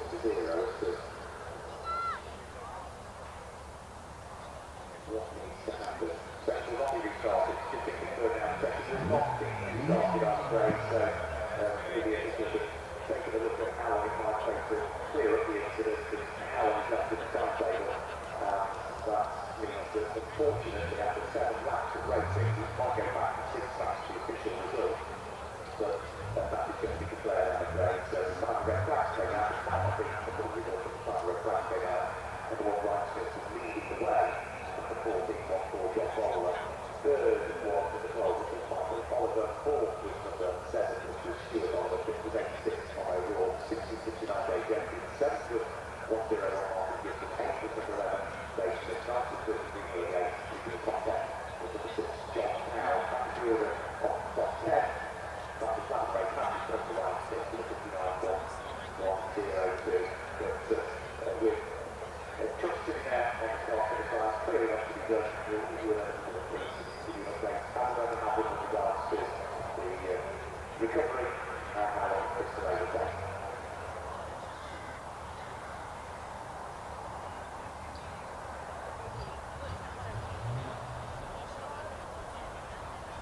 Well, we're under the red flags here at Brands Hatch in our fourth truck race of the day. An incident up towards Druids Bend. That's all we can tell you at the moment. We'll bring you further updates when we are able.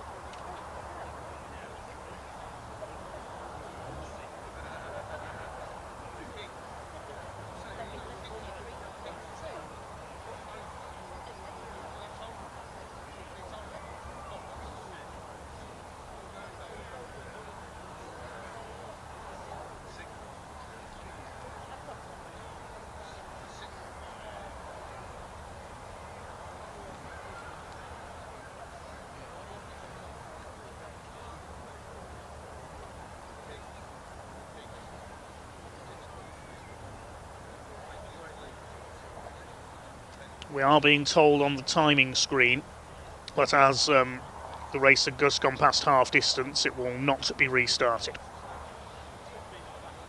So this race will not be restarted. Result will be confirmed in due course. As I say, the red flag out's due to an incident up at the exit of paddock up towards Druids, and we will update you further as soon as we are able.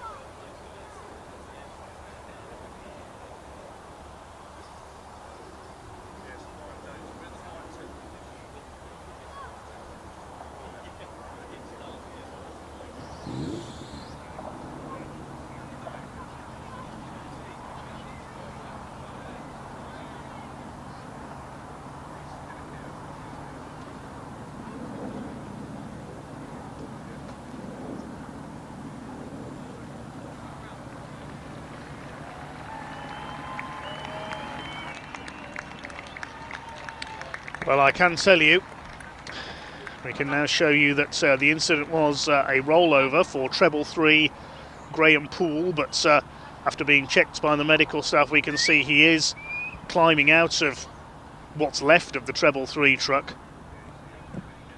Thankfully, Graham appears to be okay.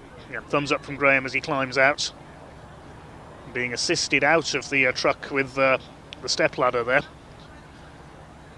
A lucky escape there for Graham.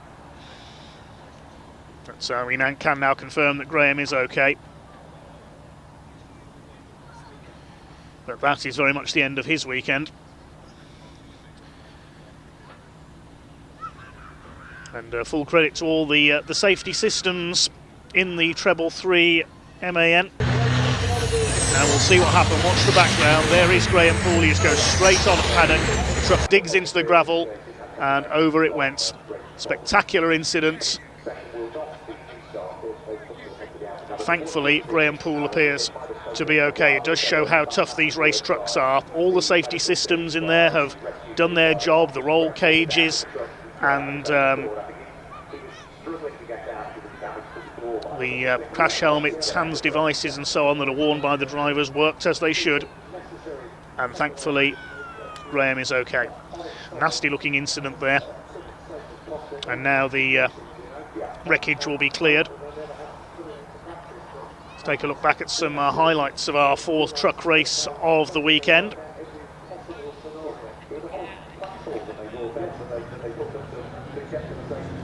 Start of the race, John Bowler made a great getaway down the outside, so did Ryan Smith.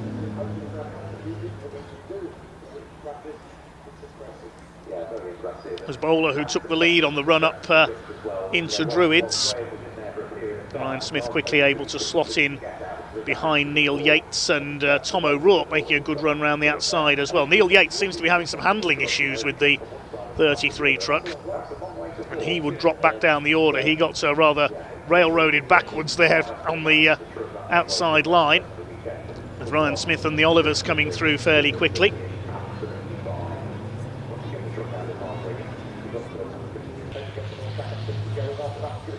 Tom O'Rourke holding second place ahead of Ryan Smith initially. Ryan then diving up the inside at Clearways. A robust move, certainly, to take second place. More shredded bodywork for Tom O'Rourke. Further back in the order, the Division 2s are battling it out with Callum Easton having a good go at Bradley Harvey as well. A bit of rubbing in this race, has to be said. The Olivers got through on John Bowler, then David Jenkins got caught up with Tom O'Rourke. Martin Gibson went speeding past both of them, but then the red flags came out as Graham Poole, one of our newcomers, lost it going through Paddock Hill Bend straight into the gravel trap, and the truck, as it went round sideways, dug in and wallop straight over. I think Graham was okay, but because of the damage to the cab, he was unable to get out, so that was why he had to be assisted out of the truck. And now the wreckage will have to be cleared. Track being swept as well by our excellent marshalling team. Graham will be taken as a precaution to the medical centre for a checkup. Thankfully no serious injury there. The safety devices all working as they should. A big thank you to the medical staff, especially the volunteer marshals as well. And the truck already starting to be recovered as well, so thank you to the recovery teams. There we see the truck put back on its wheels. Look at the state of that. That's the end of Graham Poole's weekend.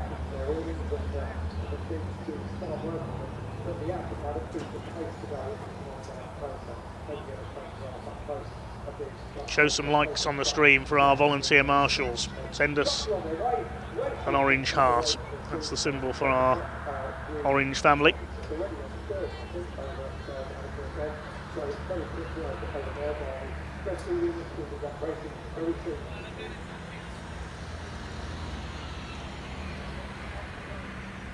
Yes. Let's fill the chat with orange hearts for our orange family, our volunteer marshals. Quite a clear up needed. Obviously there will be a bit of a delay here while that truck is cleared and the circuit is swept clean. So thank you for your patience while the officials deal with this incident. The race will not be restarted. And so the provisional result is another win for Ryan Smith ahead of John Bowler and Michael Oliver. Fourth, Stuart Oliver. Fifth for Tom O'Rourke. David Jenkins, sixth. Martin Gibson, seventh. We say this is only provisional at the moment. Then David Smith, Neil Yates, John Powell and Adam Bint. Simon Cole will get the win in Division 2 ahead of Jake Evans and Bradley Harvey. Behind them, Callum Easton and Archie Handy. Obviously, Graham Poole not classified as the cause of the red flag, and Stephen Powell didn't take the start with steering trouble. So the Treble 3 racing team have got a fair amount of work to do, it has to be said, ahead of Pembrey in May.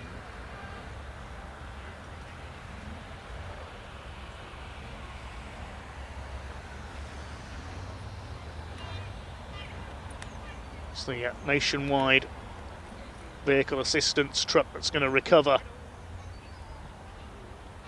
Graham Poole's truck. I keep going to say Graham Powell, who used to race the Renault truck a few years ago.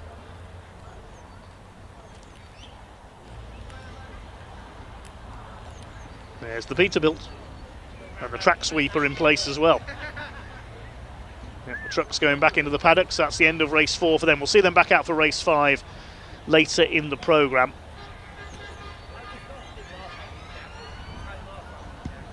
And as we say, Graham Poole will probably be taken to the Circuit Medical Centre just for a check-up as a precaution. It's thankfully no serious injury.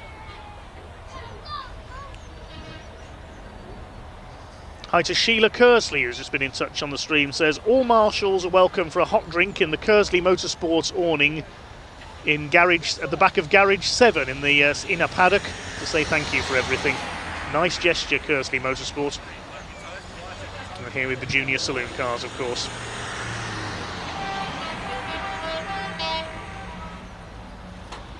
A chorus of air horns as well. Next up on track today, we will have the Track Action Racing Club with their mixture of saloon cars for their first race of the weekend. But obviously there will be a delay while Paddock Bend is cleared.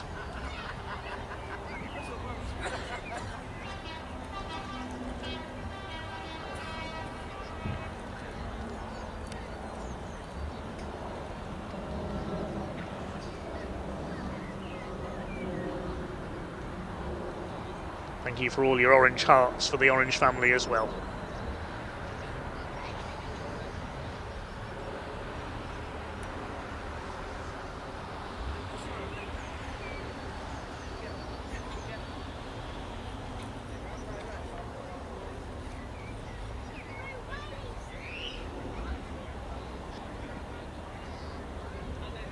XPL51 says someone's possibly shopping for a new race truck next week. The Neil Yates team will have that rebuilt, I'm sure.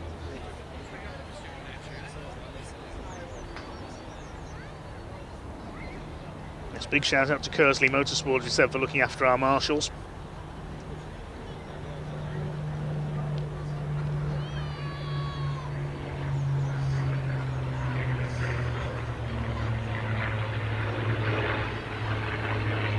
Thanks for your patience there during the delay. Obviously, we did not show any shots of the accident until we knew that Graham was okay.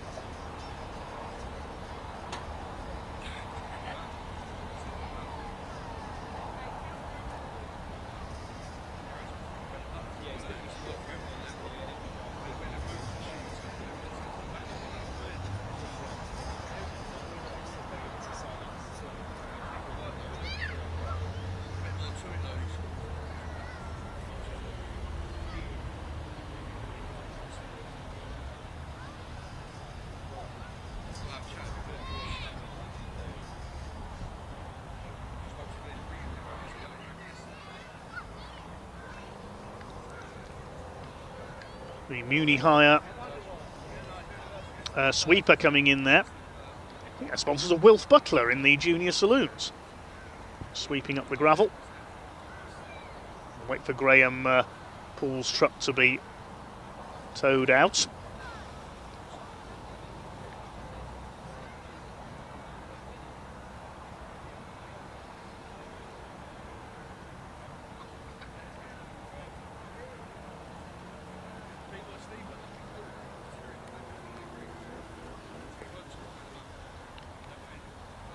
Gives us a chance to preview our next action on the ARC TV. That's coming up in 2 weeks' time. It comes from the fastest circuit in the UK at Thruxton, where the Caterhams are back in action.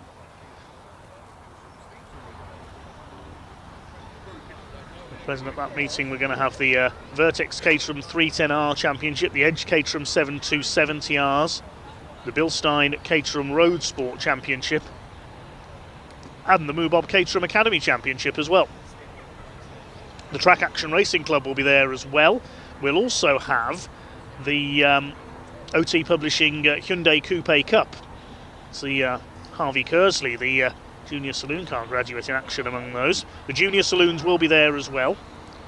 And we also have a guest appearance from the Gaz Shocks 116 Trophy, plus the 116 Sprint and 120 Coupe Cup from the 750 Motor Club. So a selection of BMW 1 Series in action there. And the weekend finishes with a 90-minute endurance race around Thruxton, something a bit different. Coming up, that's in 2 weeks' time, May the 3rd and 4th at Thruxton in Hampshire.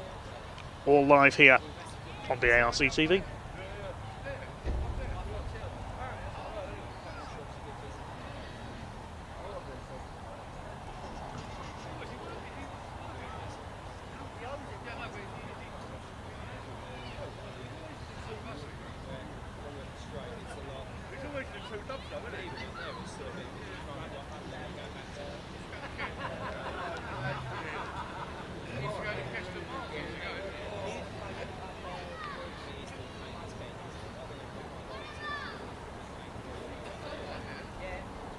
One of our commenters remembering a crash at Thruxton for the German Hans-Georg van der Marwitz in his MAN many years ago. Took the front axle out, but they got it back out the next day.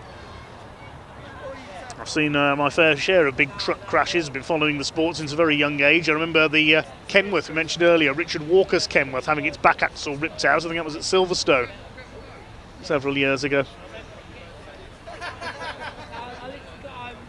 I mentioned Kaz Garnett getting upside down here at Brands Hatch at Clearways a few years back.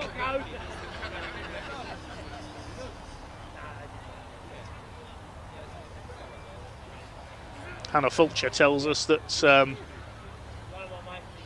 the truck Graham Poole is driving is Paul Rivette's truck from last year, the ex-Napa Auto Parts truck.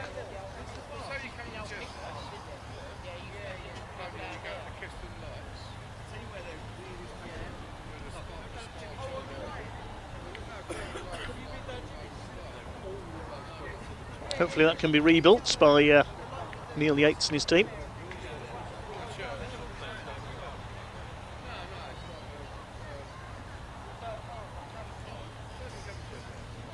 Chance to see the marshalling, recovery and track cleaning in action.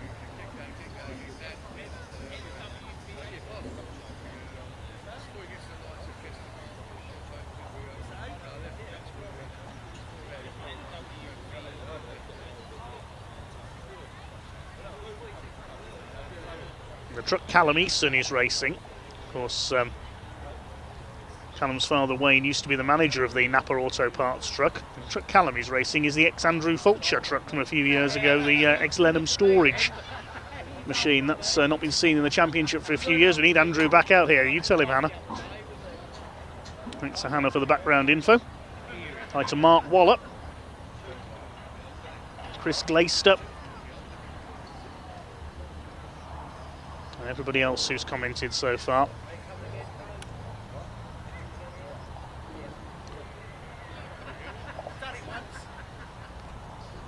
Thanks for your patience during this enforced delay.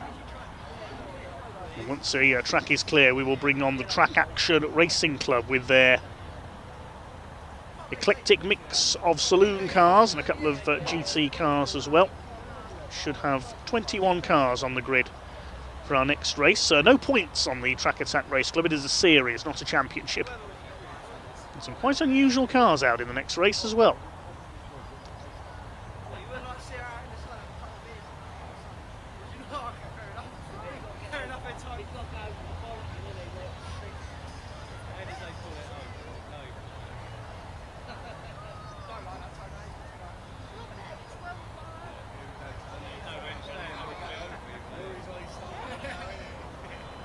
It's incidents like the one we've seen here, which shows why during truck races marshals get moved back off their posts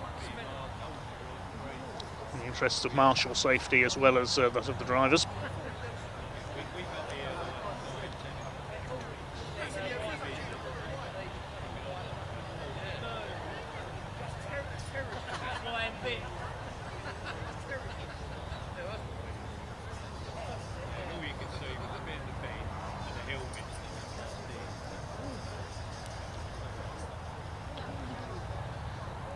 As we said earlier on in response to a couple of comments, the driver, Graham Poole, is okay, no serious injury. He will be checked over at the medical centre just as a precaution, just given a check-up, standard procedure. But thankfully Graham Poole appears to be okay after that rollover. Our pit reporter Ian Waterhouse, I think he's down in the assembly area with some of the drivers from the Track Action Racing Club.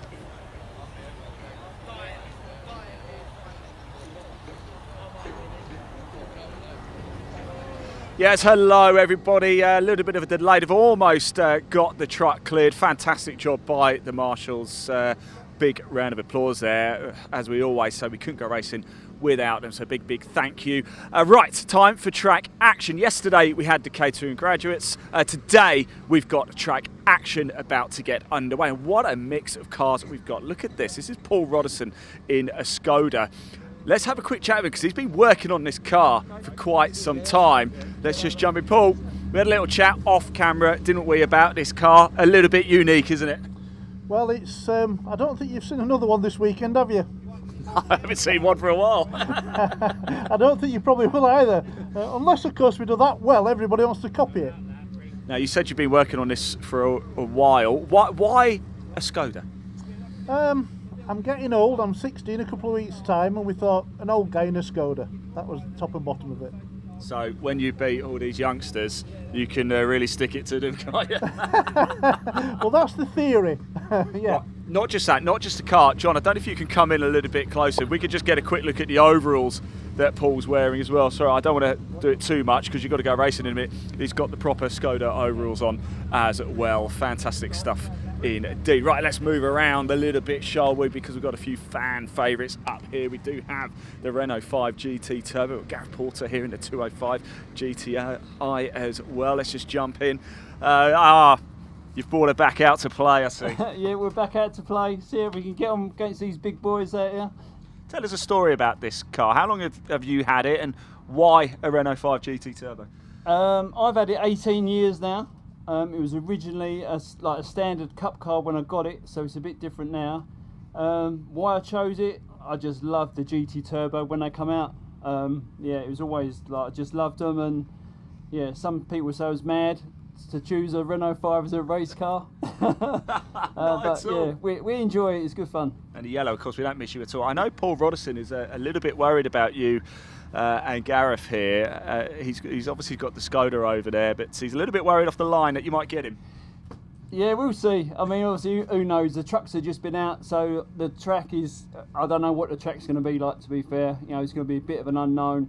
But yeah, we'll give it a go and see how we do. Top man, best of luck. Really appreciate you talking to us. Let's keep moving as well, because something that I caught my eye a little bit earlier is Citroen AX. How cool is this? Let's just grab a quick word, shall we, with Sean. Sean, a Citroen AX, eh? Wow, what a car. Oh yeah, this is my little baby, this is. Yeah. How long have you had it? Probably about 3 years now. Okay, where did it come from then? How did you think, right, Citroen AX, that's what I'm going to go take racing? I had a 106 before, yeah. And then I wanted to get quicker. So then we thought AX is a little bit lighter. All the running gear from the 106 fitted in here. Yeah. So cost-wise, there was not much difference, as in just putting it, getting everything else to put together. So that was a real reason, I think. It was reasonably cheap, and yeah, I had all the stuff from the 106. So, but I love it. It's a little bit sketchy around here, but yeah. It might be a little bit more sketchy now. I know. First time out as well. That green flag lap's going to be so important. Oh yeah, I've got fresh tyres on the front as well, so I've got to try and scrub them. So yeah. Well, look after it, won't you? Thanks for talking to us, really appreciate it. Thank you very much.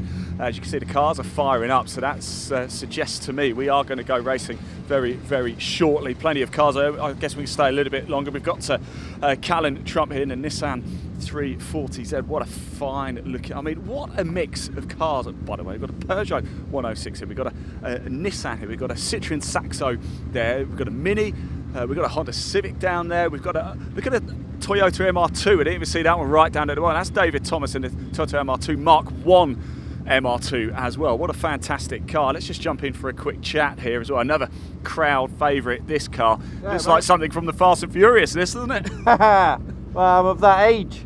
Yeah. Grew up with it. Absolutely. Look, almost sounds a bit of a silly question, but why this car? It was the car that needed the least amount of work doing to go from a road car to a race car. Is that so? Okay, yeah. Good brakes, good gearbox, good diff, easy engine, easy conversion. What can you do from here? It's good off the line, and I think I'm the only rear-wheel drive car out there. Yeah. So it should be good on the standing start. Be nice to get 7th, 8th, get past a few people. I took it easy in quali because I didn't do any testing. Yeah. Due to some problems, so qualifying was basically testing. So it's a glorified test session. But you've learned a lot, right then? Yeah. So hopefully pick up a bit of speed. So you're in a false race. position right now. Sorry? You're in a false position right now. Maybe. Maybe too far forward though. Who knows? So we'll watch from the line anyway. Thanks for talking to us. Really do appreciate that. Right, we are moments, so I think, away from going to racing. We did actually catch up with Noah Checkley a little bit earlier. He's the youngest driver on the grid. He's just 17 years old, doesn't even have a driving licence yet. That's how young he is, and he can't even get on it. There's Dave Beecroft. Right, this man here, every single race meeting we go to, he does his utmost to avoid talking to me. So we're going to get him today. Dave, I promised I would come and get you. Every time today that I've got the camera anywhere near you, you're just not there. Sorry, I've been missing you, Ian. How are you doing? Yeah, I'm very well, thank you. How are you feeling, Warren? It's been a bit of a wait for you guys. Does that add to the tension? It does in a way, but those old guys just end up chatting about what we did last year before, or 25 years ago. So, no, it's okay. As long as there's Steve, I think it was Steve Powell who rode the truck. As long as Steve's okay, we don't mind. Yeah. I don't think it was Steve actually, but the driver is. We've heard that. We saw the driver get out of the car. Looks like they're okay. I'm gonna have to let you go because the gates are open, so it is time to get going. Dave, short but sweet. Right, let's go racing, shall we? Track action about to get underway. The gates are open. The marshals are going to wave the cars on, and we are going to have some racing action coming up very, very shortly. Dave, over to you. Yes, thanks so much, Ian. I can tell you the sweeper still finishing off its work at Paddock Hill Bend, but certainly nice little insight into the Track Action Racing Club's mix of cars.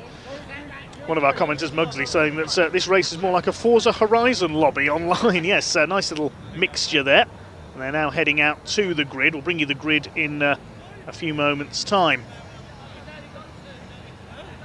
Paul B says good luck to Dave Clark in the Renault 5 GT Turbo. Great to see one of those still racing. From all at Diamond Performance, who I think helped prepare that car. Nicola Deaconlow says good luck Sean Deacon. He's in a Peugeot 106 in this race. Right, a Kings as well, who's supporting number 19 Dale Edwards in his Peugeot. There is the number 19, the Peugeot 206 GTI. Is a class for them. I think there's 4 of them out in this race. Noah Checkley's in one. Let's have a look at the grid then. It is Adam Shepherd who set pole position this morning in his Honda Integra, and Paul Roddison in what I think is the first Skoda Octavia to be raced in the UK will start alongside him. Row 2, Joe Dorrington, I think is a non-starter because he had problems in the Pre-03 touring car race earlier on, so I don't think we're going to see Joe out there. We will have Gareth Porter's Peugeot 205 GTI, a very quick car indeed, that one. Row 3, David Clark's Renault 5 GT Turbo, and Will de Claudio, the ex-Castle Combe Saloon champion, in his Peugeot 106. The 4th row, Andy Presswell's Opel Astra. I didn't see that car in the assembly area, so I don't think he's out there. I did see a bit of smoke from that car in qualifying, so he's had a problem, I think. Sean Govard is there, though, the now rare Citroën AX, another Castle Combe regular over the years. Row 5, Sean Deacon's Peugeot 106, and Callum Trump in the Nissan 350Z, I think that should read.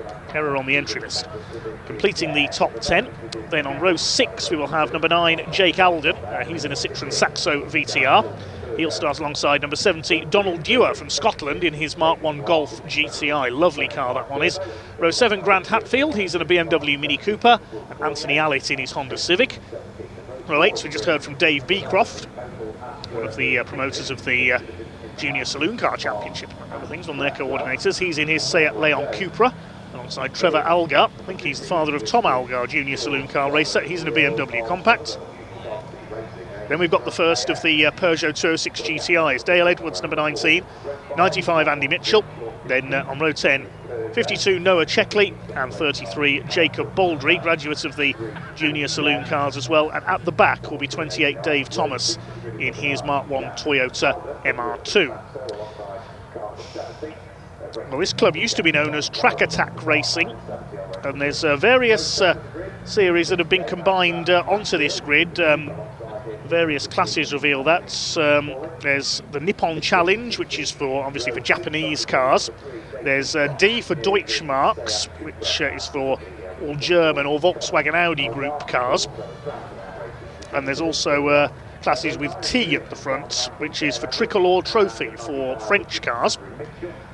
Cars from across the world can race here with Track Attack, and they now set off on their green flag lap. The track is clear. We're missing Andy Presswell's Astro, missing Joe Dorrington's Civic, unfortunately, so 19 cars out there, a whole variety of subclasses in there as well, which we'll pick up later on. And another series where variety is very much the spice of life. We've got these at Thruxton out in a couple of weeks as well. So Adam Shepherd at the wheel of the Honda Integra DC5 leads them round. Same model of car as Matt Neal won a couple of British touring car titles in. And Paul Rodison, who will start alongside. Now, to my knowledge, that's the first Skoda Octavia to be raced in the UK.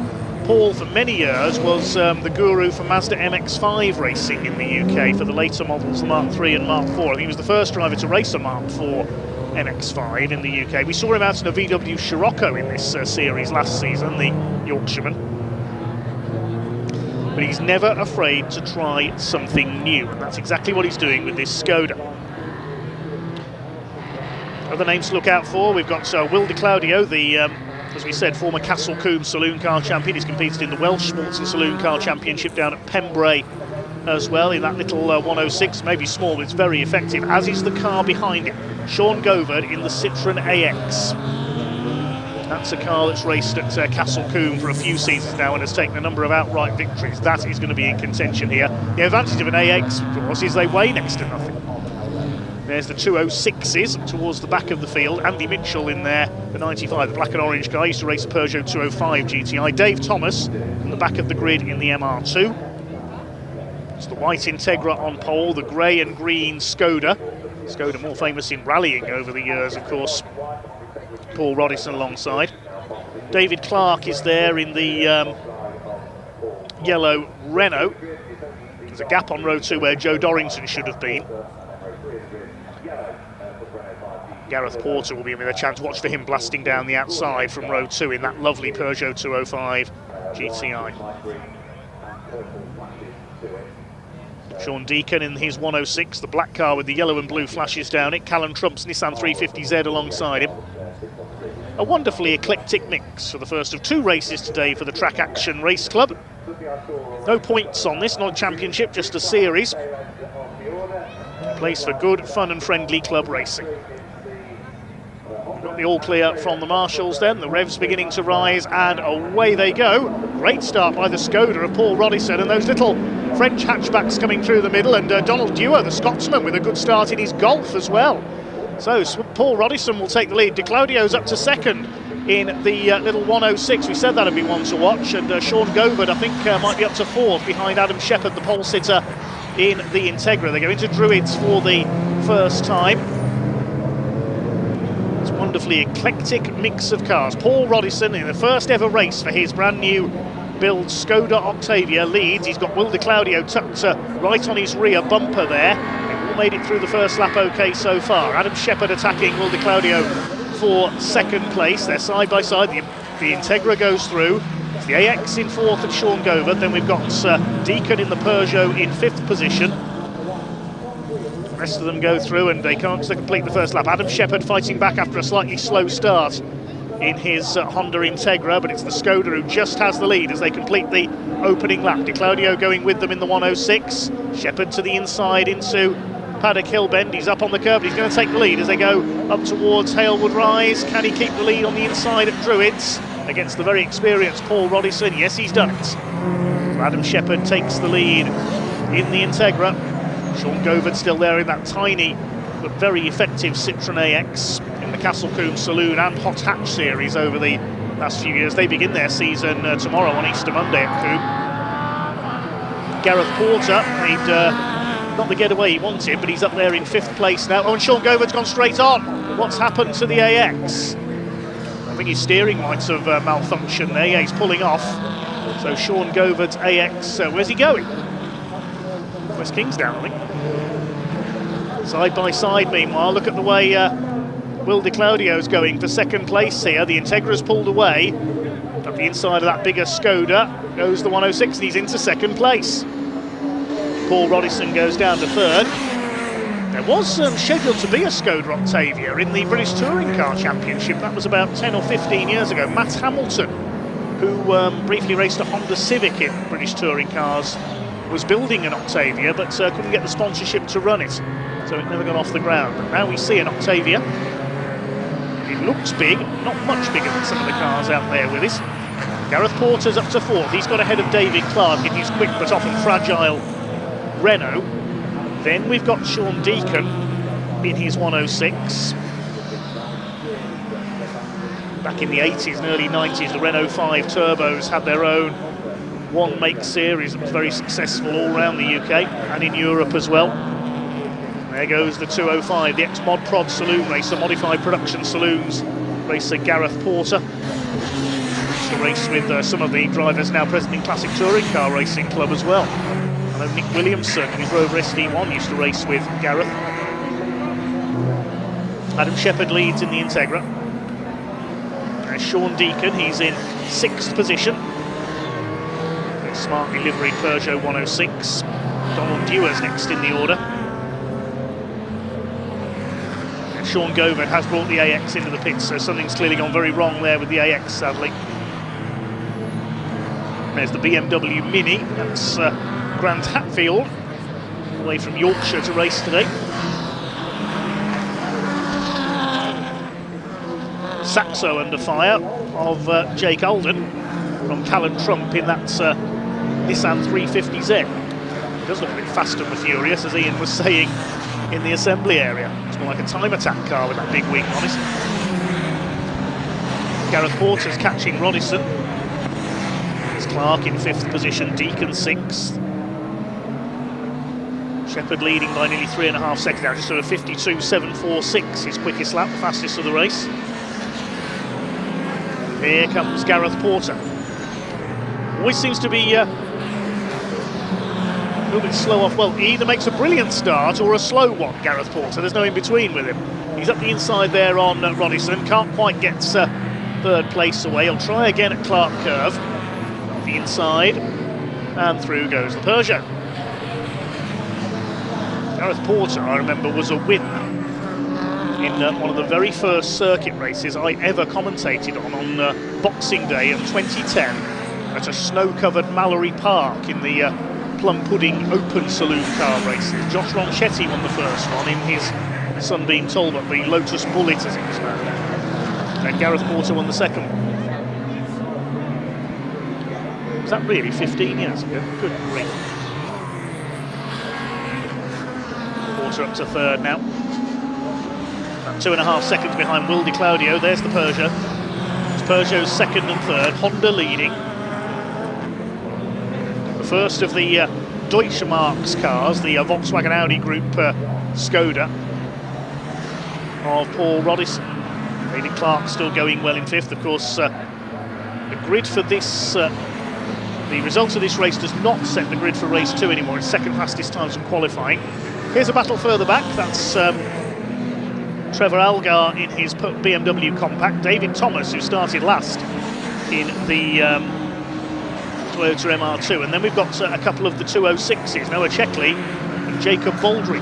206 GTI Cup, which is Class TF if you're watching on TSL. The leaders coming up to lap.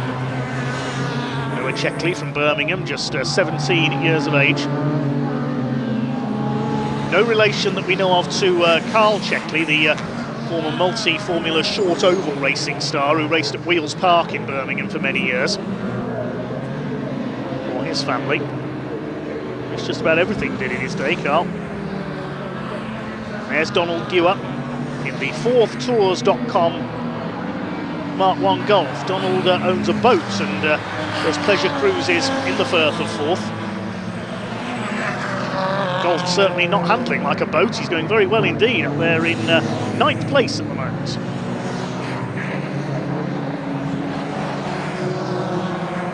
Claudio still second. And David Clark is reeling in Paul Rodison. He's just running in the Skoda, really. It's the first time this car has raced. Wonderful to look at, isn't it? The grey and green corporate colours.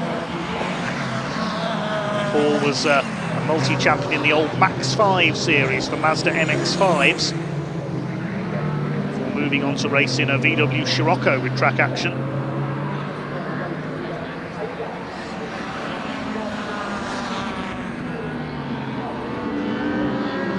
To half distance, this 15-minute race. There's the battle for the lead in the 206 GTI category, with number 19 Dale Edwards out in front, man from Wigan, just ahead of Andy Mitchell. Down the hill come the 206s. 206, of course, more famous as a rally car, likes of Marcus Grönholm and Richard Burns in the early 2000s, making World Rally Championship victories. Grönholm taking the title in the 206 WRC. Claudio flashing his lights at Trevor Algar there because he's trying to lap the BMW. 95 Andy Mitchell used to compete in a 205 GTI. He's having a go there for the lead of his class. Callum Trump still can't get the big Nissan past the Saxo of Jake Alden. I wonder if Jake's any relation to Jeff Alden, who competes in TCR UK, I'm not sure. Adam Shepherd, meanwhile, continues to lead in his Honda Integra.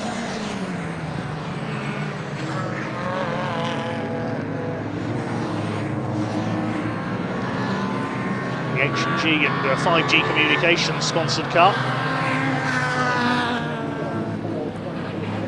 Leads by over 8.5 seconds now over Will de Claudio's Peugeot. Porter still third and Rodison fourth. They're all leading their respective classes, those four. Good problems for Dave Beecroft. He's gone wide at Graham Hill Bend in the Seat. To drop him out of 12th place. Andy Mitchell getting past him. Now, have both the 206s got through there? Dale Edwards and Andy Mitchell? I think they have. Reader out on his own. 10.5 seconds now, the lead gap. He increased his lead by nearly 2 more seconds over de Claudio on that. Let's have a look. Gareth Porter has almost caught the smaller Peugeot now for second place. 5.5 minutes still to go.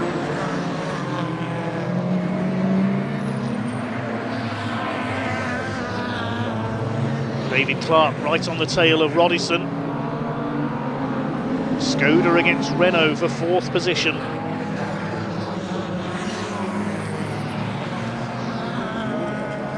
Dave Beecroft lost quite a lot of places there. He drops the tail of the field as a result of that moment at Graham Hill Bend.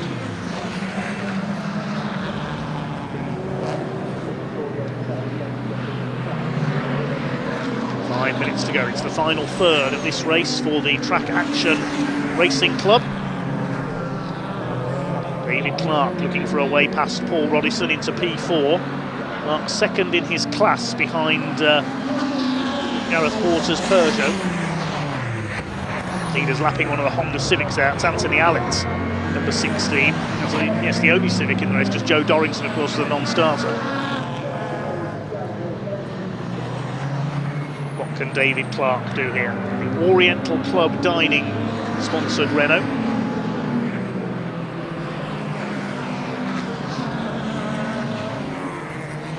Two Peugeots together for second and third.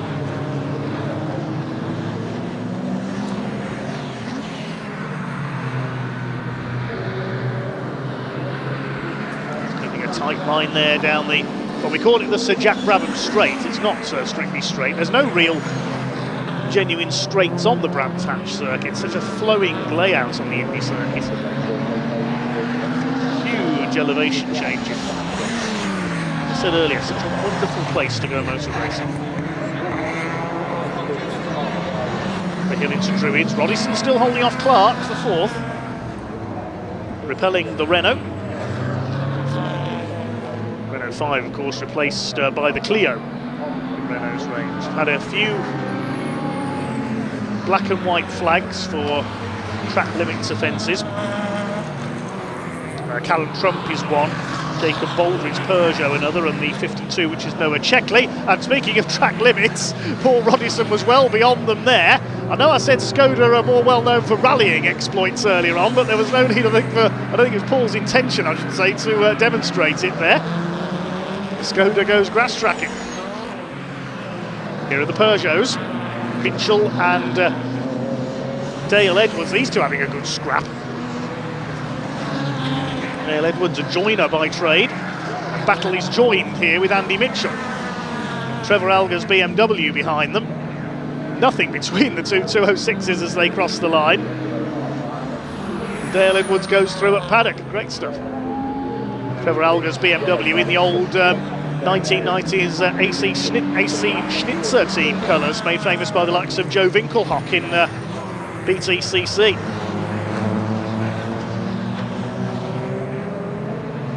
I believe he's the father of Tom Algar, who competes in junior saloon cars. Behind them is Sean Deaker. I think he's lapping these three. He was showing us further down the order, but I think it's because his transponder's not working on the Peugeot. Dave Beecroft about to be taken by Donald Dewar's Golf. It's a beautiful car, the Mark 1 Golf, in my opinion, and the Mark 2. Adam Shepherd's about to lap both of them. Just under 2 minutes to go. So a couple of laps left for Adam Shepherd. He's heading for victory. He'll be the first of the Japanese cars, the Nippon Challenge. First of the French cars will be one of the Peugeots battling for second. Will it be De Claudio or Porter? Well, De Claudio's pulled away a bit now, I can tell you. The gap is showing us 4.3 seconds on the timing screen. They're well behind Shepherd's Integra. Still these two Peugeots at it, though, the 206s. Nearly 13 seconds is the lead gap now. 5.3 between De Claudio and Porter. Adam Shepherd laps Noah Checkley.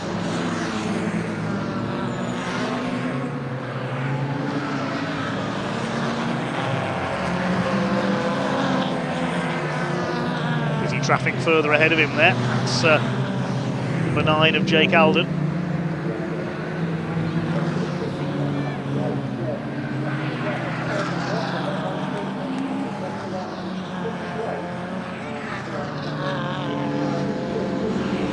Thomas in the MR2 lets the leader through. Into the last lap we go then for the Track Action Racing Club. Get another race to come later on. The blue flag being shown by the marshals to the back markers to warn them that Adam Shepherd is bearing down on them. He's going to squeeze up the inside there of Jake Alden's Saxo. Alger's BMW.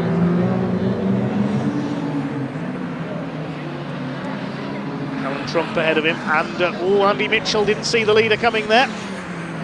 Excuse me, says Adam Shepherd. I've got a race to win. That's broken up the 206 battle a bit. That's let Dale Edwards get clear. It's going to be a win for Adam Shepherd. Plenty of swapping going on behind. These cars on different laps though, I think. It's going to be a win for Adam Shepherd. Here he comes up towards the line. Pole sitter, slightly slow start, but he recovers to take the win in the Integra. Adam Shepherd wins our first track action race of the afternoon here at Brands Hatch. He's well clear of Will De Claudio, whose little Peugeot will come through for second place overall and first of the Tricolor Trophy cars. Flashes his lights as he crosses the line. Third overall, it is going to be Gareth Porter. He's about 7.5 seconds further back. He dropped off the pace in the closing laps there. Fourth, its first race, will be the Skoda of Paul Rodison. He's the first of the Deutsche Marks Trophy cars to come home. David Clark, a good fifth in the Renault 5 Turbo. The other cars on the lead lap are Sean Deacon and Callan Trump. Now, has Callan Trump got ahead there of the Peugeot? They're coming to the line now. They're going to finish side by side, I think. And the Peugeot just nips through on the run to the line. I think Sean Deacon got there. Yes, he did.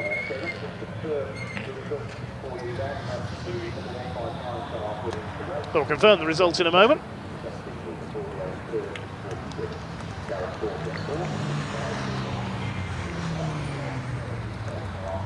So Adam Shepherd's Honda Integra DC5 takes the win.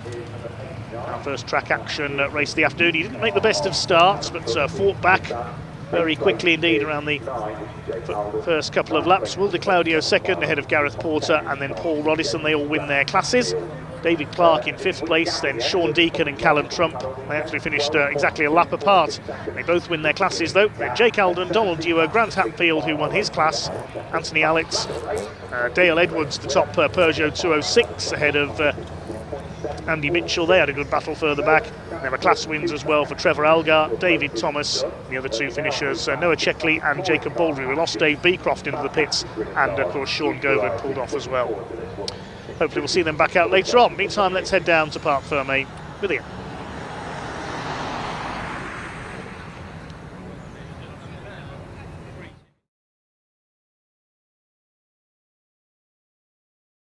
Obviously lightning fast in the race, perhaps expected to win, and you did, but you still had work to do. No, it's good. Yeah, it's a bad start. It was obviously this car's quite cammy, so once I launched it, I was off cam and I was like, oh god. So a bit of a rubbish start, but no, it's after that it's good. Just pulled a gap and brought it home.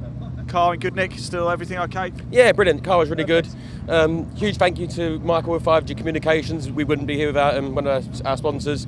Jonathan Bevan for the car, trusting me with it. So no, great, enjoyed that. Dude, my phone signal, I could do with some of that. Well done anyway. Cheers. Best of luck for a little bit later as well. Right, let's move around because William, here we go. I tell you something, William.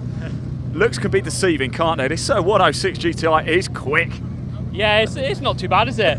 It's our first time ever. I've never raced here before, so yeah, no, it's my first time. Baptism of fire, but I take it you quite like it then, huh? Yeah, it's nice. It's a lot to learn still, but you know, it would have been nice to have got back onto the back of the Civic, but he was just in a different league, to be honest. Yeah, you did beat a 205 GTI. Yeah, I did see him catching me up, and I thought I'd better pedal it a bit faster now, so better leave him behind. But well done. Well, look, you've learned a lot. You've got to do it again later as well. Yeah, as well. Let's hopefully we can go a little bit better next time. Top man. Thank you so much. Right, everybody. As you can see, pre-66s. A big shout out to Gareth Porter as well. We will catch up with him, by the way. There's still got another race to go, track action. We'll catch up with him a little bit later. But we haven't got time. Pre-66 is heading out on track now. So, Dave, over to you.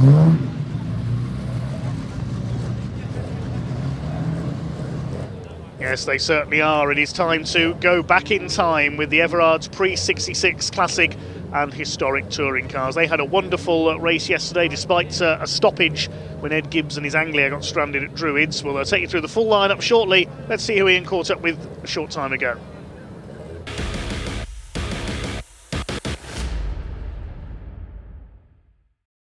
Right, everybody, here we go. The final race of the weekend for the Classic Touring Car Race Club Pre-66. Yesterday was a battle between the light, nimble Lotus Cortina of Ian Thompson and the heavyweight Ford, the powerful Ford Falcon of Alan Greenhall. And actually, it was the nimble Cortina that won out. So what are we going to expect from today? More of the same, I hope, although colder conditions. We've come down to have a quick chat, though, with Luke Wilson down here in the Austin A40. What a fantastic car. Oh, thank you very much. Tell us a little bit about it. So, Austin A40, A-Series engine in it, 1275, bored out, but quite a lot of it's changed. It's not really much of the original car underneath anymore. Okay. But yeah, full spec'd out race-wise, and let's just hope it holds together each time, really. How's it gone so far? How did it go yesterday? It went well. We've got a slight issue with the clutch, so praying it holds together for today's race. But in terms of competitive with the other cars, it's been really fun. Really enjoyed it. Like, I'm up with all the imps, a lot of Hillman imps out today. I come just a little bit behind them, can't quite get there. I'm going to push. If the car holds together, if I hold together, see if I can beat a couple of the imps.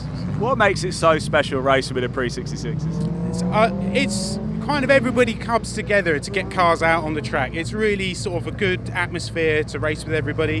When you finish the race at Parc Fermé, everyone comes over, they'll all shake your hand, they'll all congratulate and say, race well done. So it's just a really pleasant environment to sort of get out there and have a bit of racing. So fantastic. And the racing, by the way, superb. Luke, best of luck. Thanks for talking to us. Really Cheers. appreciate it. Yes, it is a real blast from the past here. It is something quite special indeed. Final race of the weekend for the Classic Touring Car Race Club Pre-66 about to get underway. It's going to be close. Dave, over to you.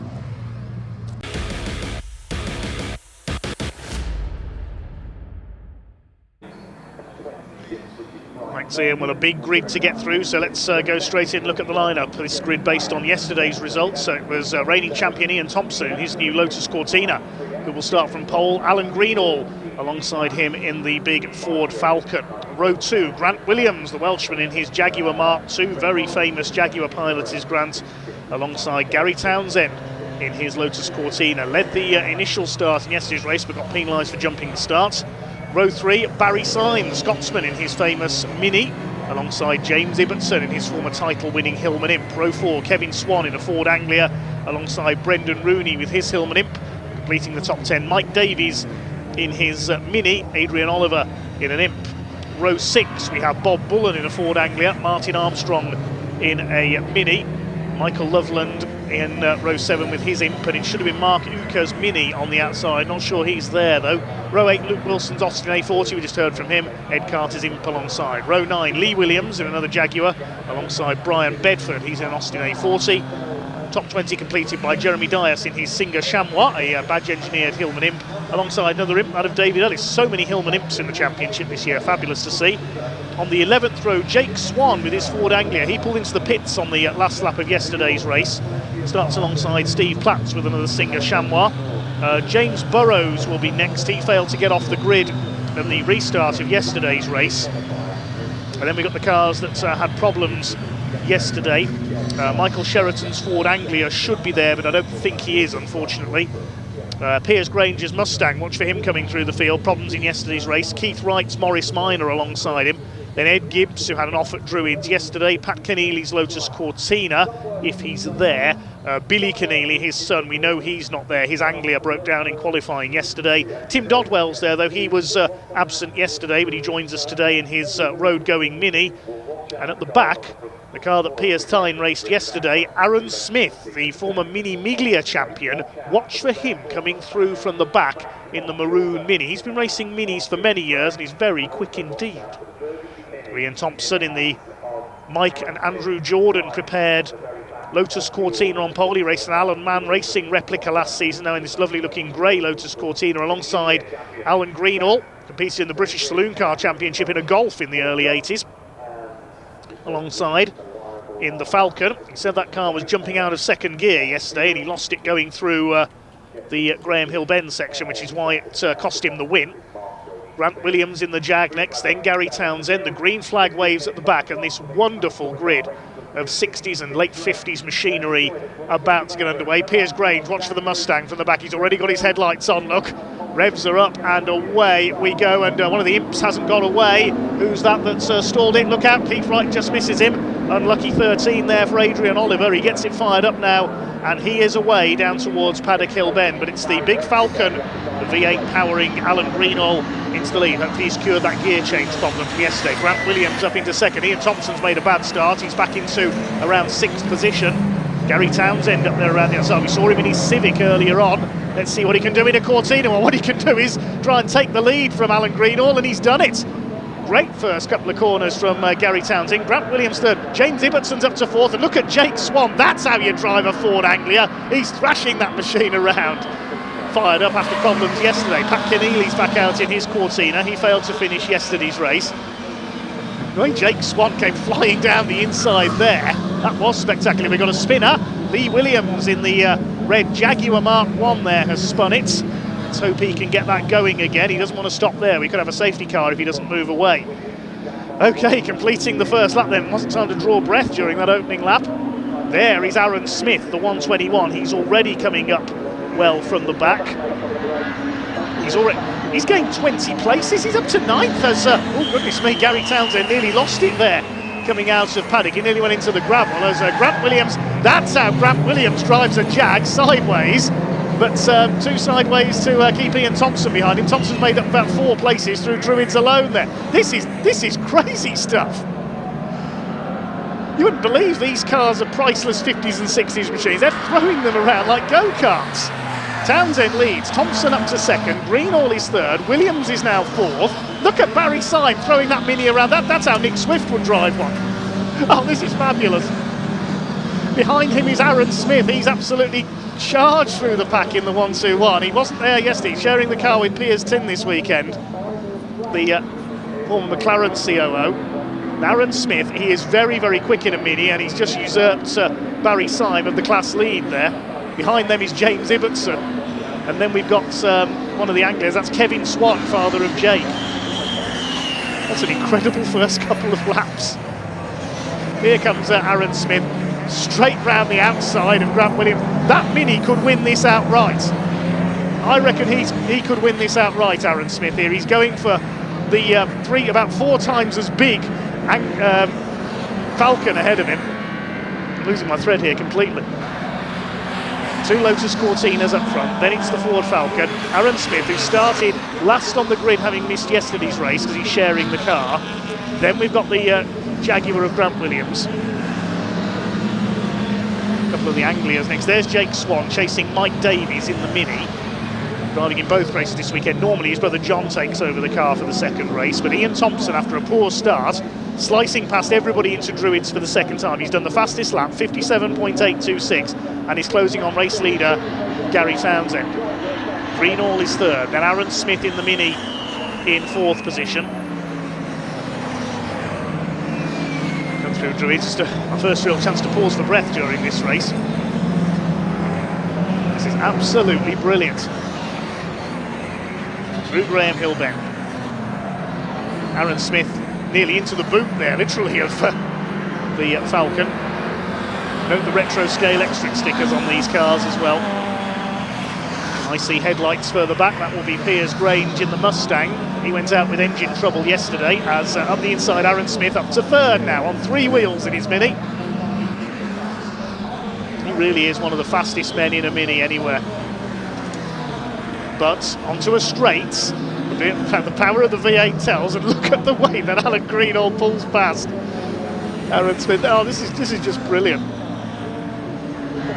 Showing why this is one of my favourite racing championships anywhere. Now, first back marker coming up, so the Cortina's going to have to be careful here. It's Tim Dodwell, the veteran in his Mini, and when I say veteran, he's owned this Mini since it was new in the mid-60s.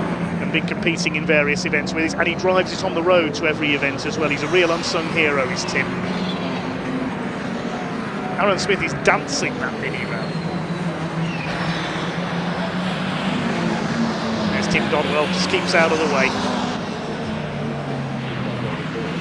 Meanwhile, Gary Townsend's under fire from Ian Thompson. He wants a double victory. They're coming up on Keith Wright's Morris Minor. They're side by side. Hopefully Keith's seen them coming, and Gary Townsend got boxed in there behind the Morris Minor, and Ian Thompson's been able to take the lead. And now the Mini is upon them. Here comes Aaron Smith. Here comes Alan Greenall fighting back. Absolutely incredible. These 4 covered by 2 seconds. And further back, Grant Williams is still 5th in the Jaguar, ahead of Barry Syme in his Mini.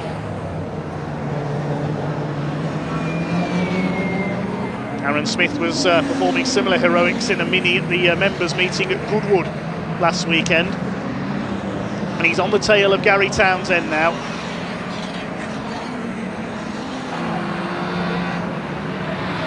Cortinas have got their lights on to warn the back markers they're coming. There's Piers Grange in the background. I think he's into the top 10 now. Yeah, he's up to 9th in the Mustang. Gary Townsend, I'm not sure he's seen that Aaron Smith is there. Mini a bit low in his mirror maybe, but up the inside, I think he knows he's there now. Appears next to Gary's driver's door. Excuse me, says Aaron Smith. I don't think so, says Gary Townsend. I'm going to hold 2nd place. The power of the Cortina telling over the Mini.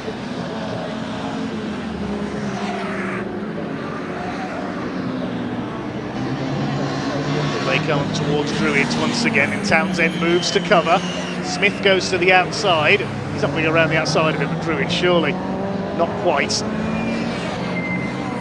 Very close to each other indeed there. Greenall still 4th in the Ford Falcon. It's Williams, Syme, James Ibbotson still. Oh, we've got a car stopped on Cooper Straight. It's Lee Williams in the Jaguar. If he stays there, that'll be a safety car, definitely. He got going again after his spin on the first lap, but if he stopped there on the Cooper Straight, then they'll have to bring out the safety car. Here comes Piers Grange. There's the Ford Mustang. He's already scored 2 wins this weekend in his Escorts. He was in contention for a podium yesterday when the Mustang developed a problem and he had to pit. Started from towards the back in today's race, and that big Ford Mustang now charging up alongside James Ibbotson in the leading Hillman Imp. Hopefully Lee Williams has been able to get going again and the race will be able to continue. towards Druids come the leaders. There's Greenall. Now what about the next group? Grant Williams ahead of Piers Grange, up to 6 now. He's got ahead of Barry Symes Mini, the Scotsman. Behind Ibbotson is Bob Bullen's Ford Anglia and Jake Swan rounding out the top 10. In the black Ford Anglia, just catch a glimpse of them there coming down the hill. Grange up the inside. White alongside Grant Williams there. Wales, England and Scotland all in a line there. Now the Mustang's going to get through surely at Surtees. Through he goes. Now getting after our 4 leaders. Barry Syme buzzing up onto the back of the Jaguar as well. We've lost Pat Keneally somewhere, I can tell you, the Lotus Cortina not having a happy season, sadly. And problems at Donington as well. It's not been a good season for the whole Keneally family, because Billy's yet to race this year both times this season. His Anglias let him down in qualifying. Speaking of Anglias, here comes Bob Bullen, racing his Escort this weekend in pre-83 as well, and here comes Jake Swan, headlights a flare. Up on the outside, James Ibbotson in his former title-winning Hillman Imp holding the inside. Barry Syme cuts ahead. He's just gone round the outside of the Jag at Druids. Brilliant from Barry. Here's our second place battle. They've lapped Tim Dodwell a second time. Tim just enjoying himself out there in his Mini. And now here comes Aaron Smith trying to go for second place. Gary Townsend uses the extra power of the Cortina. The man from Rugby holds second. Down into Paddock Hill Bend they go. Aaron Smith trying to fight back the local man from Aylesford here in Kent. Ian Thompson continues to lead, looking for his double as he tries to retain the title this year. Racing has been of truly wonderful quality. Still 5.5 minutes of this race to go as Aaron Smith once again four-wheel drifts the Mini through Graham Hill Bend. There's one of the Imps pulled over. That's the number 6 car, I think, of Ed Carter out of the race. The yellow flags on the Cooper Straight. Alan Greenall's still going, but he's dropped back in the Falcon now. Big cars like that, they have a habit of wearing out brakes and tyres very quickly, and of course he had that gear change problem yesterday. Across the line goes the second place battle. 2 seconds behind Ian Thompson now, lapping, I think that's Jeremy Dias' Imp there. Well, the A40's Brian Bedford as well. Moves to the inside.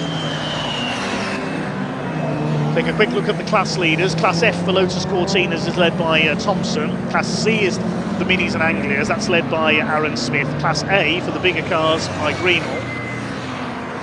Basically the American V8s and the Jaguars in Class A.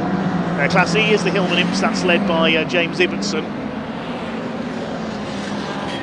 And Class D by Luke Wilson's Austin A40. That's the A40s and the Morris Minors. Beautifully done there by Jake Swan down the inside of Graham Hill Bend. He's taken Grant Williams, but the Jaguar's extra power tells, and he goes back through on the run down Cooper Straight. Jake Swan, the way he handles that Anglia, it belies his young years, racing alongside his father Kev. Going round the outside of Keith Wright's Morris Minor. You normally see him in a Lotus Cortina, but I assume he's had problems with that, and he's switched back to the Morris.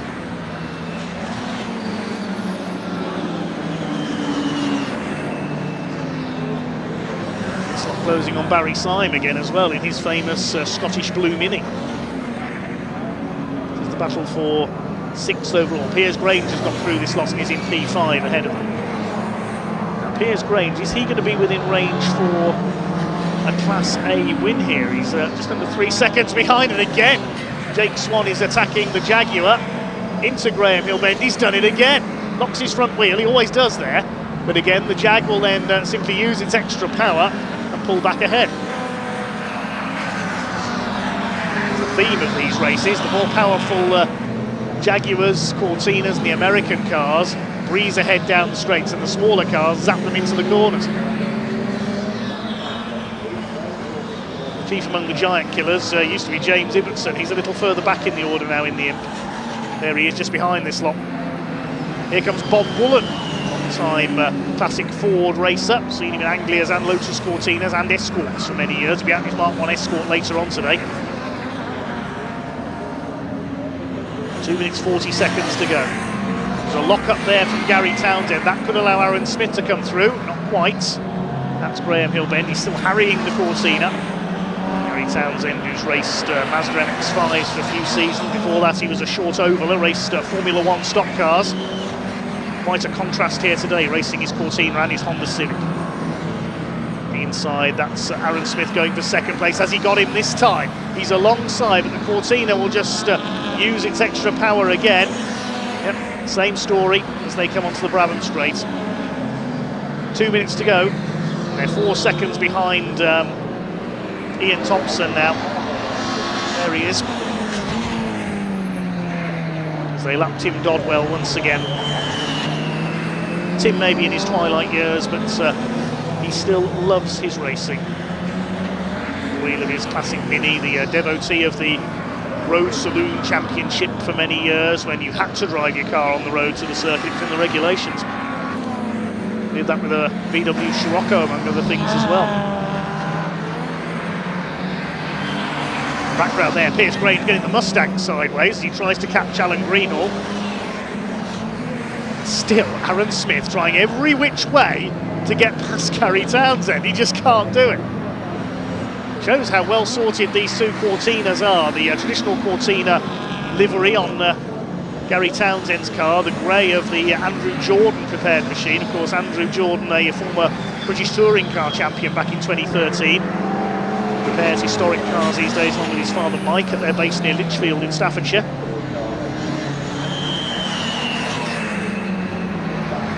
Great screaming on some of these cars, are really working hard. There's Grange, the back up to 5th. There's quite a gap back to the battle for 6th, which is headed by Williams. Ahead of, have we lost Barry Syme? The Mini hasn't come through, have we? I think we've lost Barry. Bob Bullen locks up at Druids. You can see how hard they're working these cars. But we've lost Barry Syme, unfortunately. That's given, well, Aaron Smith was leading the category for Minis and Anglias, so up to second now he's Bullen, battling with Swan. That's for second in class. We're not too sure where Barry has gone. He hasn't come through on that last lap, unfortunately, so I think he's out of the race. Let's have a look down the time sheet. No, he's come through now, he's 14th, so he must have had a spin somewhere, Barry Syme. There's James Ibbotson getting involved with the Anglias. Meantime, the clock is down to 0. The leader is at Druids, so we're on the last lap now. And meanwhile, Aaron Smith has finally got the Mini past Gary Townsend. He's finally got past the Cortina. He's been trying all race long, ever since he's rocking through from the back. They lap Keith Wright. They both slide their way through. Oh, look out. I thought the Mount Morris Minor was going to drift into the path of Gary Townsend there. Well, what an incredible race from the Everard's Pre-66 classic and historic touring cars. And despite making a slow start, reigning champion fought back, and it's going to be a double win for Ian Thompson. The wheel of his Jordan-prepared Cortina comes across the line to take the checkered flag, well clear in the end of his pursuers, and it's going to be Aaron Smith last on the grid, finishes second. Gary Townsend in third, Alan Greenall takes fourth, Grange fifth from the back, and then the battle for 6th coming through. Who's going to be 6th? It's going to be Grant Williams in the Jaguar, Jake Swan 7th towards the back, then Bob Bullen, James Ibbotson in 9th, and rounding out the top 10 will be Kevin Swan in his Anglia.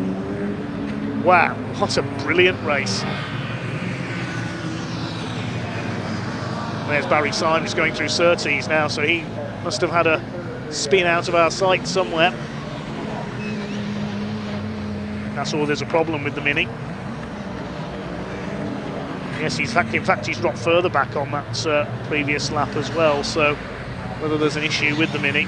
But the win goes to Ian Thompson. We'll take you through the class winners in a moment. Yeah, quite slow across the line there, so it wasn't a spin, it was something amiss with Barry Syme's car, unfortunately. And he ends up down in 21st place.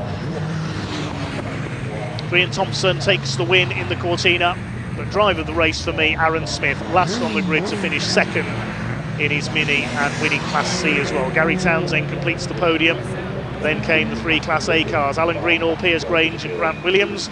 Jake Swan, a great drive by him through in the Anglia as well, throwing that car around to finish ahead of Bob Bullen. James Ibbotson takes Class E in his Imp. And then Kevin Swan, Mike Davies, Ed Gibbs, Mark Uka, Brendan Rooney. 14th second in Class E. Third in that class was Steve Platts. Further back in the order, Luke Wilson won Class D, and Class G, the guest class, went to Lee Williams in the Jaguar. Just a couple of retirements there. We lost the Imp of Ed Carter and Pat Keneally's Lotus Cortina. Let's see what the drivers thought of that one if they're in Parc Ferme.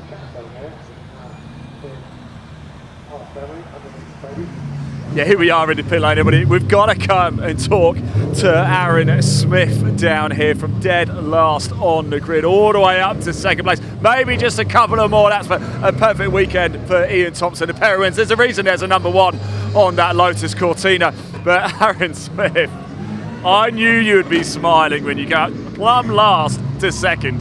I know. I was hoping for a good first lap, and that is definitely what I had there. Are you a little bit frustrated? You had got 5 more minutes. I know. What could have been? I could have caught him, I reckon, but I was just... There was a cross-channel ferry in front of me. I couldn't quite get past it. Do you mean Alan Greenall in the Falcon?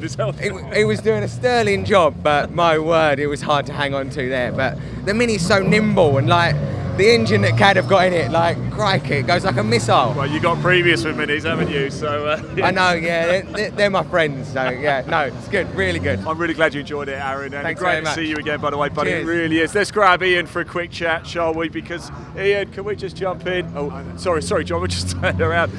Perfect weekend for you. There's number 1 on the car for a reason, isn't there? Well, 2 out of 2 is the first ever in my life. So. Oh, God, I didn't even know that. Congratulations. Aaron enjoyed it. Aaron was a bit racy, though, wasn't he? I was almost in the barriers at the start. I don't know if you saw, but I actually went into the tyre barriers off the line, had to get out. Someone squeezed me, but then I was in 5th or 6th. I just had to work my way back, so it was good. Very good, a lot of fun. You got a big smile on your face. Congratulations. Thank you very great much. stuff Appreciate it. indeed. There you go. I'm just getting pumped out of the way. Right, more racing action coming up indeed. In fact, next we've got the final race of the weekend for the Miltech Civic Cup. If you liked that close racing, this is certainly going to excite you. So I'm going to hand over to your commentary team to take you through the action.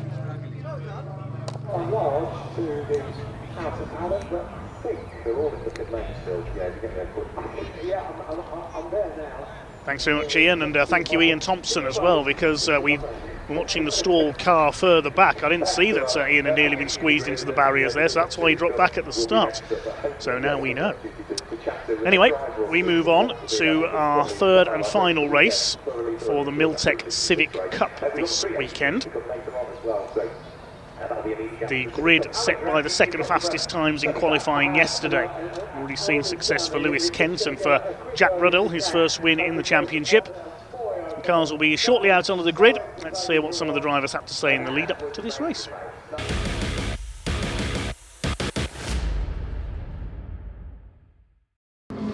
Right, everybody, welcome back to the assembly area. It is time for the final race of the weekend for the Miltech Civic Cup, and I'm here with Aidan Mitchell, because Aidan, it's been quite an eventful weekend for you, wasn't it? Yesterday, of course, you only just made race 1, a very late clutch change, but then it went a little bit wrong, didn't it? Yeah, so the clutch, we found out the clutch was, it came in from qualifying perfectly fine, had no problems, run it up on the stand, and there was no problems. Put it down and it just wouldn't go, so we had to change the clutch about 25 minutes before race 1, which was, yeah, obviously stressful, and the team did a great job. We got out, obviously we had to start from the pit lane because it was the last minute change, but yeah, we got out, and unfortunately just, yeah, one little thing, and it just, race came to an end at lap 2, so we had to start from the back from race 2, which obviously wasn't great, but yeah, we came back nicely, and yeah, we'll see what we can do. A great race in race 2 from you. Has that bred a lot of confidence coming into the final races? We're going to go for this one. Yeah, well, we came through 13 places gained, so, you know, it's all to play for here. We'll do what we can and see how it goes. All to play for. It's great to see him. I really hope race 3 ends on a high for you. Yes, the ups and downs of motorsport. So here we go, final race of the weekend. Miltech Civic Cup coming up. Dave, over to you.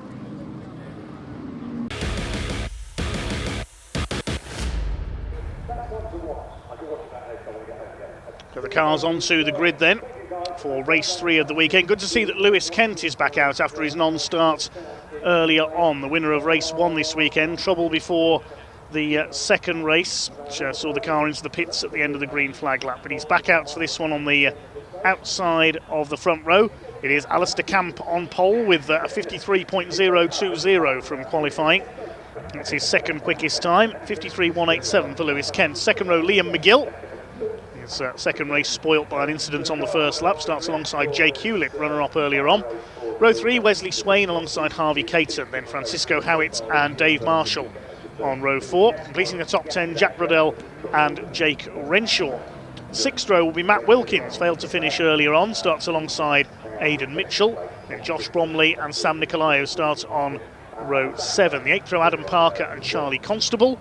Will Butt and Charlotte Birch on row 9. Completing the top 20, Gary Townsend, who's had to do a quick change of car, and he'll line up alongside Harry England. The 11th row will be Adam Jackson alongside 93 Ben Bateman. Then 322 Jamie Petters, 495 Mark Hughes, 74 of Anthony Gannon, 76 Simon Welch, and 86 Dan Petters, who missed qualifying yesterday while changing an engine, starts at the back of the field. He started at the back for both his races. He missed race 1. Came through nicely into the top 10 in the race this morning. This will be another 15-minute race, the Miltech Civic Cup. There's a little bit of clearing up being done at the moment. See Ed Carter's Hillman Imp being towed in there.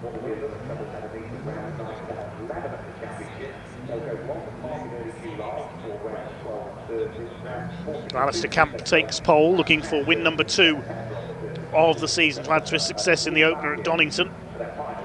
He set off on their green flag lap.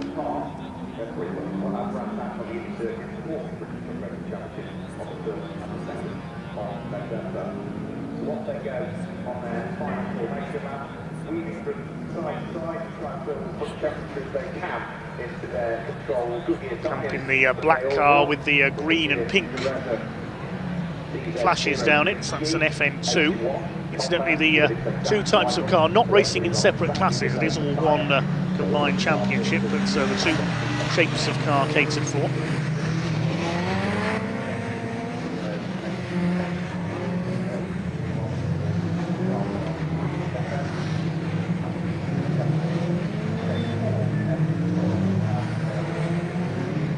Matt Wilkins looking for another Diamond Trophy success.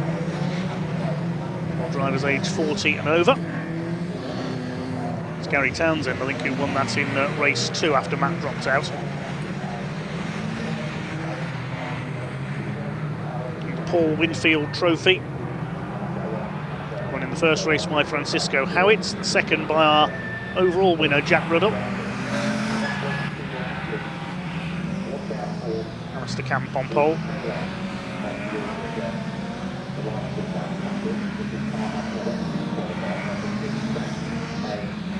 Many cars entered by Area Motorsport out there. Ben Sharp's team hoping for some better fortunes in this one. They had a couple of retirements yesterday.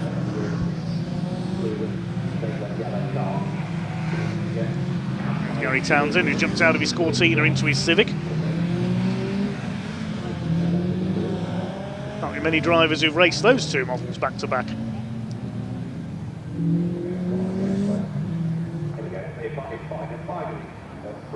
To the grid they come then.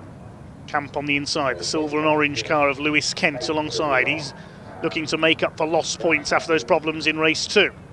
Liam McGill, the blue and pink car, the Scotsman on row 3 alongside the black and green of Jake Hewlett.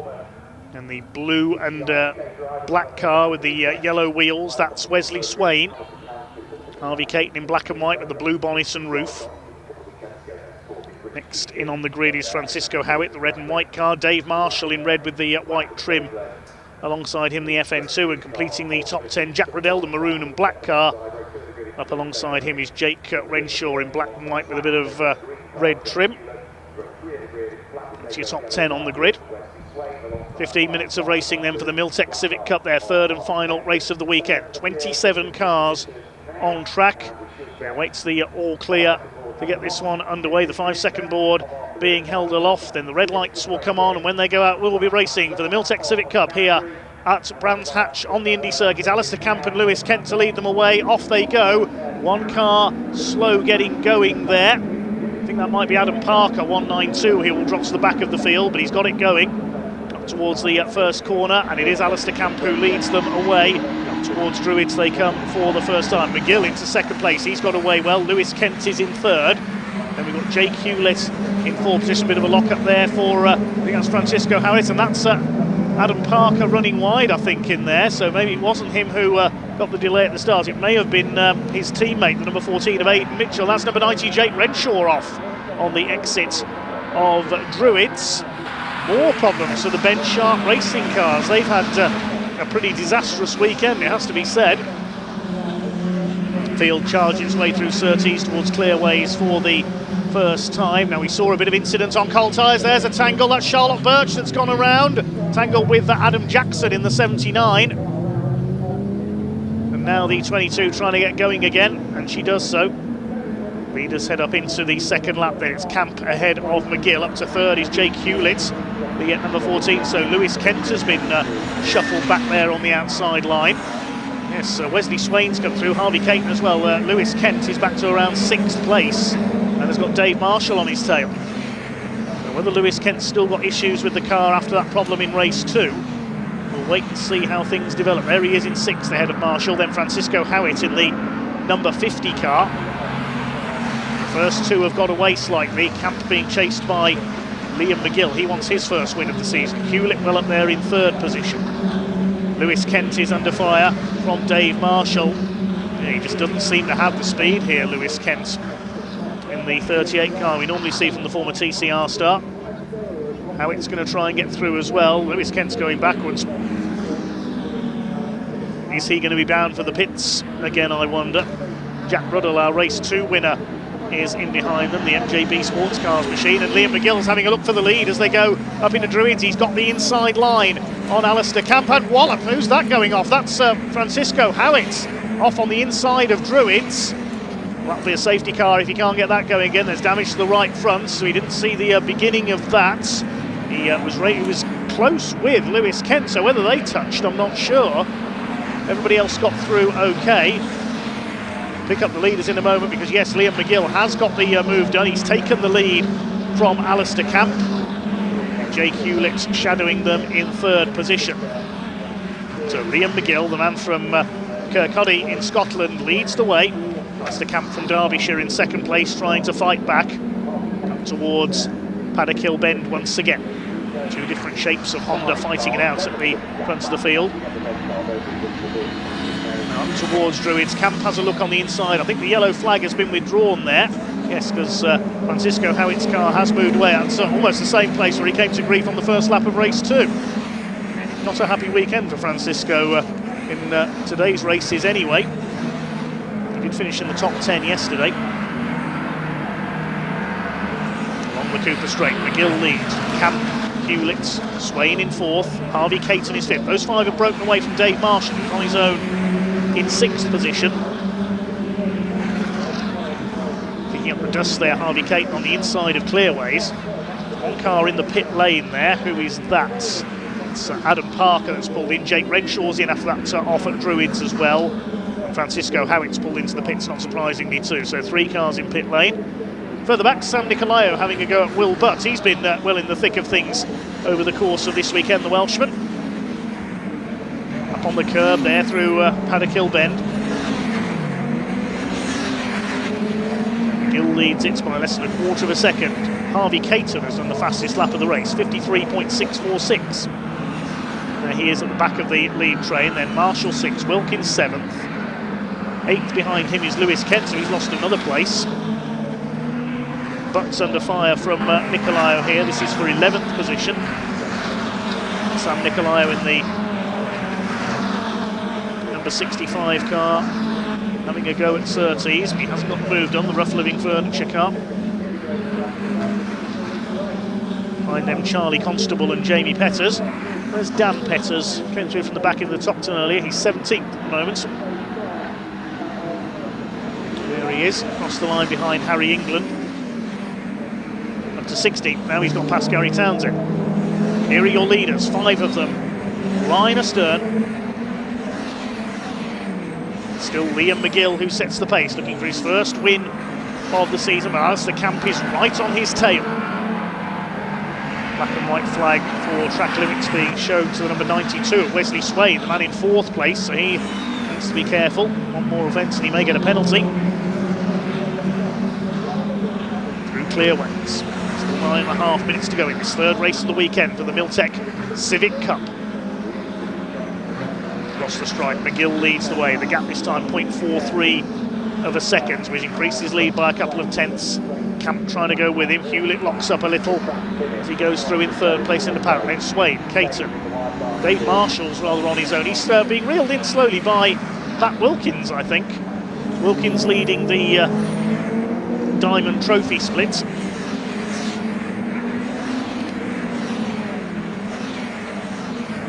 Through Graham Hill Bend go the leaders.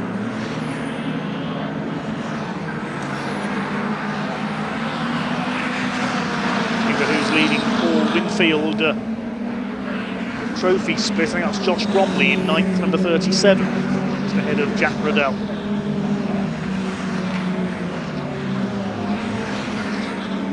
Across the line come the leaders, completing lap number 7. The gap still less than 0.4 of a second.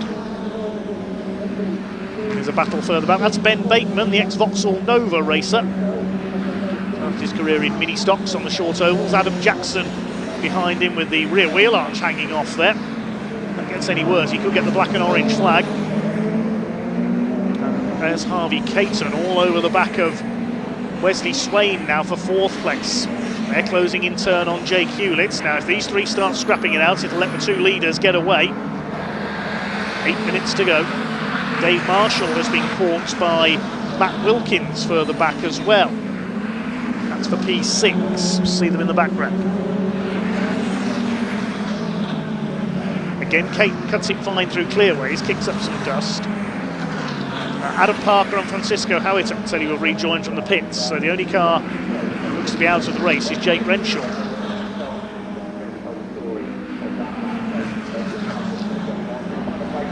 5 plunge together through Paddock Hill Bend. They're covered by just over 1.7 seconds. Gary Townsend has received the black and white flag, just as a warning for exceeding track limits.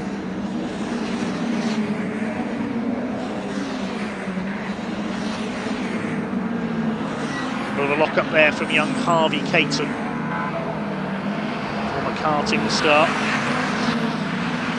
Cannock in Staffordshire, bouncing over the curb there at Surtees, is determined to get past Wesley Swain for 4th place. Is he going to cut up towards the grass through Clearways? Not this time, no. Still Liam McGill holding off the attentions of Alistair Camp out in front. Here's Sam Nicolau. He's getting well involved in the pack. He's got Jamie Petters on his tail now. This is the battle for 12th, and Petters goes through at Clearways. They struggled in qualifying, the Petters boys. There's the other of them, Daniel Petters. He's got the headlights on. That's the slightly battered car of Harry England, number treble 3 ahead of him. Bit of bodywork hanging off on the left side of the car. Side by side further back, Josh Bromley having a go at Lewis Kent. Well, it all started off so well for Lewis with a win yesterday, but it's not been a happy day at all for the erstwhile championship leader. He could lose his points lead here, I reckon, to Alistair Camp. Alistair Camp looking to emulate Max Edmondson as the second 2-time champion in Miltech Civic Cup history. Alistair won it back in 2021.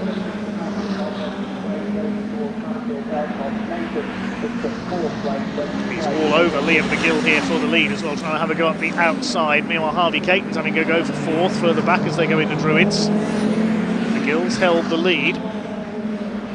Still the Scotsman as they head down into Graham Hill Bend. Has Harvey Caton got through for 4th? Yes, he has. He got the move done at Druids. Down to 5th goes Wesley Swain.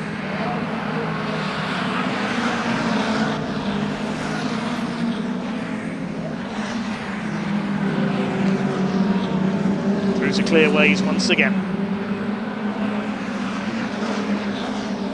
The gap's never been more than about 0.4 of a second for Liam McGill over a very determined Alistair Camp.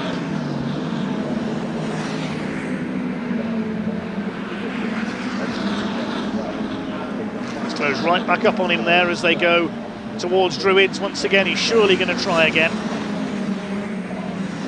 And McGill covers the line. They've got to be mindful that Jake Hewlett's closing up on them as well. Now he's starting to turn up the wick. He's just done a personal best, 53.451. Matt Wilkins has got the fastest lap, 53.445.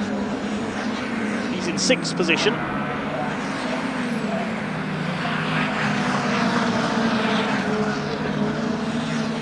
230s and McLaren they go once again. I think Wesley Swain has just been given a penalty. Yes, 5-second time penalty pending for Wesley Swain, who's at the back of this group. So he's going to get a 5-second penalty for exceeding track limits. That'll drop him behind the leading group, unfortunately. Harry England, his rather battered car, the side trim hanging off there, being chased by Daniel Petters. It's the battle for 15th place. Surprised that car hasn't been given the black and orange flag, bodywork hanging off. Been a rather fraught weekend for Harry England. Racing there Charlie Constable, Sam Nicolaou chasing down Jamie Petters.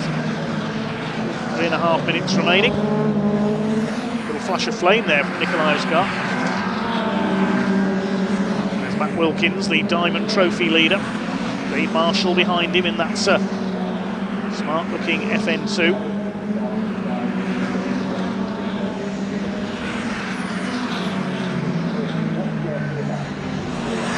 See as they cross the line, Swain I think will lose 1 place with the penalty, so Matt Wilkins if things stay as they are. Still Alistair Camp unable to do anything about Liam McGill out in front. Is he going to make his long journey from Kirkcaldy in Fife worthwhile with a victory?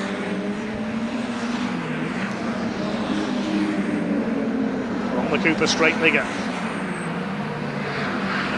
Is he going to be our 4th winner from 5 races in the Civic Cup this year? Only Lewis Kent has a double. He won the 2nd race at Donington. He won race 1 yesterday.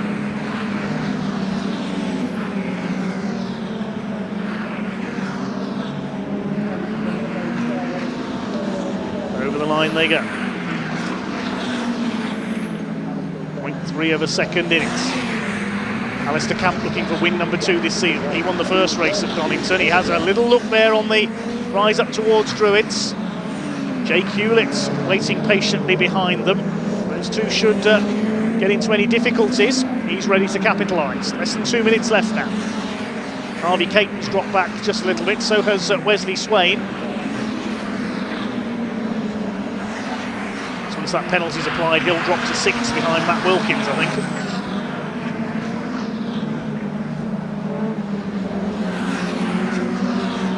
Towards the end of another lap. All but one of the cars started still running. Jake Renshaw going out on the first lap with that contact at Druids. 2 more laps to go of the Brands Hatch English Circuit. Here's a battle between Jamie Petters and Sam Nicolaou.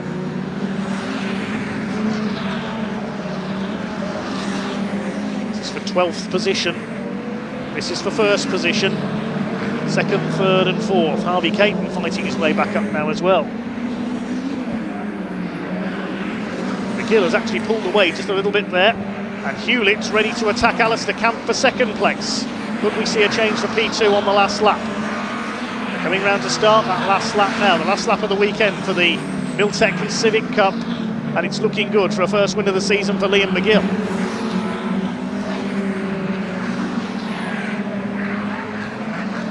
And Jake Hewlett snaps 2nd place. 30 seconds to go as they cross the line. Harvey Caton looking to get onto the podium as well. He was in good form at Donington.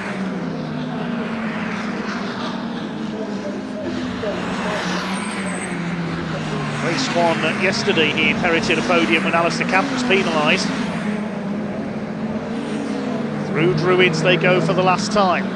I don't think Liam McGill is going to be caught here. The McGill Motorsport car heads down into the left-hander at Graham Hill Bend. It's going to be close for 2nd and 3rd. With the blue and pink car, the man from Fife has pulled away just enough, I think, Through towards Clearways for the last time. It's going to be 4 winners from 5 races in this year's Miltech Civic Cup.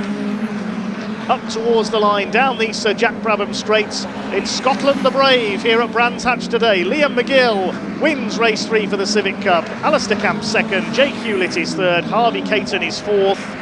Wesley Swain crosses the line 5th, but will be penalised to 6th place behind Matt Wilkins with the track limits penalty. 7th is Dave Marshall. Josh Bromley is 8th, and I think he wins the Paul Winfield Trophy segment.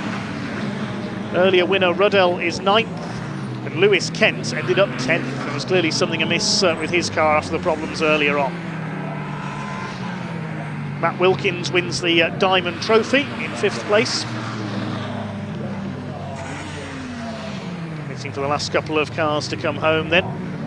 Just one non-finisher, Jake Renshaw, and Adam Parker finishes a few laps down after a pit call after early problems.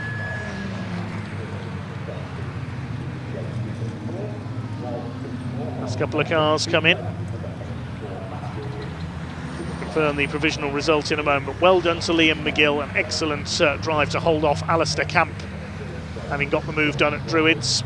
He wins by 3/4 of a second over Alistair Camp in second. Jake Hewlett in third ahead of Harvey Caton. Matt Wilkins in 5th wins the Goodyear Diamond Trophy. He got fastest lap as well, 53.445. Wesley Swain penalised to 6th by track limits penalty. Then Dave Marshall. Josh Bromley wins the Paul Winfield Trophy classification. Riddell. Lewis Kent only down in 10th place. I think he'll lose the championship lead to Alistair Camp possibly. Then Will Butts, Jamie Petters, Sam Nicolaou and Dan Petters from the back up into 12th position. Well, down to Parc Fermé then with Ian. Let's get the reaction to the action.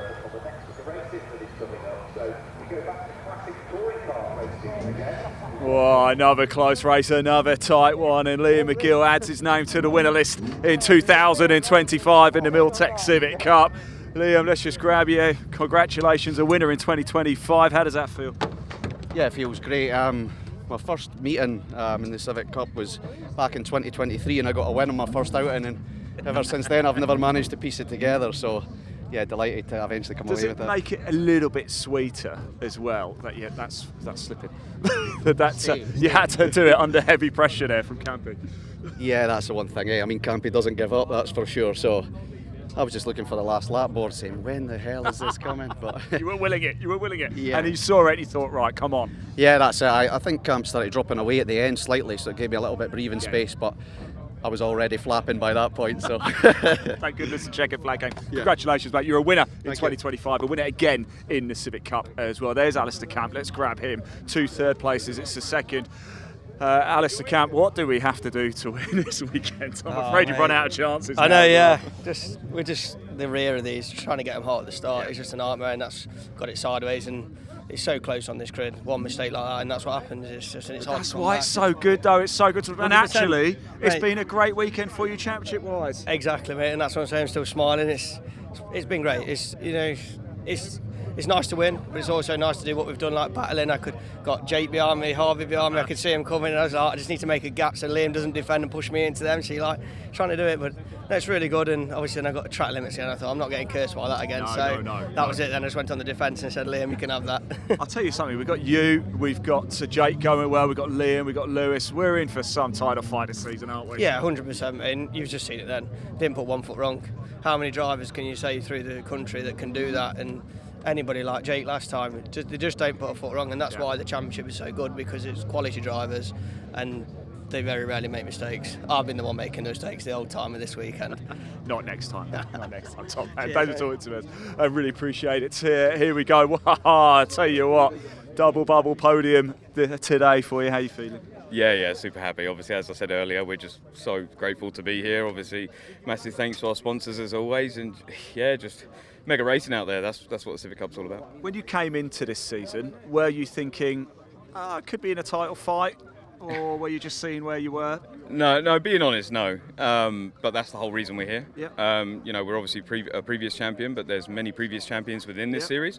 Hence why we're here. It's here to push one another on and look at what we're doing out there. It's just really good racing all around, and yeah, like I say, it's exactly why we're here, because the Civic Cup just it's just crazy competitive out there, as you can see. Long way to go, but you're in the title fight. Well done. Yeah, thanks for talking to us. Really appreciate it. I did want to find Jack, if I could, from Civic Cup. I'm not too sure where he is anyway. He's just going to give us a bit of update on where you can keep track of everything. But if you do want to watch more of the Milltec Civic Cup throughout 2025, you can. Do check him out on social media. If you've liked what you've seen, I'm sure you have. Do keep up to speed. In fact, you can watch the races live at Bark TV as well throughout 2025. Right, the pre-83s for the Classic Touring Cars have gone. They're not in assembly anymore. I assume they're out on track. So I'm going to hand over to Dave to take you through the action. Enjoy. Yes, the cars already formed up, ready for their green flag lap. Then they had a cracking race yesterday. This is the Classic Touring Car Racing Club Shell Oil's pre-83 touring cars. Let's see who Ian found to catch up with a little earlier.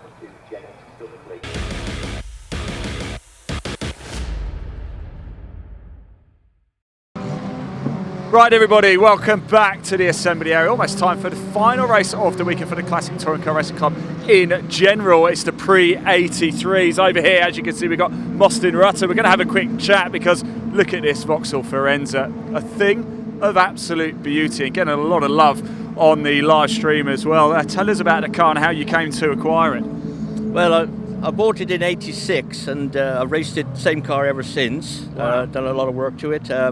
Very difficult now to obtain the spares for it, though. It's a bit of a problem when Escort you can buy everything off the shelf, I believe. But I love the thing. It's given me a lot of pleasure and heartache. And I bet it does. yeah, but it's fantastic. It handles the way I wanted to handle. It's beautiful. I like suppose it. you've had it such a long time now. It's just perfect for you, right? It is, yes. It's just perfect. Yeah, that's what I want, and I got it the way I want it. And let's hope we can keep it on the black stuff this afternoon and go for a good one. You enjoyed your weekend? Oh yeah, I do enjoy. Yeah, it's lovely to come out and meet everybody, and it's a friendly group. It's they're real friendly guys, and yeah, fantastic series. Well, you just answered my next question, so I'll let you crack on anyway. Get ready to go racing. Thanks for bringing it out to play. Look, again, as we constantly say this weekend, a mix of cars has got to be the wildest that we probably see in any grid across the entire country at any point throughout the year as well. A thing of absolute beauty. There we go. There's Mark Fowler there, topless. He won't be able to race like that. In fact, he's trying to get into this space. Right, we better get going racing. How do we? Final time for the Classic Touring Car Race Club. This is the pre-83. So Dave Goddard, over to you.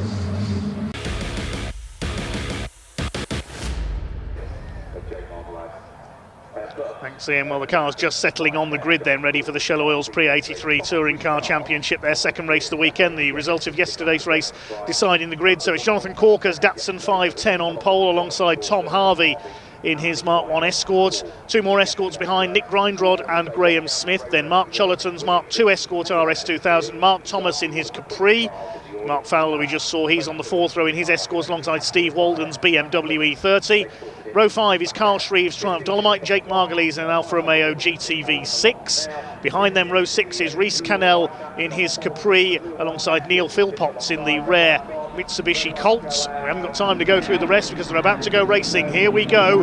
Decent start by both of the front row men. A lot of smoke out of the back of, that was tyre smoke, I think, from Steve Walden. He got the back wheels spun up.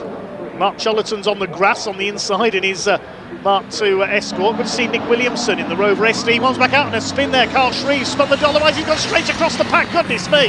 How did they miss him? Through the gravel goes Phil Waller in the Hillman Avenger. He saved it as well. My goodness, what a start. An incredible mix there. We've had a change of car as well, I've just noticed. Bob Bullen, who was out in an Escort yesterday, he's brought his Anglia out. He's joined the back of the grid in the Ford Anglia.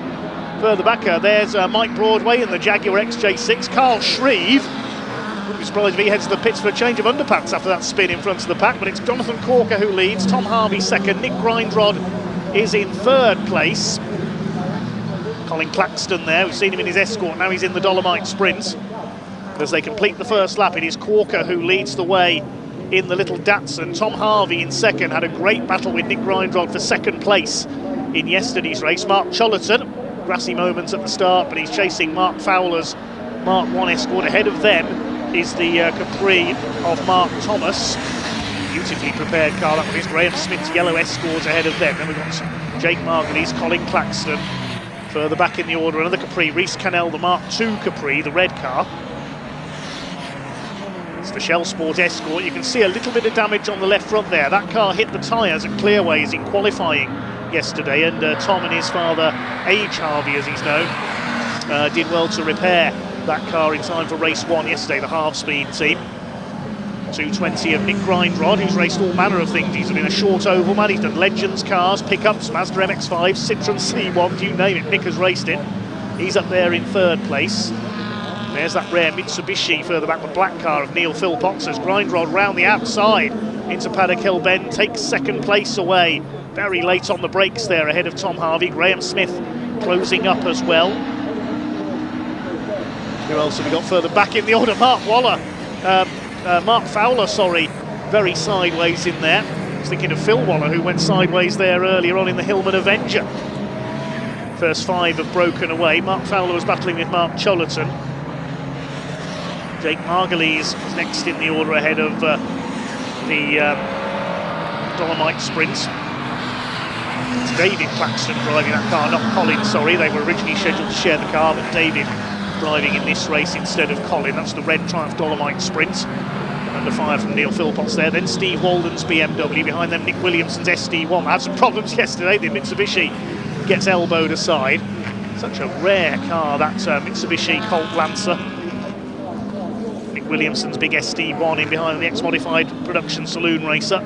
He's getting past Steve Walden's BMW.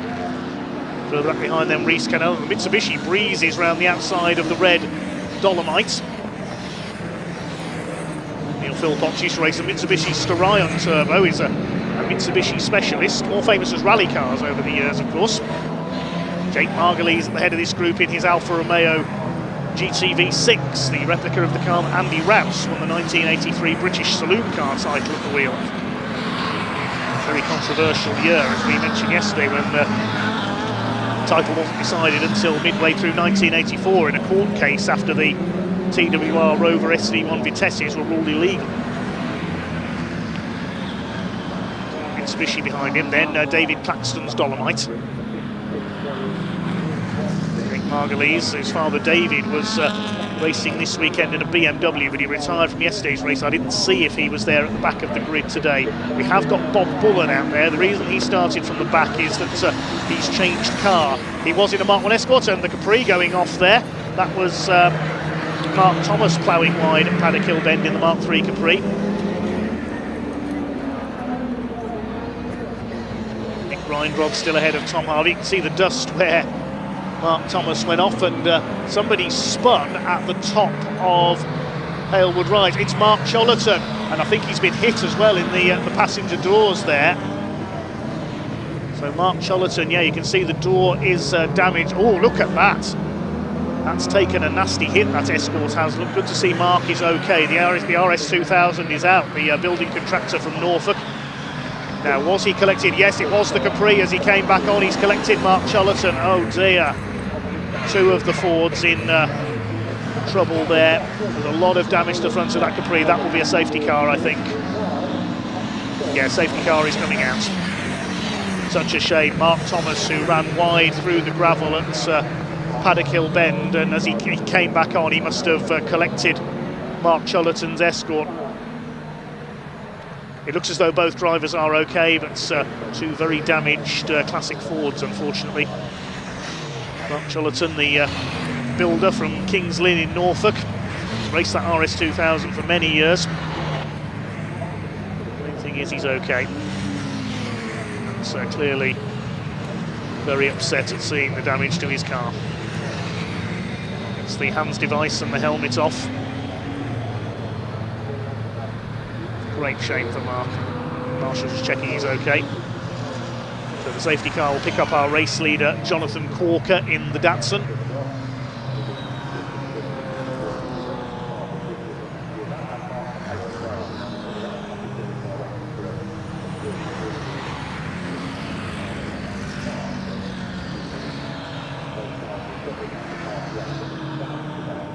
Hopefully, those cars can be rebuilt.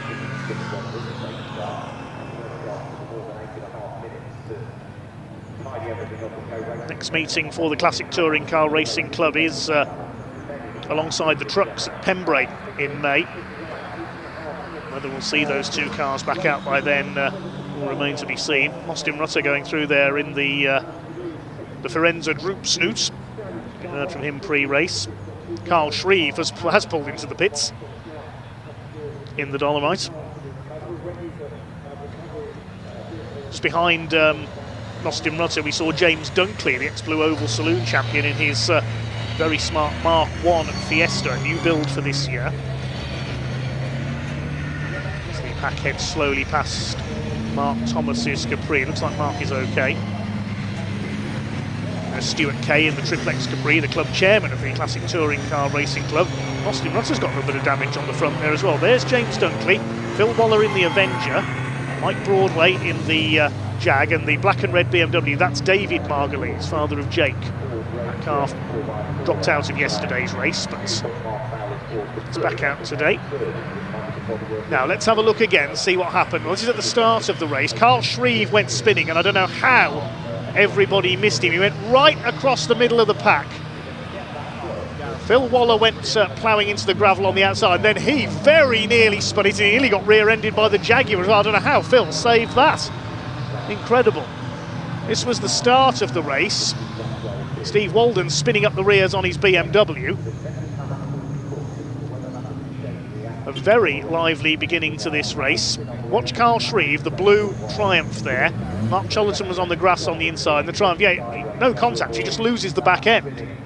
Chollerton had to anchor up, he goes around in a cloud of tyre smoke, and how the pack missed him, they couldn't see him for that tyre smoke. I don't know how that Triumph didn't get collected. Incredible avoiding job by everybody, but this was the incident further up. You can see the dust there. Mark Thomas's Capri went through the gravel at Paddock Hill Bend, and as he came back on, he must have collected Mark Chollerton in the passenger side. Let's see if we can see it again. The Capri in 5th place. There he goes, he loses the back end, very easy to do, the car goes very light there. He ploughs through the gravel, as he comes back on, wallop. Oh, that is some impact. A nasty accident there.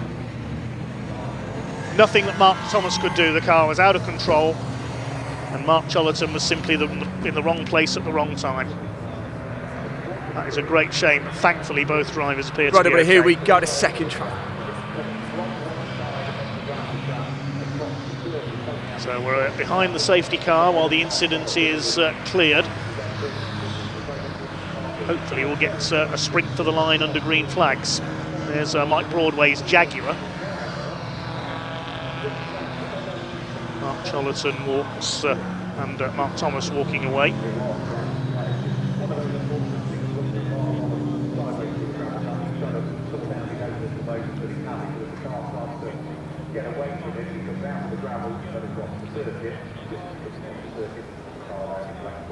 So Carl Shreve has pulled in as well. He's in the pits, so 18 cars left running. It is Jonathan Corker who leads ahead of Nick Grindrod. Tom Harvey in 3rd place. Tim Harvey, nice to get him back out racing with the club, the voice of British touring cars these days, of course, the 92 champion. Graham Smith 4th, then Mark Fowler's escorts. Neil Philpott's going well, he's up to 6th, and Nick Williamson from the back of the grid to 7th in the big SD1. Behind him is Jake Margulies' Alfa Romeo, and David Claxton, Steve Walden, there's Rhys Cannell, Stuart Kay with the Triplex Capri, Bob Bullen in his Ford Anglia, Austin Rutter, James Dunkley, Phil Waller, Mike Broadway and David Margulies. That's your order. The recovery crew still on track at Halewood Rise.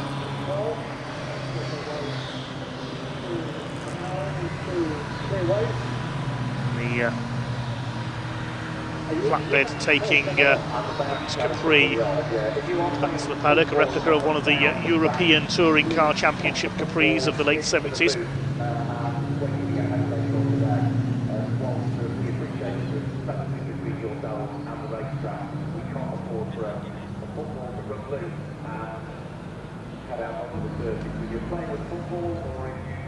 Let's take a look at that again.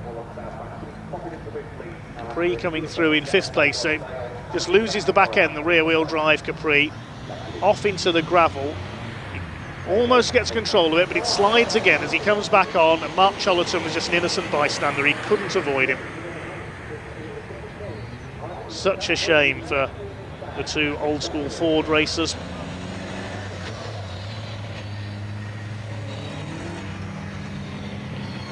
Trackside recovery stretcher off the Capri.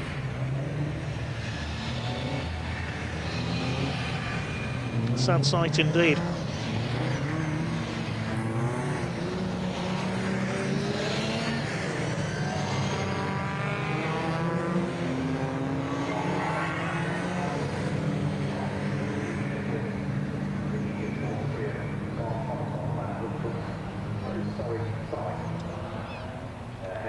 It's like some coolant leaking out of the radiator there, so that would have been needing to be cleared up.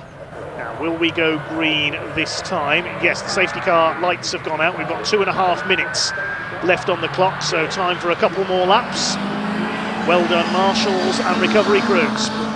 Okay, here we go then. The Shell Oils Pre-83 Group 1 touring cars. Jonathan Corker's Datsun going for its double. Nick Grindrod in second. Watch for young Tom Harvey in these Shell Sport Escorts. He could be in with a chance here. The pack already pretty much up to speed. Here we go. Jonathan Corker trying to back them up on this restart. They can't pass until the finish line. Here we go. Corker gets it right. He gets his foot down. We're racing once again with exactly 2 minutes on the clock. Up towards Paddock Hill Bend they come.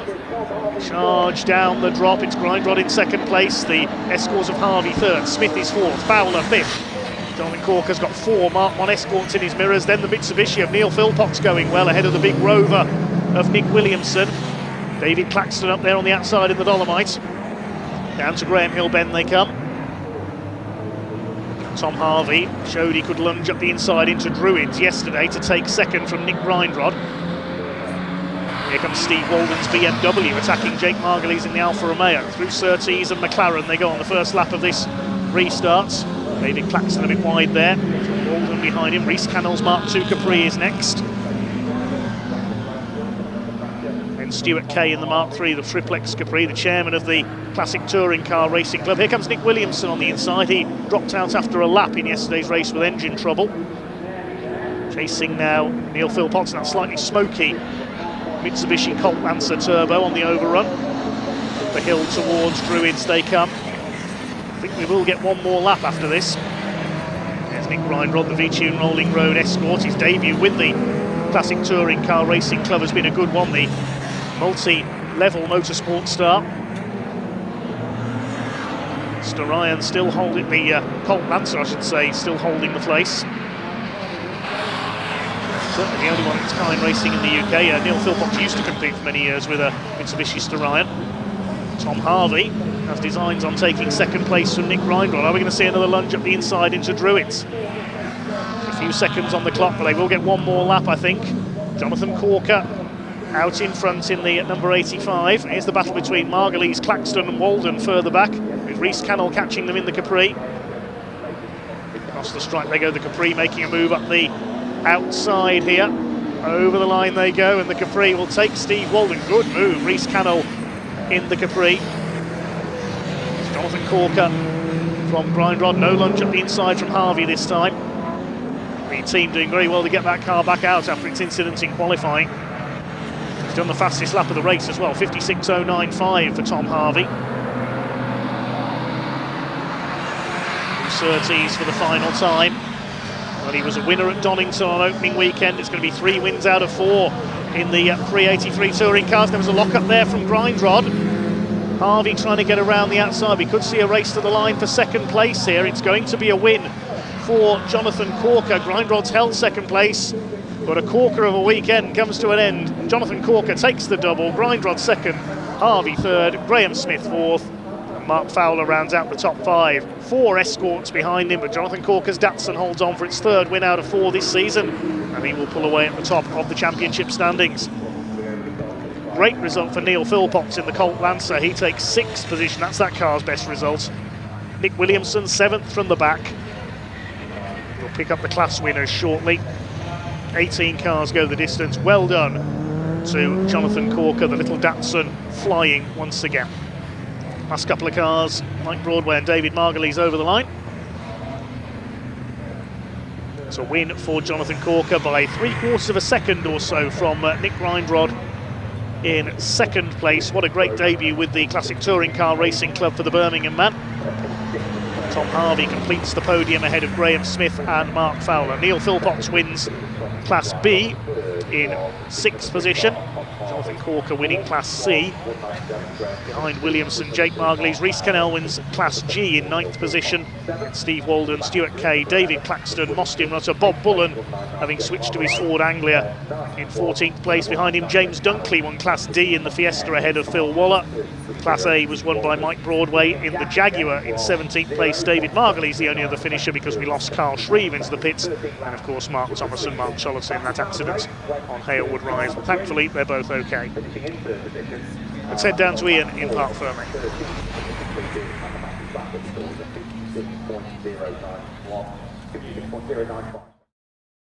Oh, we weren't going to have a quick chat. Looks like we might be able to grab a very quick word with Jonathan Corker. I was expecting him to go through. We've got the trucks coming out. Jonathan, very quick word, because I know you've got to go. The trucks are about to come out. Perfect weekend for you. Yeah, better than thought. I didn't think the car was going to make it through that last race. I was going to say, Nick put you on a bit of pressure there, didn't Yeah, so they're all behind me now, aren't they? So it's, were you a little bit nervous about the restart? Are you like, no, I've got this? I was nervous about the car. The car's on its last legs. The gearbox is about on its way out, and the back axle is moving. So I was praying the safety car just stayed out for a bit longer. Well done. A corking weekend for you. There we go. Had to get it in. There we go. Off he goes. Yeah, fantastic race. A pair of wins for Jonathan Corker in his Datsun. Nick Greenwood ran him close to the Escort, didn't he? And actually Tom Harvey got the fastest lap of the race there. Right. You can see the shutters here at Brands Hatch pit lane are closed. That can mean just one thing. The trucks are coming.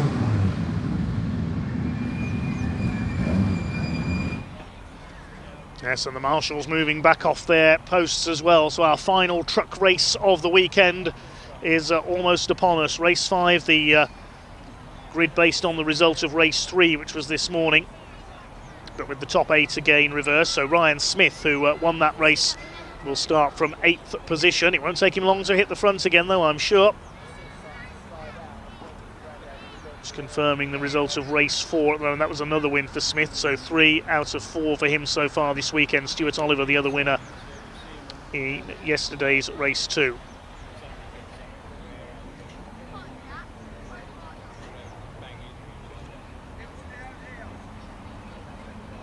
So I'll await the trucks to be released from the outer paddock. Then they'll be forming up behind the pace truck. I'll tell you, it will be David Smith who starts on pole position for this race, the number 11 MAN, and alongside him will be Michael Oliver, with Stuart Oliver and John Bowler filling the second row.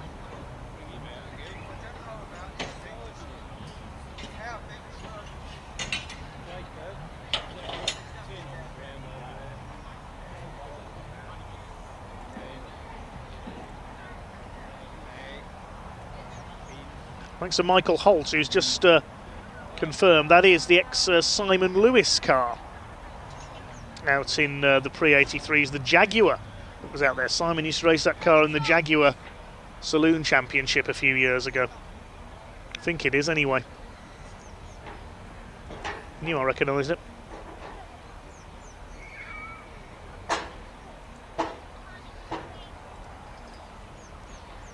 So it'll be David Smith and Michael Oliver on the front row for this one. Stuart Oliver, John Bowler on row 2.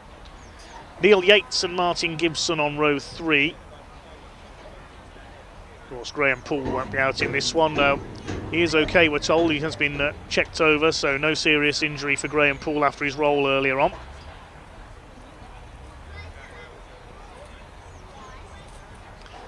The trucks then get ready for Pembrey in mid-May, May the 17th and 18th. And those asking why Tom Rourke wasn't the winner of race 3, the penalty was rescinded earlier on from race 3 for Ryan Smith. Paul Maxey asking why the garage shutters have to be brought down. It's a safety measure. Nobody is allowed in the pit lane while the trucks are racing, just in case. Because if a truck was to spin and hit that pit wall, there is a risk that it could cause some damage. So in the interests of safety, the pit lane is a no-go area during truck races. We did have a truck hit the pit wall at Thruxton, I remember, a few years ago. It was number 25, Ben Horn.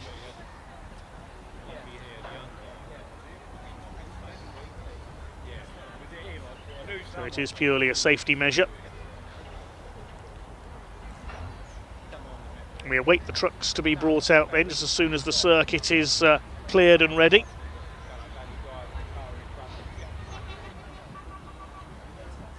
Just waiting for Mark Chollerton's car to be repatriated to the paddock.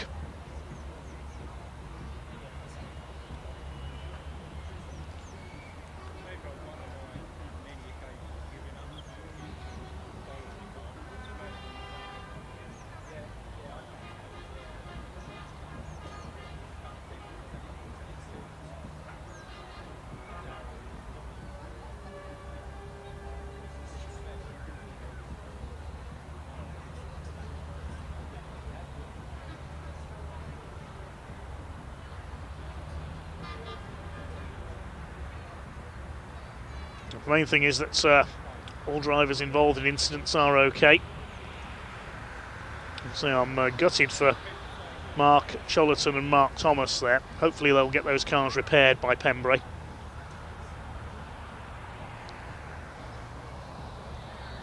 I'll give you the full grid for the trucks as soon as they begin to form up. I can see one of the recovery vehicles with its lights flashing in the paddock up there. I can see top right through the trees, Stuart Oliver on the move. I can hear a lot of air horns as well.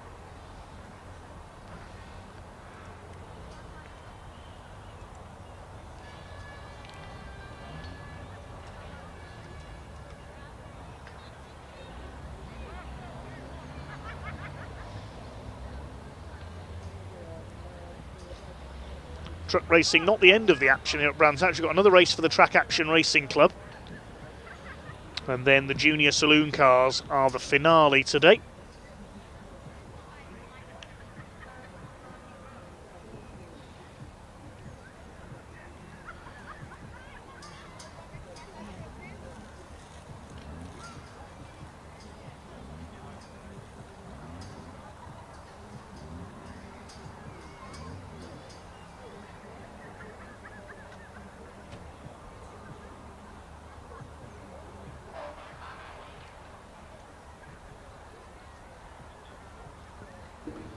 Well, the trucks won't be released from the paddock until they get the all clear from the clerk of the course, once everybody's in position. A little bit of clearing up to do, as we say, after that incident up at Druids.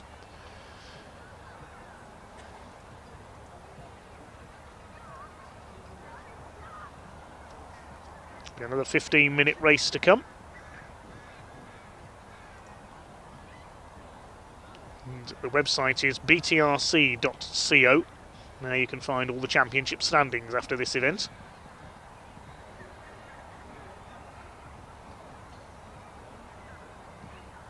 Liking the crane on display there in the paddock. I think that's from MV Commercials, Tom O'Rourke's company, one of the championship sponsors.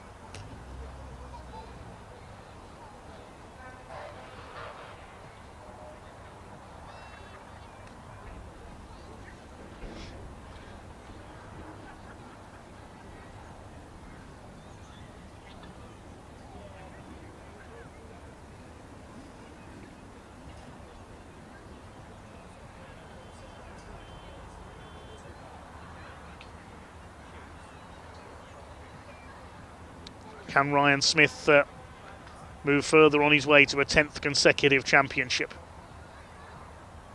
It's not the record for all motorsport, though. I think that goes to the trials rider, Tony Bow from Spain, who is now indoor and outdoor world champion. I think it's 19 years in a row now.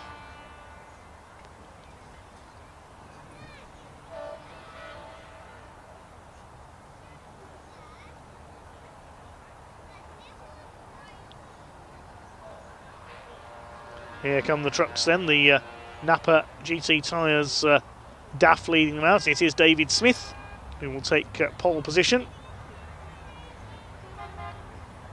And Michael Oliver will line up alongside him.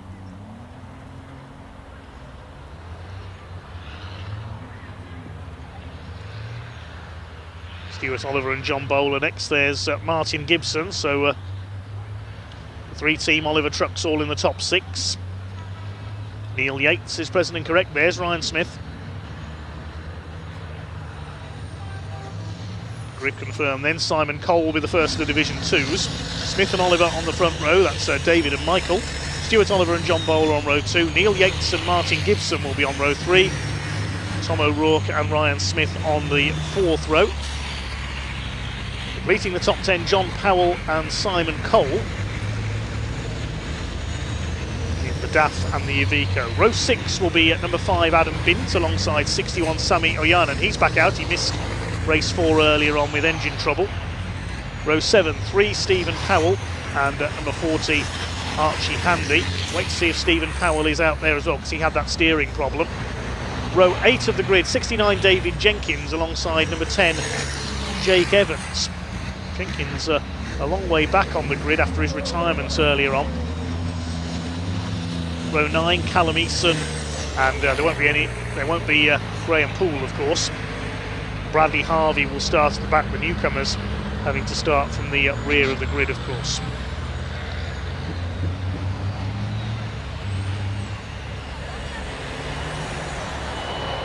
Should hopefully see 18 trucks out there. We'll confirm that when they're onto the grid. There's our poleman, the auto-equipped garage equipment's truck of David Smith.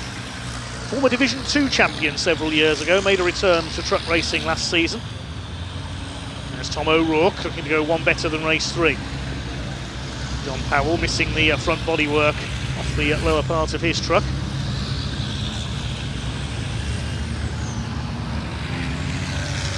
Bradley Harvey and the Weaver team DAF, that's John Powell's truck from last season, re-liveried. Adam Bint in his brand new Mercedes.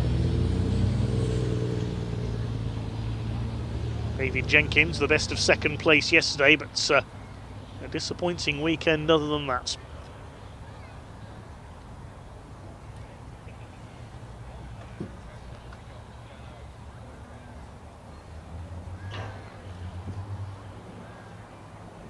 I make it 17 trucks out there. We haven't got Graham Poole. I don't think Stephen Powell's there either.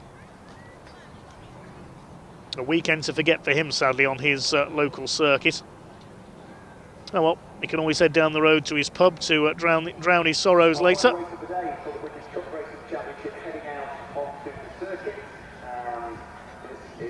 Marshals get them into grid formation.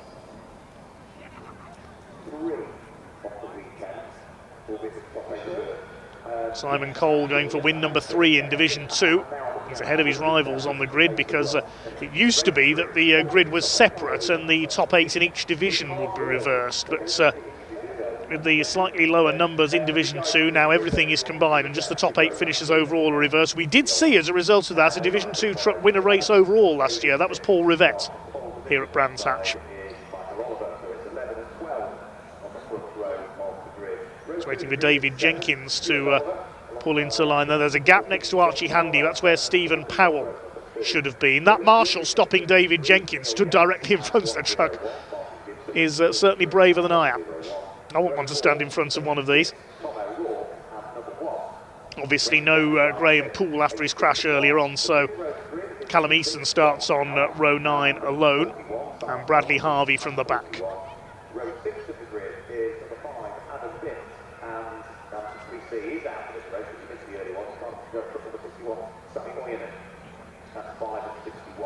Sami Oyanen back out.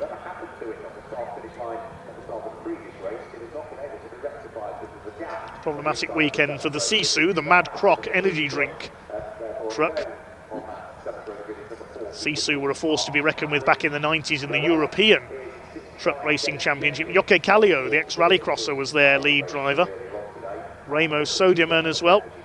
Harry Lustar in the later years, and we mentioned earlier Minna Kuopala were among their drivers, always employing drivers from their homeland of Finland.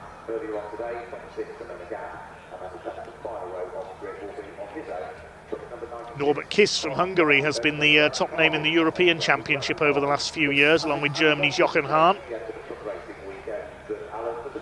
few Brits do contest the FIA European Truck Racing Championship, which sadly doesn't come to these shores anymore. The likes of John Newell from Yorkshire, Mark Taylor, Shane Brereton as well, the ex-national hot rod racer, among other things. He does a bit of historic car racing as well. So here we go then, the last race of the weekend for the big rigs.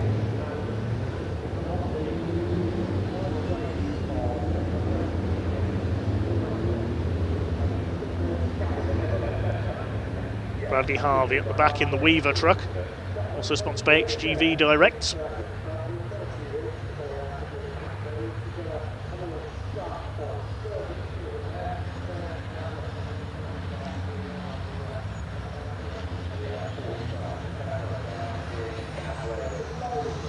Again for all your comments. Next to Heinrich, who's supporting John Powell, the Greenhouse Group team. Looking forward to seeing his new DAF out soon. Hi to the Jamesy boy from Scotland. He's supporting Tom O'Rourke. Billy Buzz Smith supporting Ryan Smith. Keep on trucking, he says. We certainly do here at Brands Hatch.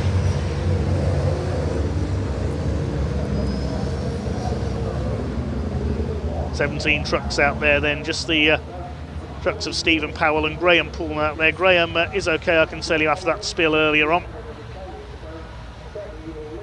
All the safety systems working as they should. Let's finish with a cracker then from the British Truck Racing Championship, race 5 of the weekend.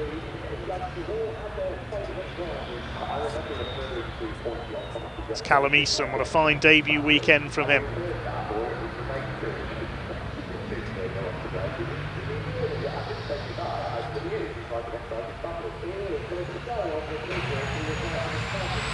DAF leads them round.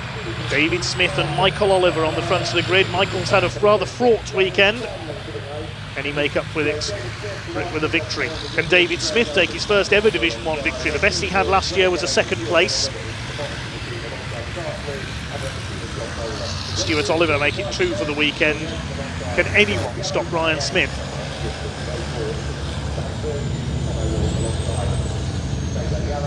Tom O'Rourke make up for his disappointments earlier. He thought he'd won it. David Jenkins is going to have to charge his way through. Plenty of questions to be answered in this one. 17 trucks out there. Pace truck is in pit lane.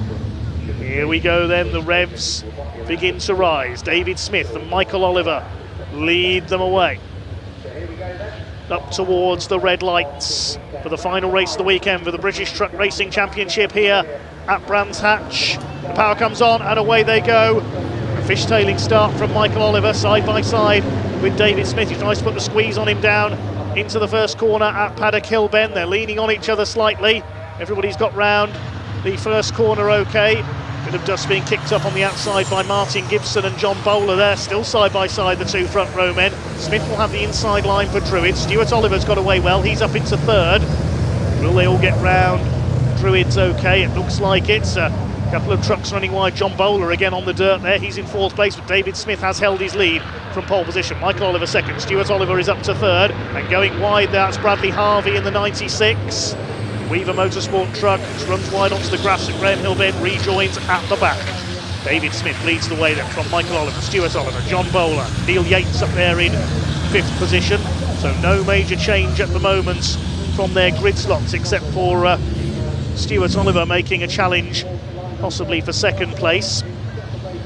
Martin Gibson's all over the back of Neil Yates in there as well for fifth position, but it's David Smith in the white MAN who leads the way. Bit of a lock up there for Neil Yates. He just cannot get the handling right. That 33 truck, and he's going wide, he's into the gravel.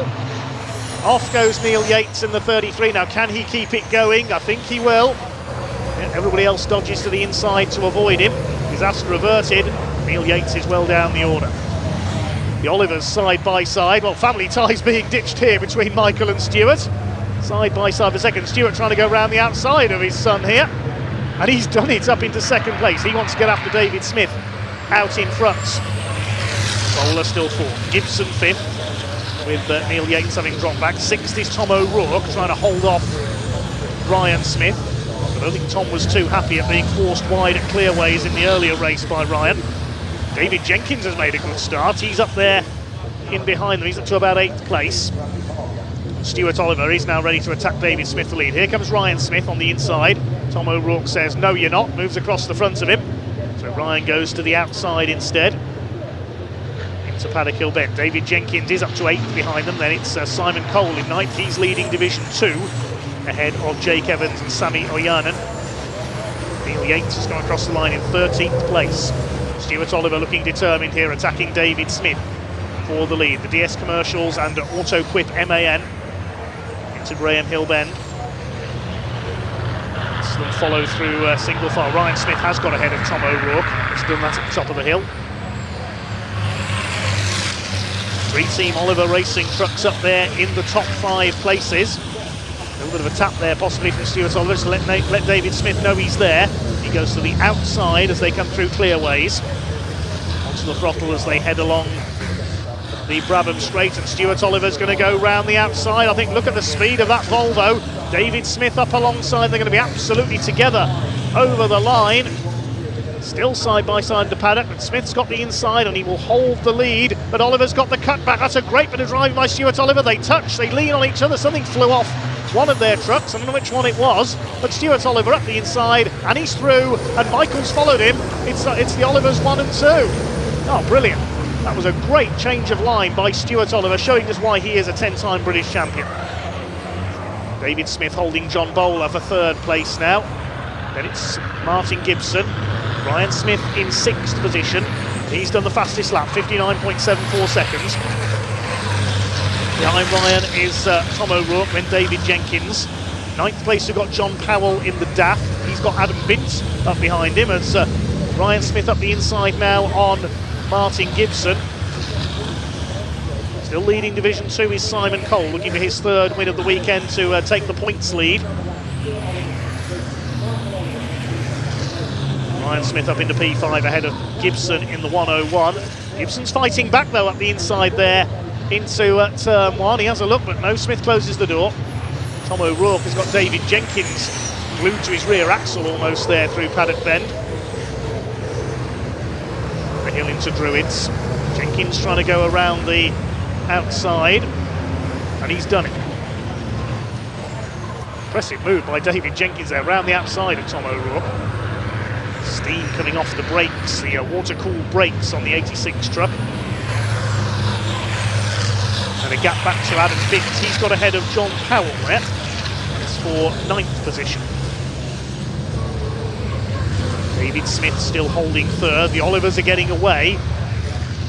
They're rather held up behind David Smith, who he hasn't quite got the pace of his rivals behind, but he's got the racing line. We saw this with Tom O'Rourke earlier on, and this will be frustrating Ryan Smith. He wants to get after Stuart and Michael Oliver out in front. He's got to get past these two first, and at the moment he cannot do so. 1,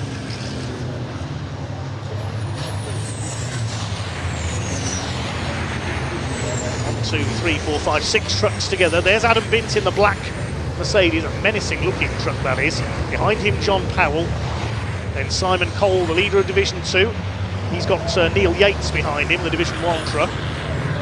Second in Division 2 is Jake Evans, and then there's a gap back to Sami Oyanen in 3rd place.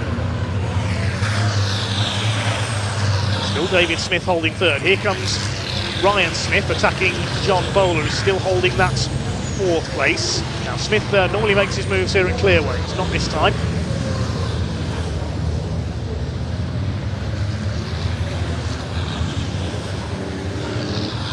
Across the stripe they come. Still just under 9 minutes this race to go. Jenkins kicking up some dust there on the inside. He's having a go at Martin Gibson. Moves across to the inside. He's had a very decent comeback weekend to the championship this year. Hasn't raced trucks on a regular basis for 3 years. We did see him as a guest entry at Convoy in the Park of Donington. On the occasion when John McGuinness also competed in the international truck races. The Isle of Man TT legend. Shane Brereton was there as well. John Newell made his UK comeback. Still David Smith hanging on grimly to 3rd place. Now here comes Ryan Smith attacking John Bowler. He'll try the move at Surtees. Bowler again moves to cover. Gonna have to go over the curb there on the inside. Keeps his foot in. Keeps his nose in front as well. defensive driving by John Ball now. Could this let Martin Gibson in for an attack on the back of Flying Ryan?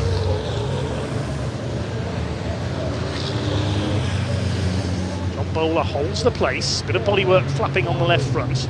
Going up towards half distance in this one. It's still Stuart Oliver and Michael Oliver. You haven't forgotten about them out in front. 1.6 seconds between them. Stuart looking for his second win of the weekend. Ryan Smith buzzing about on the tail of John Bowler. David Jenkins getting involved in the battle now as well on the tail of Martin Gibson. Just behind them is O'Rourke. Bint and John Powell completing the top 10. Neil Yates has now got ahead of the Division 2 pack. Still led by Simon Cole. 17 trucks are still running. Bradley Harvey, of course, ran wide on the opening lap onto the grass. He's still running at the back of the field. Tom O'Rourke trying to keep pace with these Division 1 rivals ahead of him. Here comes now Ryan Smith's got a run on John Bowler as they come onto the Brabham straight. He should go through there. Bowler will try and keep his foot in and keep it around the outside, but Smith's got the nose in front of the Daimler Freightliner. Up the inside, Bowler's hanging on around the outside, but he can't hold back the 9 times champion. Already looking good for 10 titles this year. Bowler back up the inside. Jenkins darts out from behind Martin Gibson. He's going to try and get the inside for the left-hander at Graham Hill Bend, but he won't do so because the 101 moves across to take the line. And now Ryan Smith has only got his namesake David in front of him. Has he run out of time to catch the Olivers?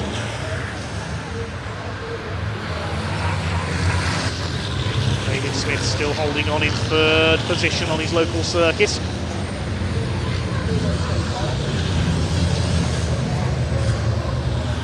Olivers are about 4 seconds up the road now ahead of this group of 6. Stewart's still ahead of Michael by 2.2 seconds now, so the 10-time champion is pulling away. Over the line they go. Ryan Smith up the outside. David Smith just got to hold his line. There are the leaders. They're lapping Bradley Harvey's number 96. Ryan Smith tries to force the issue on David Smith, and oh no, you don't, says David Smith. Goodness me. Ryan Smith loses some front bodywork there as he had to go onto the grass. And John Bowler's going to try and get involved in this as well. Making his MAN as wide as possible there, David Smith. He was not going to let Ryan Smith up the inside there, so Ryan's going to try again on the run down to Surtees. He's back to the other side. There's bodywork flapping everywhere. He says the last race of the weekend. David Smith still hanging on. Just cosmetic damage on the front of the Daimler. Try a run down the outside on the Brabham straight now. Has he got the straight line speed to draw past David Smith? The two Smiths side by side. John Bowler watching on. Across the line they go. They're nearly 8 seconds behind Michael Oliver in second place now, and David still will not be moved from that third place. Ryan's going to try again. More bodywork goes flying. Again he goes over the grass. He's getting a bit, in my opinion, a bit overly aggressive there, Ryan Smith. He hasn't noticed John Bowler creeping up on the outside as well. They're almost stuck together, those two now. Bowler's going to try and have a go here. Side by side into Graham Hill Bend, and still David Smith holds the place. He is not going to let Ryan Smith intimidate him here. He moves across on him again. Oh, now there's some needle creeping into this now. Ryan Smith, he'll be getting angry in there. He'll feel that David is blocking him. They're coming up on back markers as well, I think. Yes, Bradley Harvey is going to be lapped. David Jenkins is up alongside John Bowler, meanwhile. That's for 5th position. Ryan Smith goes to the inside. He's up on the grass again. And again, David Smith outpaces him. Martin Gibson having a go at Bowler and Jenkins. And Ryan Smith's going to be boxed in here behind Bradley Harvey as they arrive at Paddock Hill Bend almost. Now he moves to the inside. Bradley moves out of the way. Up towards Druids. Again, there's push and shove there. Ryan Smith, he's getting impatient now. He'll feel that he was forced onto the grass there by David Smith a lap ago. Let's hope this doesn't get ugly here for third place. Running wide there, Adam Bint battling with Tom O'Rourke.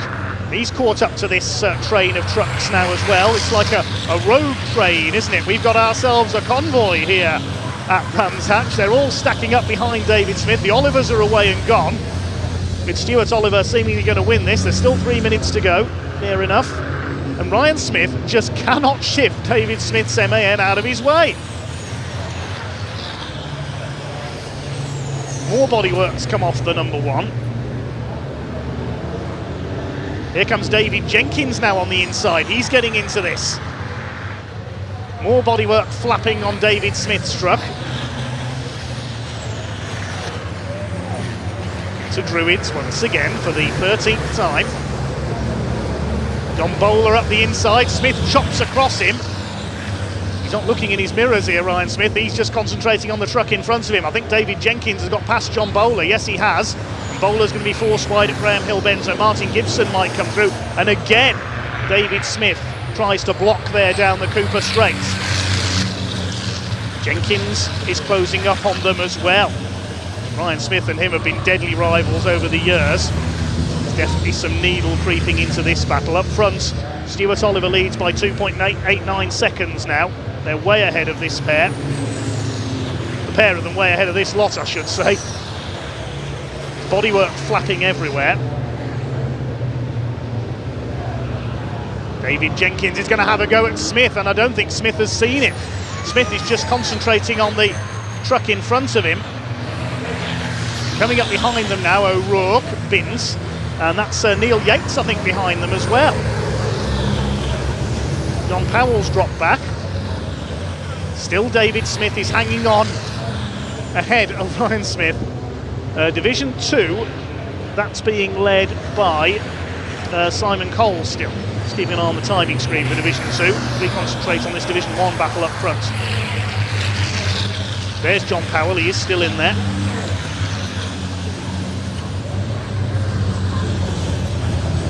Still David Smith refuses to budge from that 3rd place. He will not be intimidated here. I shall not be moved, he says. They're coming round possibly to start their last lap. Now they may get one more out of it. I didn't see when Stuart Oliver crossed the line there. Yes, I think they may get one more lap after this. They're coming up to lap, I think that's Archie Handy. Look at the state of the back of David Smith's truck. We slid a little bit wide there. This could be Ryan's opportunity. He just slid wide, the number 11. Surely he's got him this time. Through goes the number 1. How many laps has that taken him? David just made a mistake there coming out of paddock. David Jenkins is going to have a go now as well.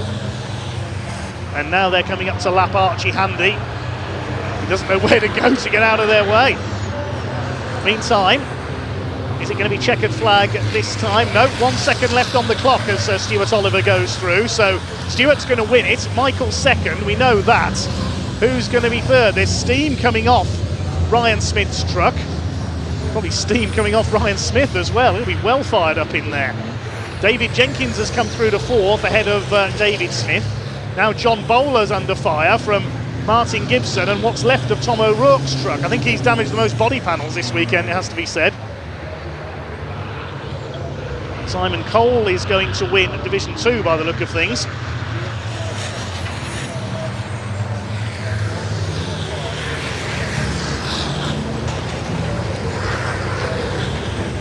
Meanwhile, here comes our race leader, soon to be race winner. There's been so much going on further back in the pack. We haven't seen him all race long, really. Stuart Oliver coming in for win number 2 this weekend. And he's probably wondering where everybody else has got to. Stuart Oliver takes the checkered flag. It's a family one too. His son Michael will come in second. Here's the rest of them. What a fraught race that was in the pack. It's going to be Ryan Smith in 3rd. Albeit with most of his front bodywork missing. Ryan comes across the line, 3 wins, 2 third places this weekend. David Jenkins is 4th, David Smith in 5th. 6th goes to John Bowler, Martin Gibson 7th, Tom O'Rourke 8th. It's going to be John Powell in 9th place.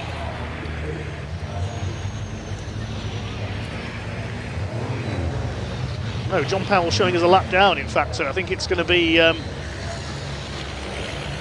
something's happened further back. We have lost Neil Yates somewhere.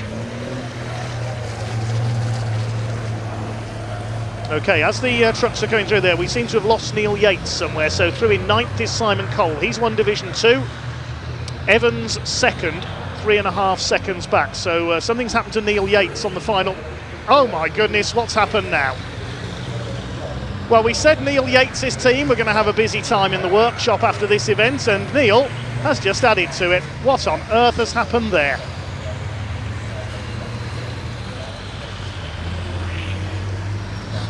The rear axle sitting on the barrier. I've never seen that before. What else can these truck drivers get up to this weekend? I hope Neil's all right. Well, remembering what happened at Thruxton a couple of years ago, Neil doesn't like Armco barriers.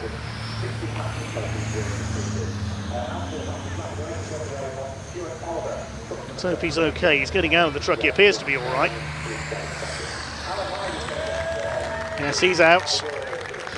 Looking rather embarrassed, it has to be said. Look at the rear wheel.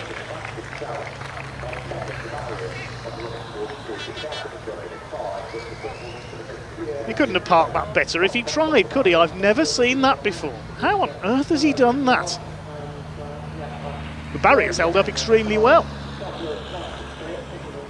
Neil appears to be okay, but that's another truck he's got to rebuild. We've already lost Graham Pool's truck from his team. Stephen Powell with its broken steering. And now this. Okay, let's head down to Pointy. He's down in the pit lane. See if he can sum that one up. Well, here I am, the excitable Spaniel, thanks to Alan and Mark for giving me that new nickname. But what an absolute... Oh, here he is. The guy that's given me the nickname. Excitable Spaniel. Yes, having had far too many blue Smarties. Way too many blue Smarties. Anyway, what an absolute result for Stuart Oliver. Cementing his position. I tell you, what a way to start the year. Where's Michael as well? Oh, we'll give Michael to Alan for now. You two were in your own race for most of that, I believe. Dave Smith, first of all, I think, my goodness, if you've seen how he just drove to hold Ryan Smith up. But that was fantastic. The start went so well for you. It did, yeah. I did. You know, Dave is a hard racer. There's no doubt about it. I knew I had to get up on him in a couple of laps, and I went on the Paddock Hill bend, and I was up alongside him, and he moved over. And I thought I couldn't have lifted, or I would have hit his back wheel and spun him. So I had to just keep in there.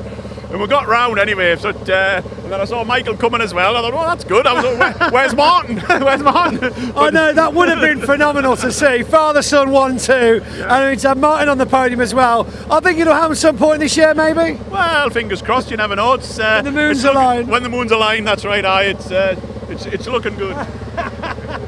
Look at this, absolutely brilliant. We'll swap drivers. You go speak to Alan. We'll swap over. Michael. Oh yes, well done. Oh, that was incredible. What a drive. Well, I was a bit disappointed I didn't get the win, but... I know. I thought you should have just knocked him off, really. I was trying, I couldn't catch up to him. Well, neither could anybody else by the looks of it. I mean, what a race. Oh, no, it was class. Well, I don't know if it was class. Trust me, you two were boring. Once you'd done your bit, that was it. But Dave Smith, I tell you what, he was holding off Ryan until the very last lap, and then he took him, let him go. I tell you what, though, that was a battle. We were all on the edge of our seats. I'll watch it back. I don't know what you're about. We'll watch it later on. We'll watch it later on, just trust me. But no, I'm just saying to Stuart, obviously, father-son 1-2. What a great way to end the opening weekend of the 25 season. First time, father and son 1-2. It's honestly, it's brilliant. That's incredible. Wrong way round, but yeah, it's brilliant. You know, we'll get there. We'll be the passing of the torch later on this year, I think. No, I don't think so. He's still got plenty of gas in the old tank, you know. But no, I'm chuffed a bit.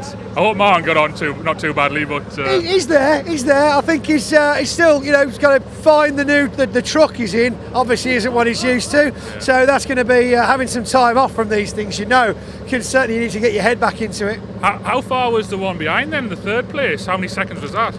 I mean, I think they stopped counting. It was so far away. I hope you two weren't putting too much effort in, because they were miles behind. I'm just concerned we end up with like a 60-second penalty or something, just so Just so Oh no! Yeah, no, yeah, you could both get some serious track limits and you'll still be clean. We didn't have any track limits. You'll be clear, definitely. Well, no, yeah, that's right. But one thing, the important thing was we were in a hurry because I want the Easter eggs. Don't we all? We got some serious tents to put down before we have any Easter eggs. But guys, honestly, congratulations to both of you. Honestly, it's fantastic to work with you guys. But to see you both on the podium, I'm really looking forward to those photos. Yes. Somehow. Lost for words. Excellent. Right, let's see if we can find anybody else. I can see Dave Smith having a bit of a conversation with Ryan Smith down here. It's looking very, very close, I believe. Lots of emotions down here in the pit lane as we see Martin Gibson giving me a certain signal to say, maybe not today, Pointy, maybe not today. Let's have a word with John Bowler. Yeah, come over, can I borrow him for a sec? Sean, how are we? How was that? Oh, fantastic. What a way to finish the weekend. Yeah, fantastic. I mean, the team have done great. Some really good clean racing, well, from us anyway, this weekend. You got to see some serious action from where you were sitting. That was a hell of a race. I know, which unfortunately we left the microwave and the popcorn in the trailer. So damn. We tried. So, I saw you doing some modifications to your truck last night, chopping some bits out. Have you found the power that you were looking for? Yeah, we've got a bit of an increase. There's still more to go, but we seem to be a lot more competitive this weekend. Trucks running well, teams doing well, track times are proving it, and podium this weekend, we're over the moon with that. Absolutely fantastic. I mean, it's been a great open for a lot of people, I believe. But yeah, it's so important when the teams put so much work into it to have these kind of races. But the spectators must absolutely be loving what they just witnessed. Oh yeah, fantastic. I mean, all in all, it's been a great week. Apart from we hit the barrier front end on in the earlier races, but we all laugh. Great, hats off to the team, sponsors, everyone for all the hard work that's gone in through the winter, and it's proving to be working and showing. Well done, John. John Bowler, Team Bowler. Well done, sir. Fantastic effort. I'm going to go and rescue Dave Smith. Dave, sorry to interrupt. Can I borrow you for a second? Thank you. Dave, now listen, not the result you wanted. I think the entire place was rooting for you, though. That's got to be one of the drives of your life, surely. Yeah, pole position. I had the opportunity. Got into third place. Stuart and Michael come past. Then Ryan caught up, and I thought I've got to defend. We were with you the whole way, on the edge of our seats, watching from the media centre. Every time you came round, we were like, come on, you've got it. I could sense the crowd. It was willing me on. But so how did he get past you? Because I mean, you had him on the grass a couple of times. He was looking for gaps that weren't there. He was trying every trick in the book, and you would just seem to be defence. Yeah, I was backing him up into every corner and getting the drive. As long as I held it tight, kept my line. I made a mistake at paddock, went wide and let him up the inside. If I hadn't have done that, we would have been there.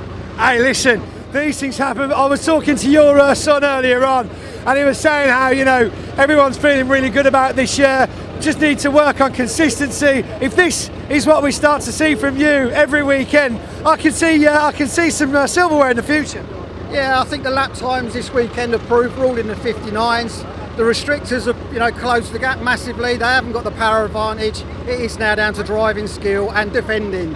That's what it's all about. That's what it's all about. It was good, clean defending. I liked every one of those moves. Like I say, we were watching so hardcore. Great race, Dave. Sorry for the way it ended, but wow, what a way to watch. And that's what it's all about, watching the races. The skill that went in from all the drivers involved there for getting that result. They're obviously having a few words. Anyway, it's time, so we want us to keep going. Oh God, we got time. The marshals will be kicking us out soon. Right, hold on then. Do we want to get more of this? This is what happens. They come out, they have little chats about things afterwards. They're like, oh, you want to do this? No, actually, what you want to do is do that. And Dave's like, yeah, but I was in front of you the whole time, mate, so I don't know what you're talking about. And Ryan's like, no, I was trying to get past you. And Dave's like, but I didn't want to let you pass, mate. And Dave's like, yeah, but I was further back and I was going to come past you like that, and then you shut the door. That's literally what they're saying. Right, let's head back down to the front because they'll be kicking us out soon enough. I don't know why Sammy O'Yannon's part there. Another great race from him. Do you want, or are you okay? No, okay. Always like to check with the drivers whether they're up for an interview. Right, here we go. Oh, we're back down the front again. Where are Martin? I've not spoken to you yet. Come on out.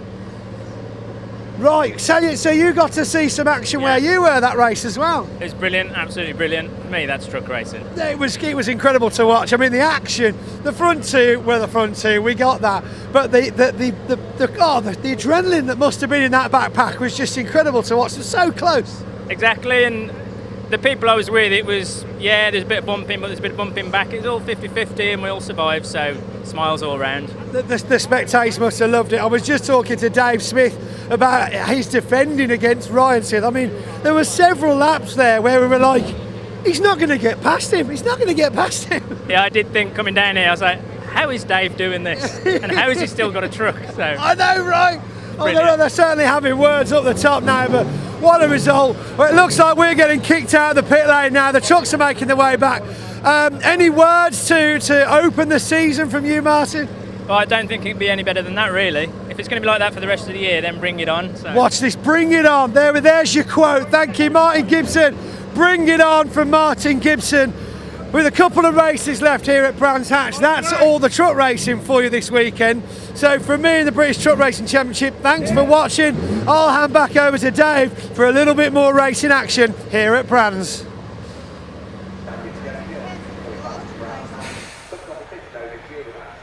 Well, thanks, Pointy, and all I can say is after that, I can't wait for Pembrey. That was absolutely mad, that final race, and it ends in the most extraordinary fashion, with a truck parked on the barrier. I'm waiting to see just how Neil Yates has managed that. Steve Bewers and the trackside recovery team have their work cut out here. But I wouldn't be surprised there were a few tempers fraying, it has to be said, after that one. A very fraught final truck race of the weekend. I think the Olivers were wondering where everyone else had got to. They were all battling away for third place. Ryan Smith winning out, so he'll be leading the championship, and I think Simon Cole will be leading the Division 2 championship. Now let's have a look back at some of the highlights of that incredible race. Stuart Oliver forced the issue out of Paddock Bend on David Smith to take the lead early on. Then coming round a little later on, that was when the first incident that saw Ryan Smith lose his body, but the two Smiths were at times tearing lumps out of each other in that fight for third place. Ryan trying everything he knew to try and get past, but David Smith was just not going to let him through.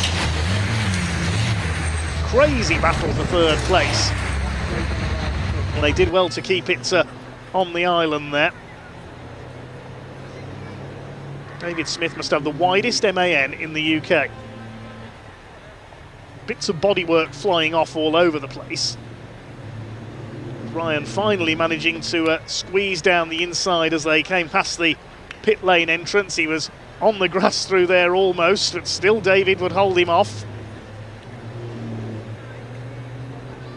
How these two didn't tangle and go off, I don't know. They somehow held it together. John Bowler and David Jenkins and company were just looking on behind, perhaps waiting for the inevitable. We nearly lost Adam Bintz and Tom O'Rourke as well at one point at the back of the train. Ryan eventually getting through into third, followed by David Jenkins. And this I think is what happened to Neil Yates. Oh, he tangled with Archie Handy and does a rail slide along the top of the Armco backwards. That was more like a skateboarding move. That was extraordinary. I can't believe I just saw that. Just look at that. He literally slid along the top of the Armco backwards. I believe this is yours, Neil Yates, says the marshal. Now they're clearing the truck off the barrier and checking what extent the barrier is damaged. But he tangled up there with Archie Handy, I think, when he was lapping him. He wasn't clear as he moved back across. That's what caused him to spin. but a stunt driver couldn't have got the truck to slide along the Armco like that. I doubt even Paul Bickers or Terry Grant could have done that. Two of Britain's top stuntmen.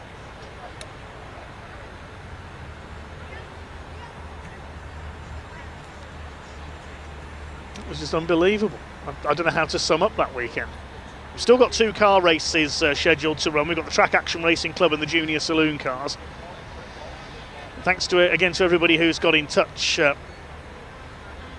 the stream.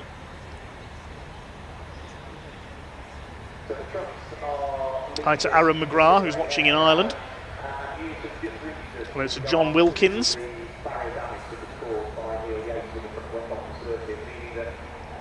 Hi to Dan Bartlett, who says, yes, Tony Hawk would have been proud of that one.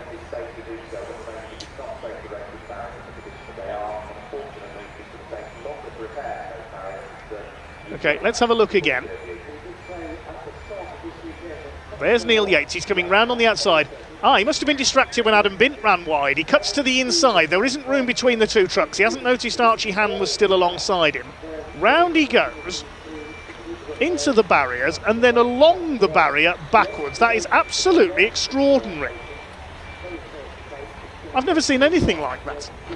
We had one go off there, yes, at the end of 2003. I think it was one of the Reeds went in there. It was at the end of 2023.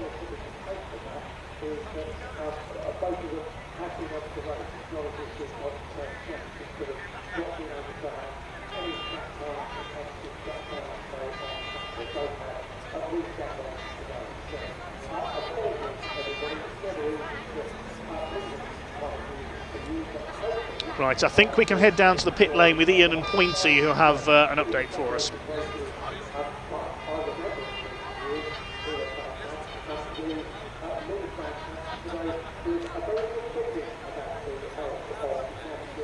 Yeah, hello everybody, welcome down to the pit lane here at Brands. I've got some news, Pointy. Yeah, not ideal. It's not ideal. Unfortunately, due to Neil Yates' truck and the damage done to the barrier, it does mean the final 2 races of the day have been cancelled, I'm afraid. So you will not get race 2 for Track Action and race 3 for the Junior Saloon Car Championship. It's a shame. Sorry. Safety first. Right? Yeah, well, yeah, I mean, it's been an unfortunate day. It's something that's semi-expected from the truck sometimes, but it doesn't make it any less irritating for the fans. And yeah, it's you know, they say, oh, that's racing, and it is, unfortunately. But yeah, apologies to the guys in those 2 championships, because we all come here to race, and it's a shame. But yeah, the circuit have made the decision that even by the time it's been recovered, Armco railings are Armco railings, right? And they need to be 100% before races go ahead. Yeah, they don't take these decisions lightly. I've just been in race control, and as you can imagine, it's been a bit panicked up there, making sure that they are doing the right thing. They've had a look at it. It's going to take a couple of hours of work, I think, to get it. We don't have the time left in the timetable, so that is that. So that's it. It's a bit of an early finish for us, Points. I don't really know. I think the bar's still open if you fancy it. Yeah, I mean, I've still got some trophies to hand out if you want to come give me a hand for a change. That my leg. It is a long way down. I think that's all's left for us to say, really, is to everybody at home, everybody watching this back, you know, thank you so much for joining us. Welcome to the 2025 truck racing season, along with all the other guys that have been here this weekend with the support races. Fantastic show, and oh look, we've got some trophies in the background. Yeah, we've got the Civic Cup boys here from a little bit earlier. Of course, Liam McGill in the middle, Alistair Camp in there too, and Jake Hewitt as well. Just quickly as well, Pointy, can I just say a big thank you to the marshals. They have had a bit of work to do, so great job as ever. I also want to say a big thank you to the crew here at Brands Hatch, the film crew as well. It's freezing as well. I don't want it sprayed with champagne. The champagne will be warm, don't worry. Yeah. Champagne, you think it's champagne, do you? yeah. The champagne's the warm bit. Well, the no secco's warm. Yeah, it's certainly give them a tan, that stuff will.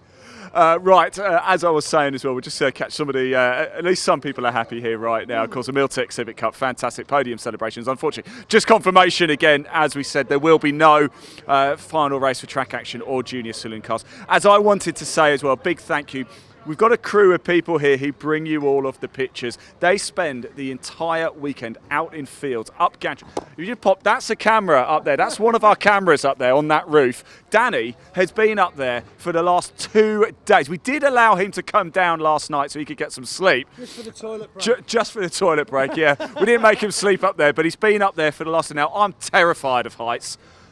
Wouldn't like it at all. A massive thank you to Danny, a massive thank you to Tom, to Jake, to John, who's been following us out. And John, bless him, he's got a limp. He's been walking around with a limp. That's his thumb there. A big thank you to our producer, Elliot, of course. Dave Goddard, the legend knows Dave Goddard on commentary. To you as well, Pointy. Yeah, like I said, these pictures are completely free for you to tune in. Tom, Danny, Jake, John, Elliot, Dave, Pointy. Thank you to you guys so much. Please, in that chat, just give them a little bit of love because they work so hard. Hit that like button, hit that subscribe button at the British Truck Racing Championship YouTube channel, at the Bark YouTube channel as well. Completely free to do. And that, I think, is about it from us. So it's goodbye from me. So there's only one thing to do, Pointy. What's this? Oh, is to go sailing off into the sunset. Where are we going? This way, this way.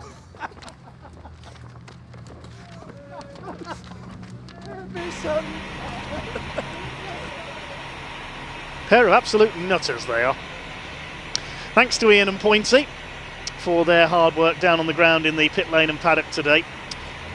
Unfortunately, that's the end of racing. The meeting has sadly had to be abandoned due to the damage to the barriers on Halewood Hill. You can see the damage there now that Neil Yates's truck has been removed. So we are very sorry to say that is the end of racing. The main thing, though, is that there have been no serious injuries as a result of the incidents we've seen today. But that does bring things to a close here on BARC TV here at Brands Hatch. Thank you very much indeed, everyone, for watching. A big thank you must go to all our volunteer marshals. They've had their work cut out today, certainly. They've certainly earned a drink in the Kentagon this evening. Thank you to the recovery crews, especially. They've been kept very busy today. The medical staff as well, the race control staff, timekeepers, everybody else here at Brands Hatch this weekend. As Ian's already said, a very big thank you to our camera crews for bringing us the action as well. And to Elliot, our director, behind the scenes too. Thank you to all the drivers for their entertainment. The racing today has been brilliant, I have to say. Full credit to everybody. It's been a bit destructive at times, but there has been some superb racing today. The trucks and the pre-66 touring cars have been the highlights for me. The first truck race this morning was one of the best truck races I've ever seen. And I've been watching truck racing virtually since I was born, thanks to my father's involvement in the sport. So full credit to all the drivers. Thank you to all their backup crews as well for keeping the cars and trucks running. And thank you to all of you for watching as well. Thanks for all your shout-outs. No action on BARC TV next weekend. I'll be busy with some two-wheel action next week. But we're back on 3rd and 4th of May from Thruxton down in Hampshire. We've got the Caterham Motorsport Championships on that occasion. The Caterham Academy are there, Road Sports 270R and 310R. We've got the Hyundai Coupe Cup, the Junior Saloon cars are back out, and we've got some BMW action, some guests from the 750 Motor Club racing with us as well. That's all coming up at Thruxton in 2 weekends' time, May the 3rd and 4th, and I'll be with you for that one. Thanks for all your comments on the stream today as well, but that does wrap up the action. The meeting sadly abandoned with 2 races remaining, unfortunately for the track action and Junior Saloon Car Championship, but they'll be back out at Thruxton in 2 weeks' time. So thanks for joining us on BARC TV this weekend. Thanks for sticking with us during the delays. The main thing is everyone's okay after the various incidents, and we certainly got to see the marshals and recovery crews, their side of things, over the course of the weekend. But that does wrap things up. So on behalf of Ian, Pointy, Elliot and all our camera crews, everyone else here at Brands Hatch, this is commentator Dave Goddard signing off here. That's the home of motorsport in the southeast. We'll see you at Thruxton in 2 weeks' time. It's goodbye till then.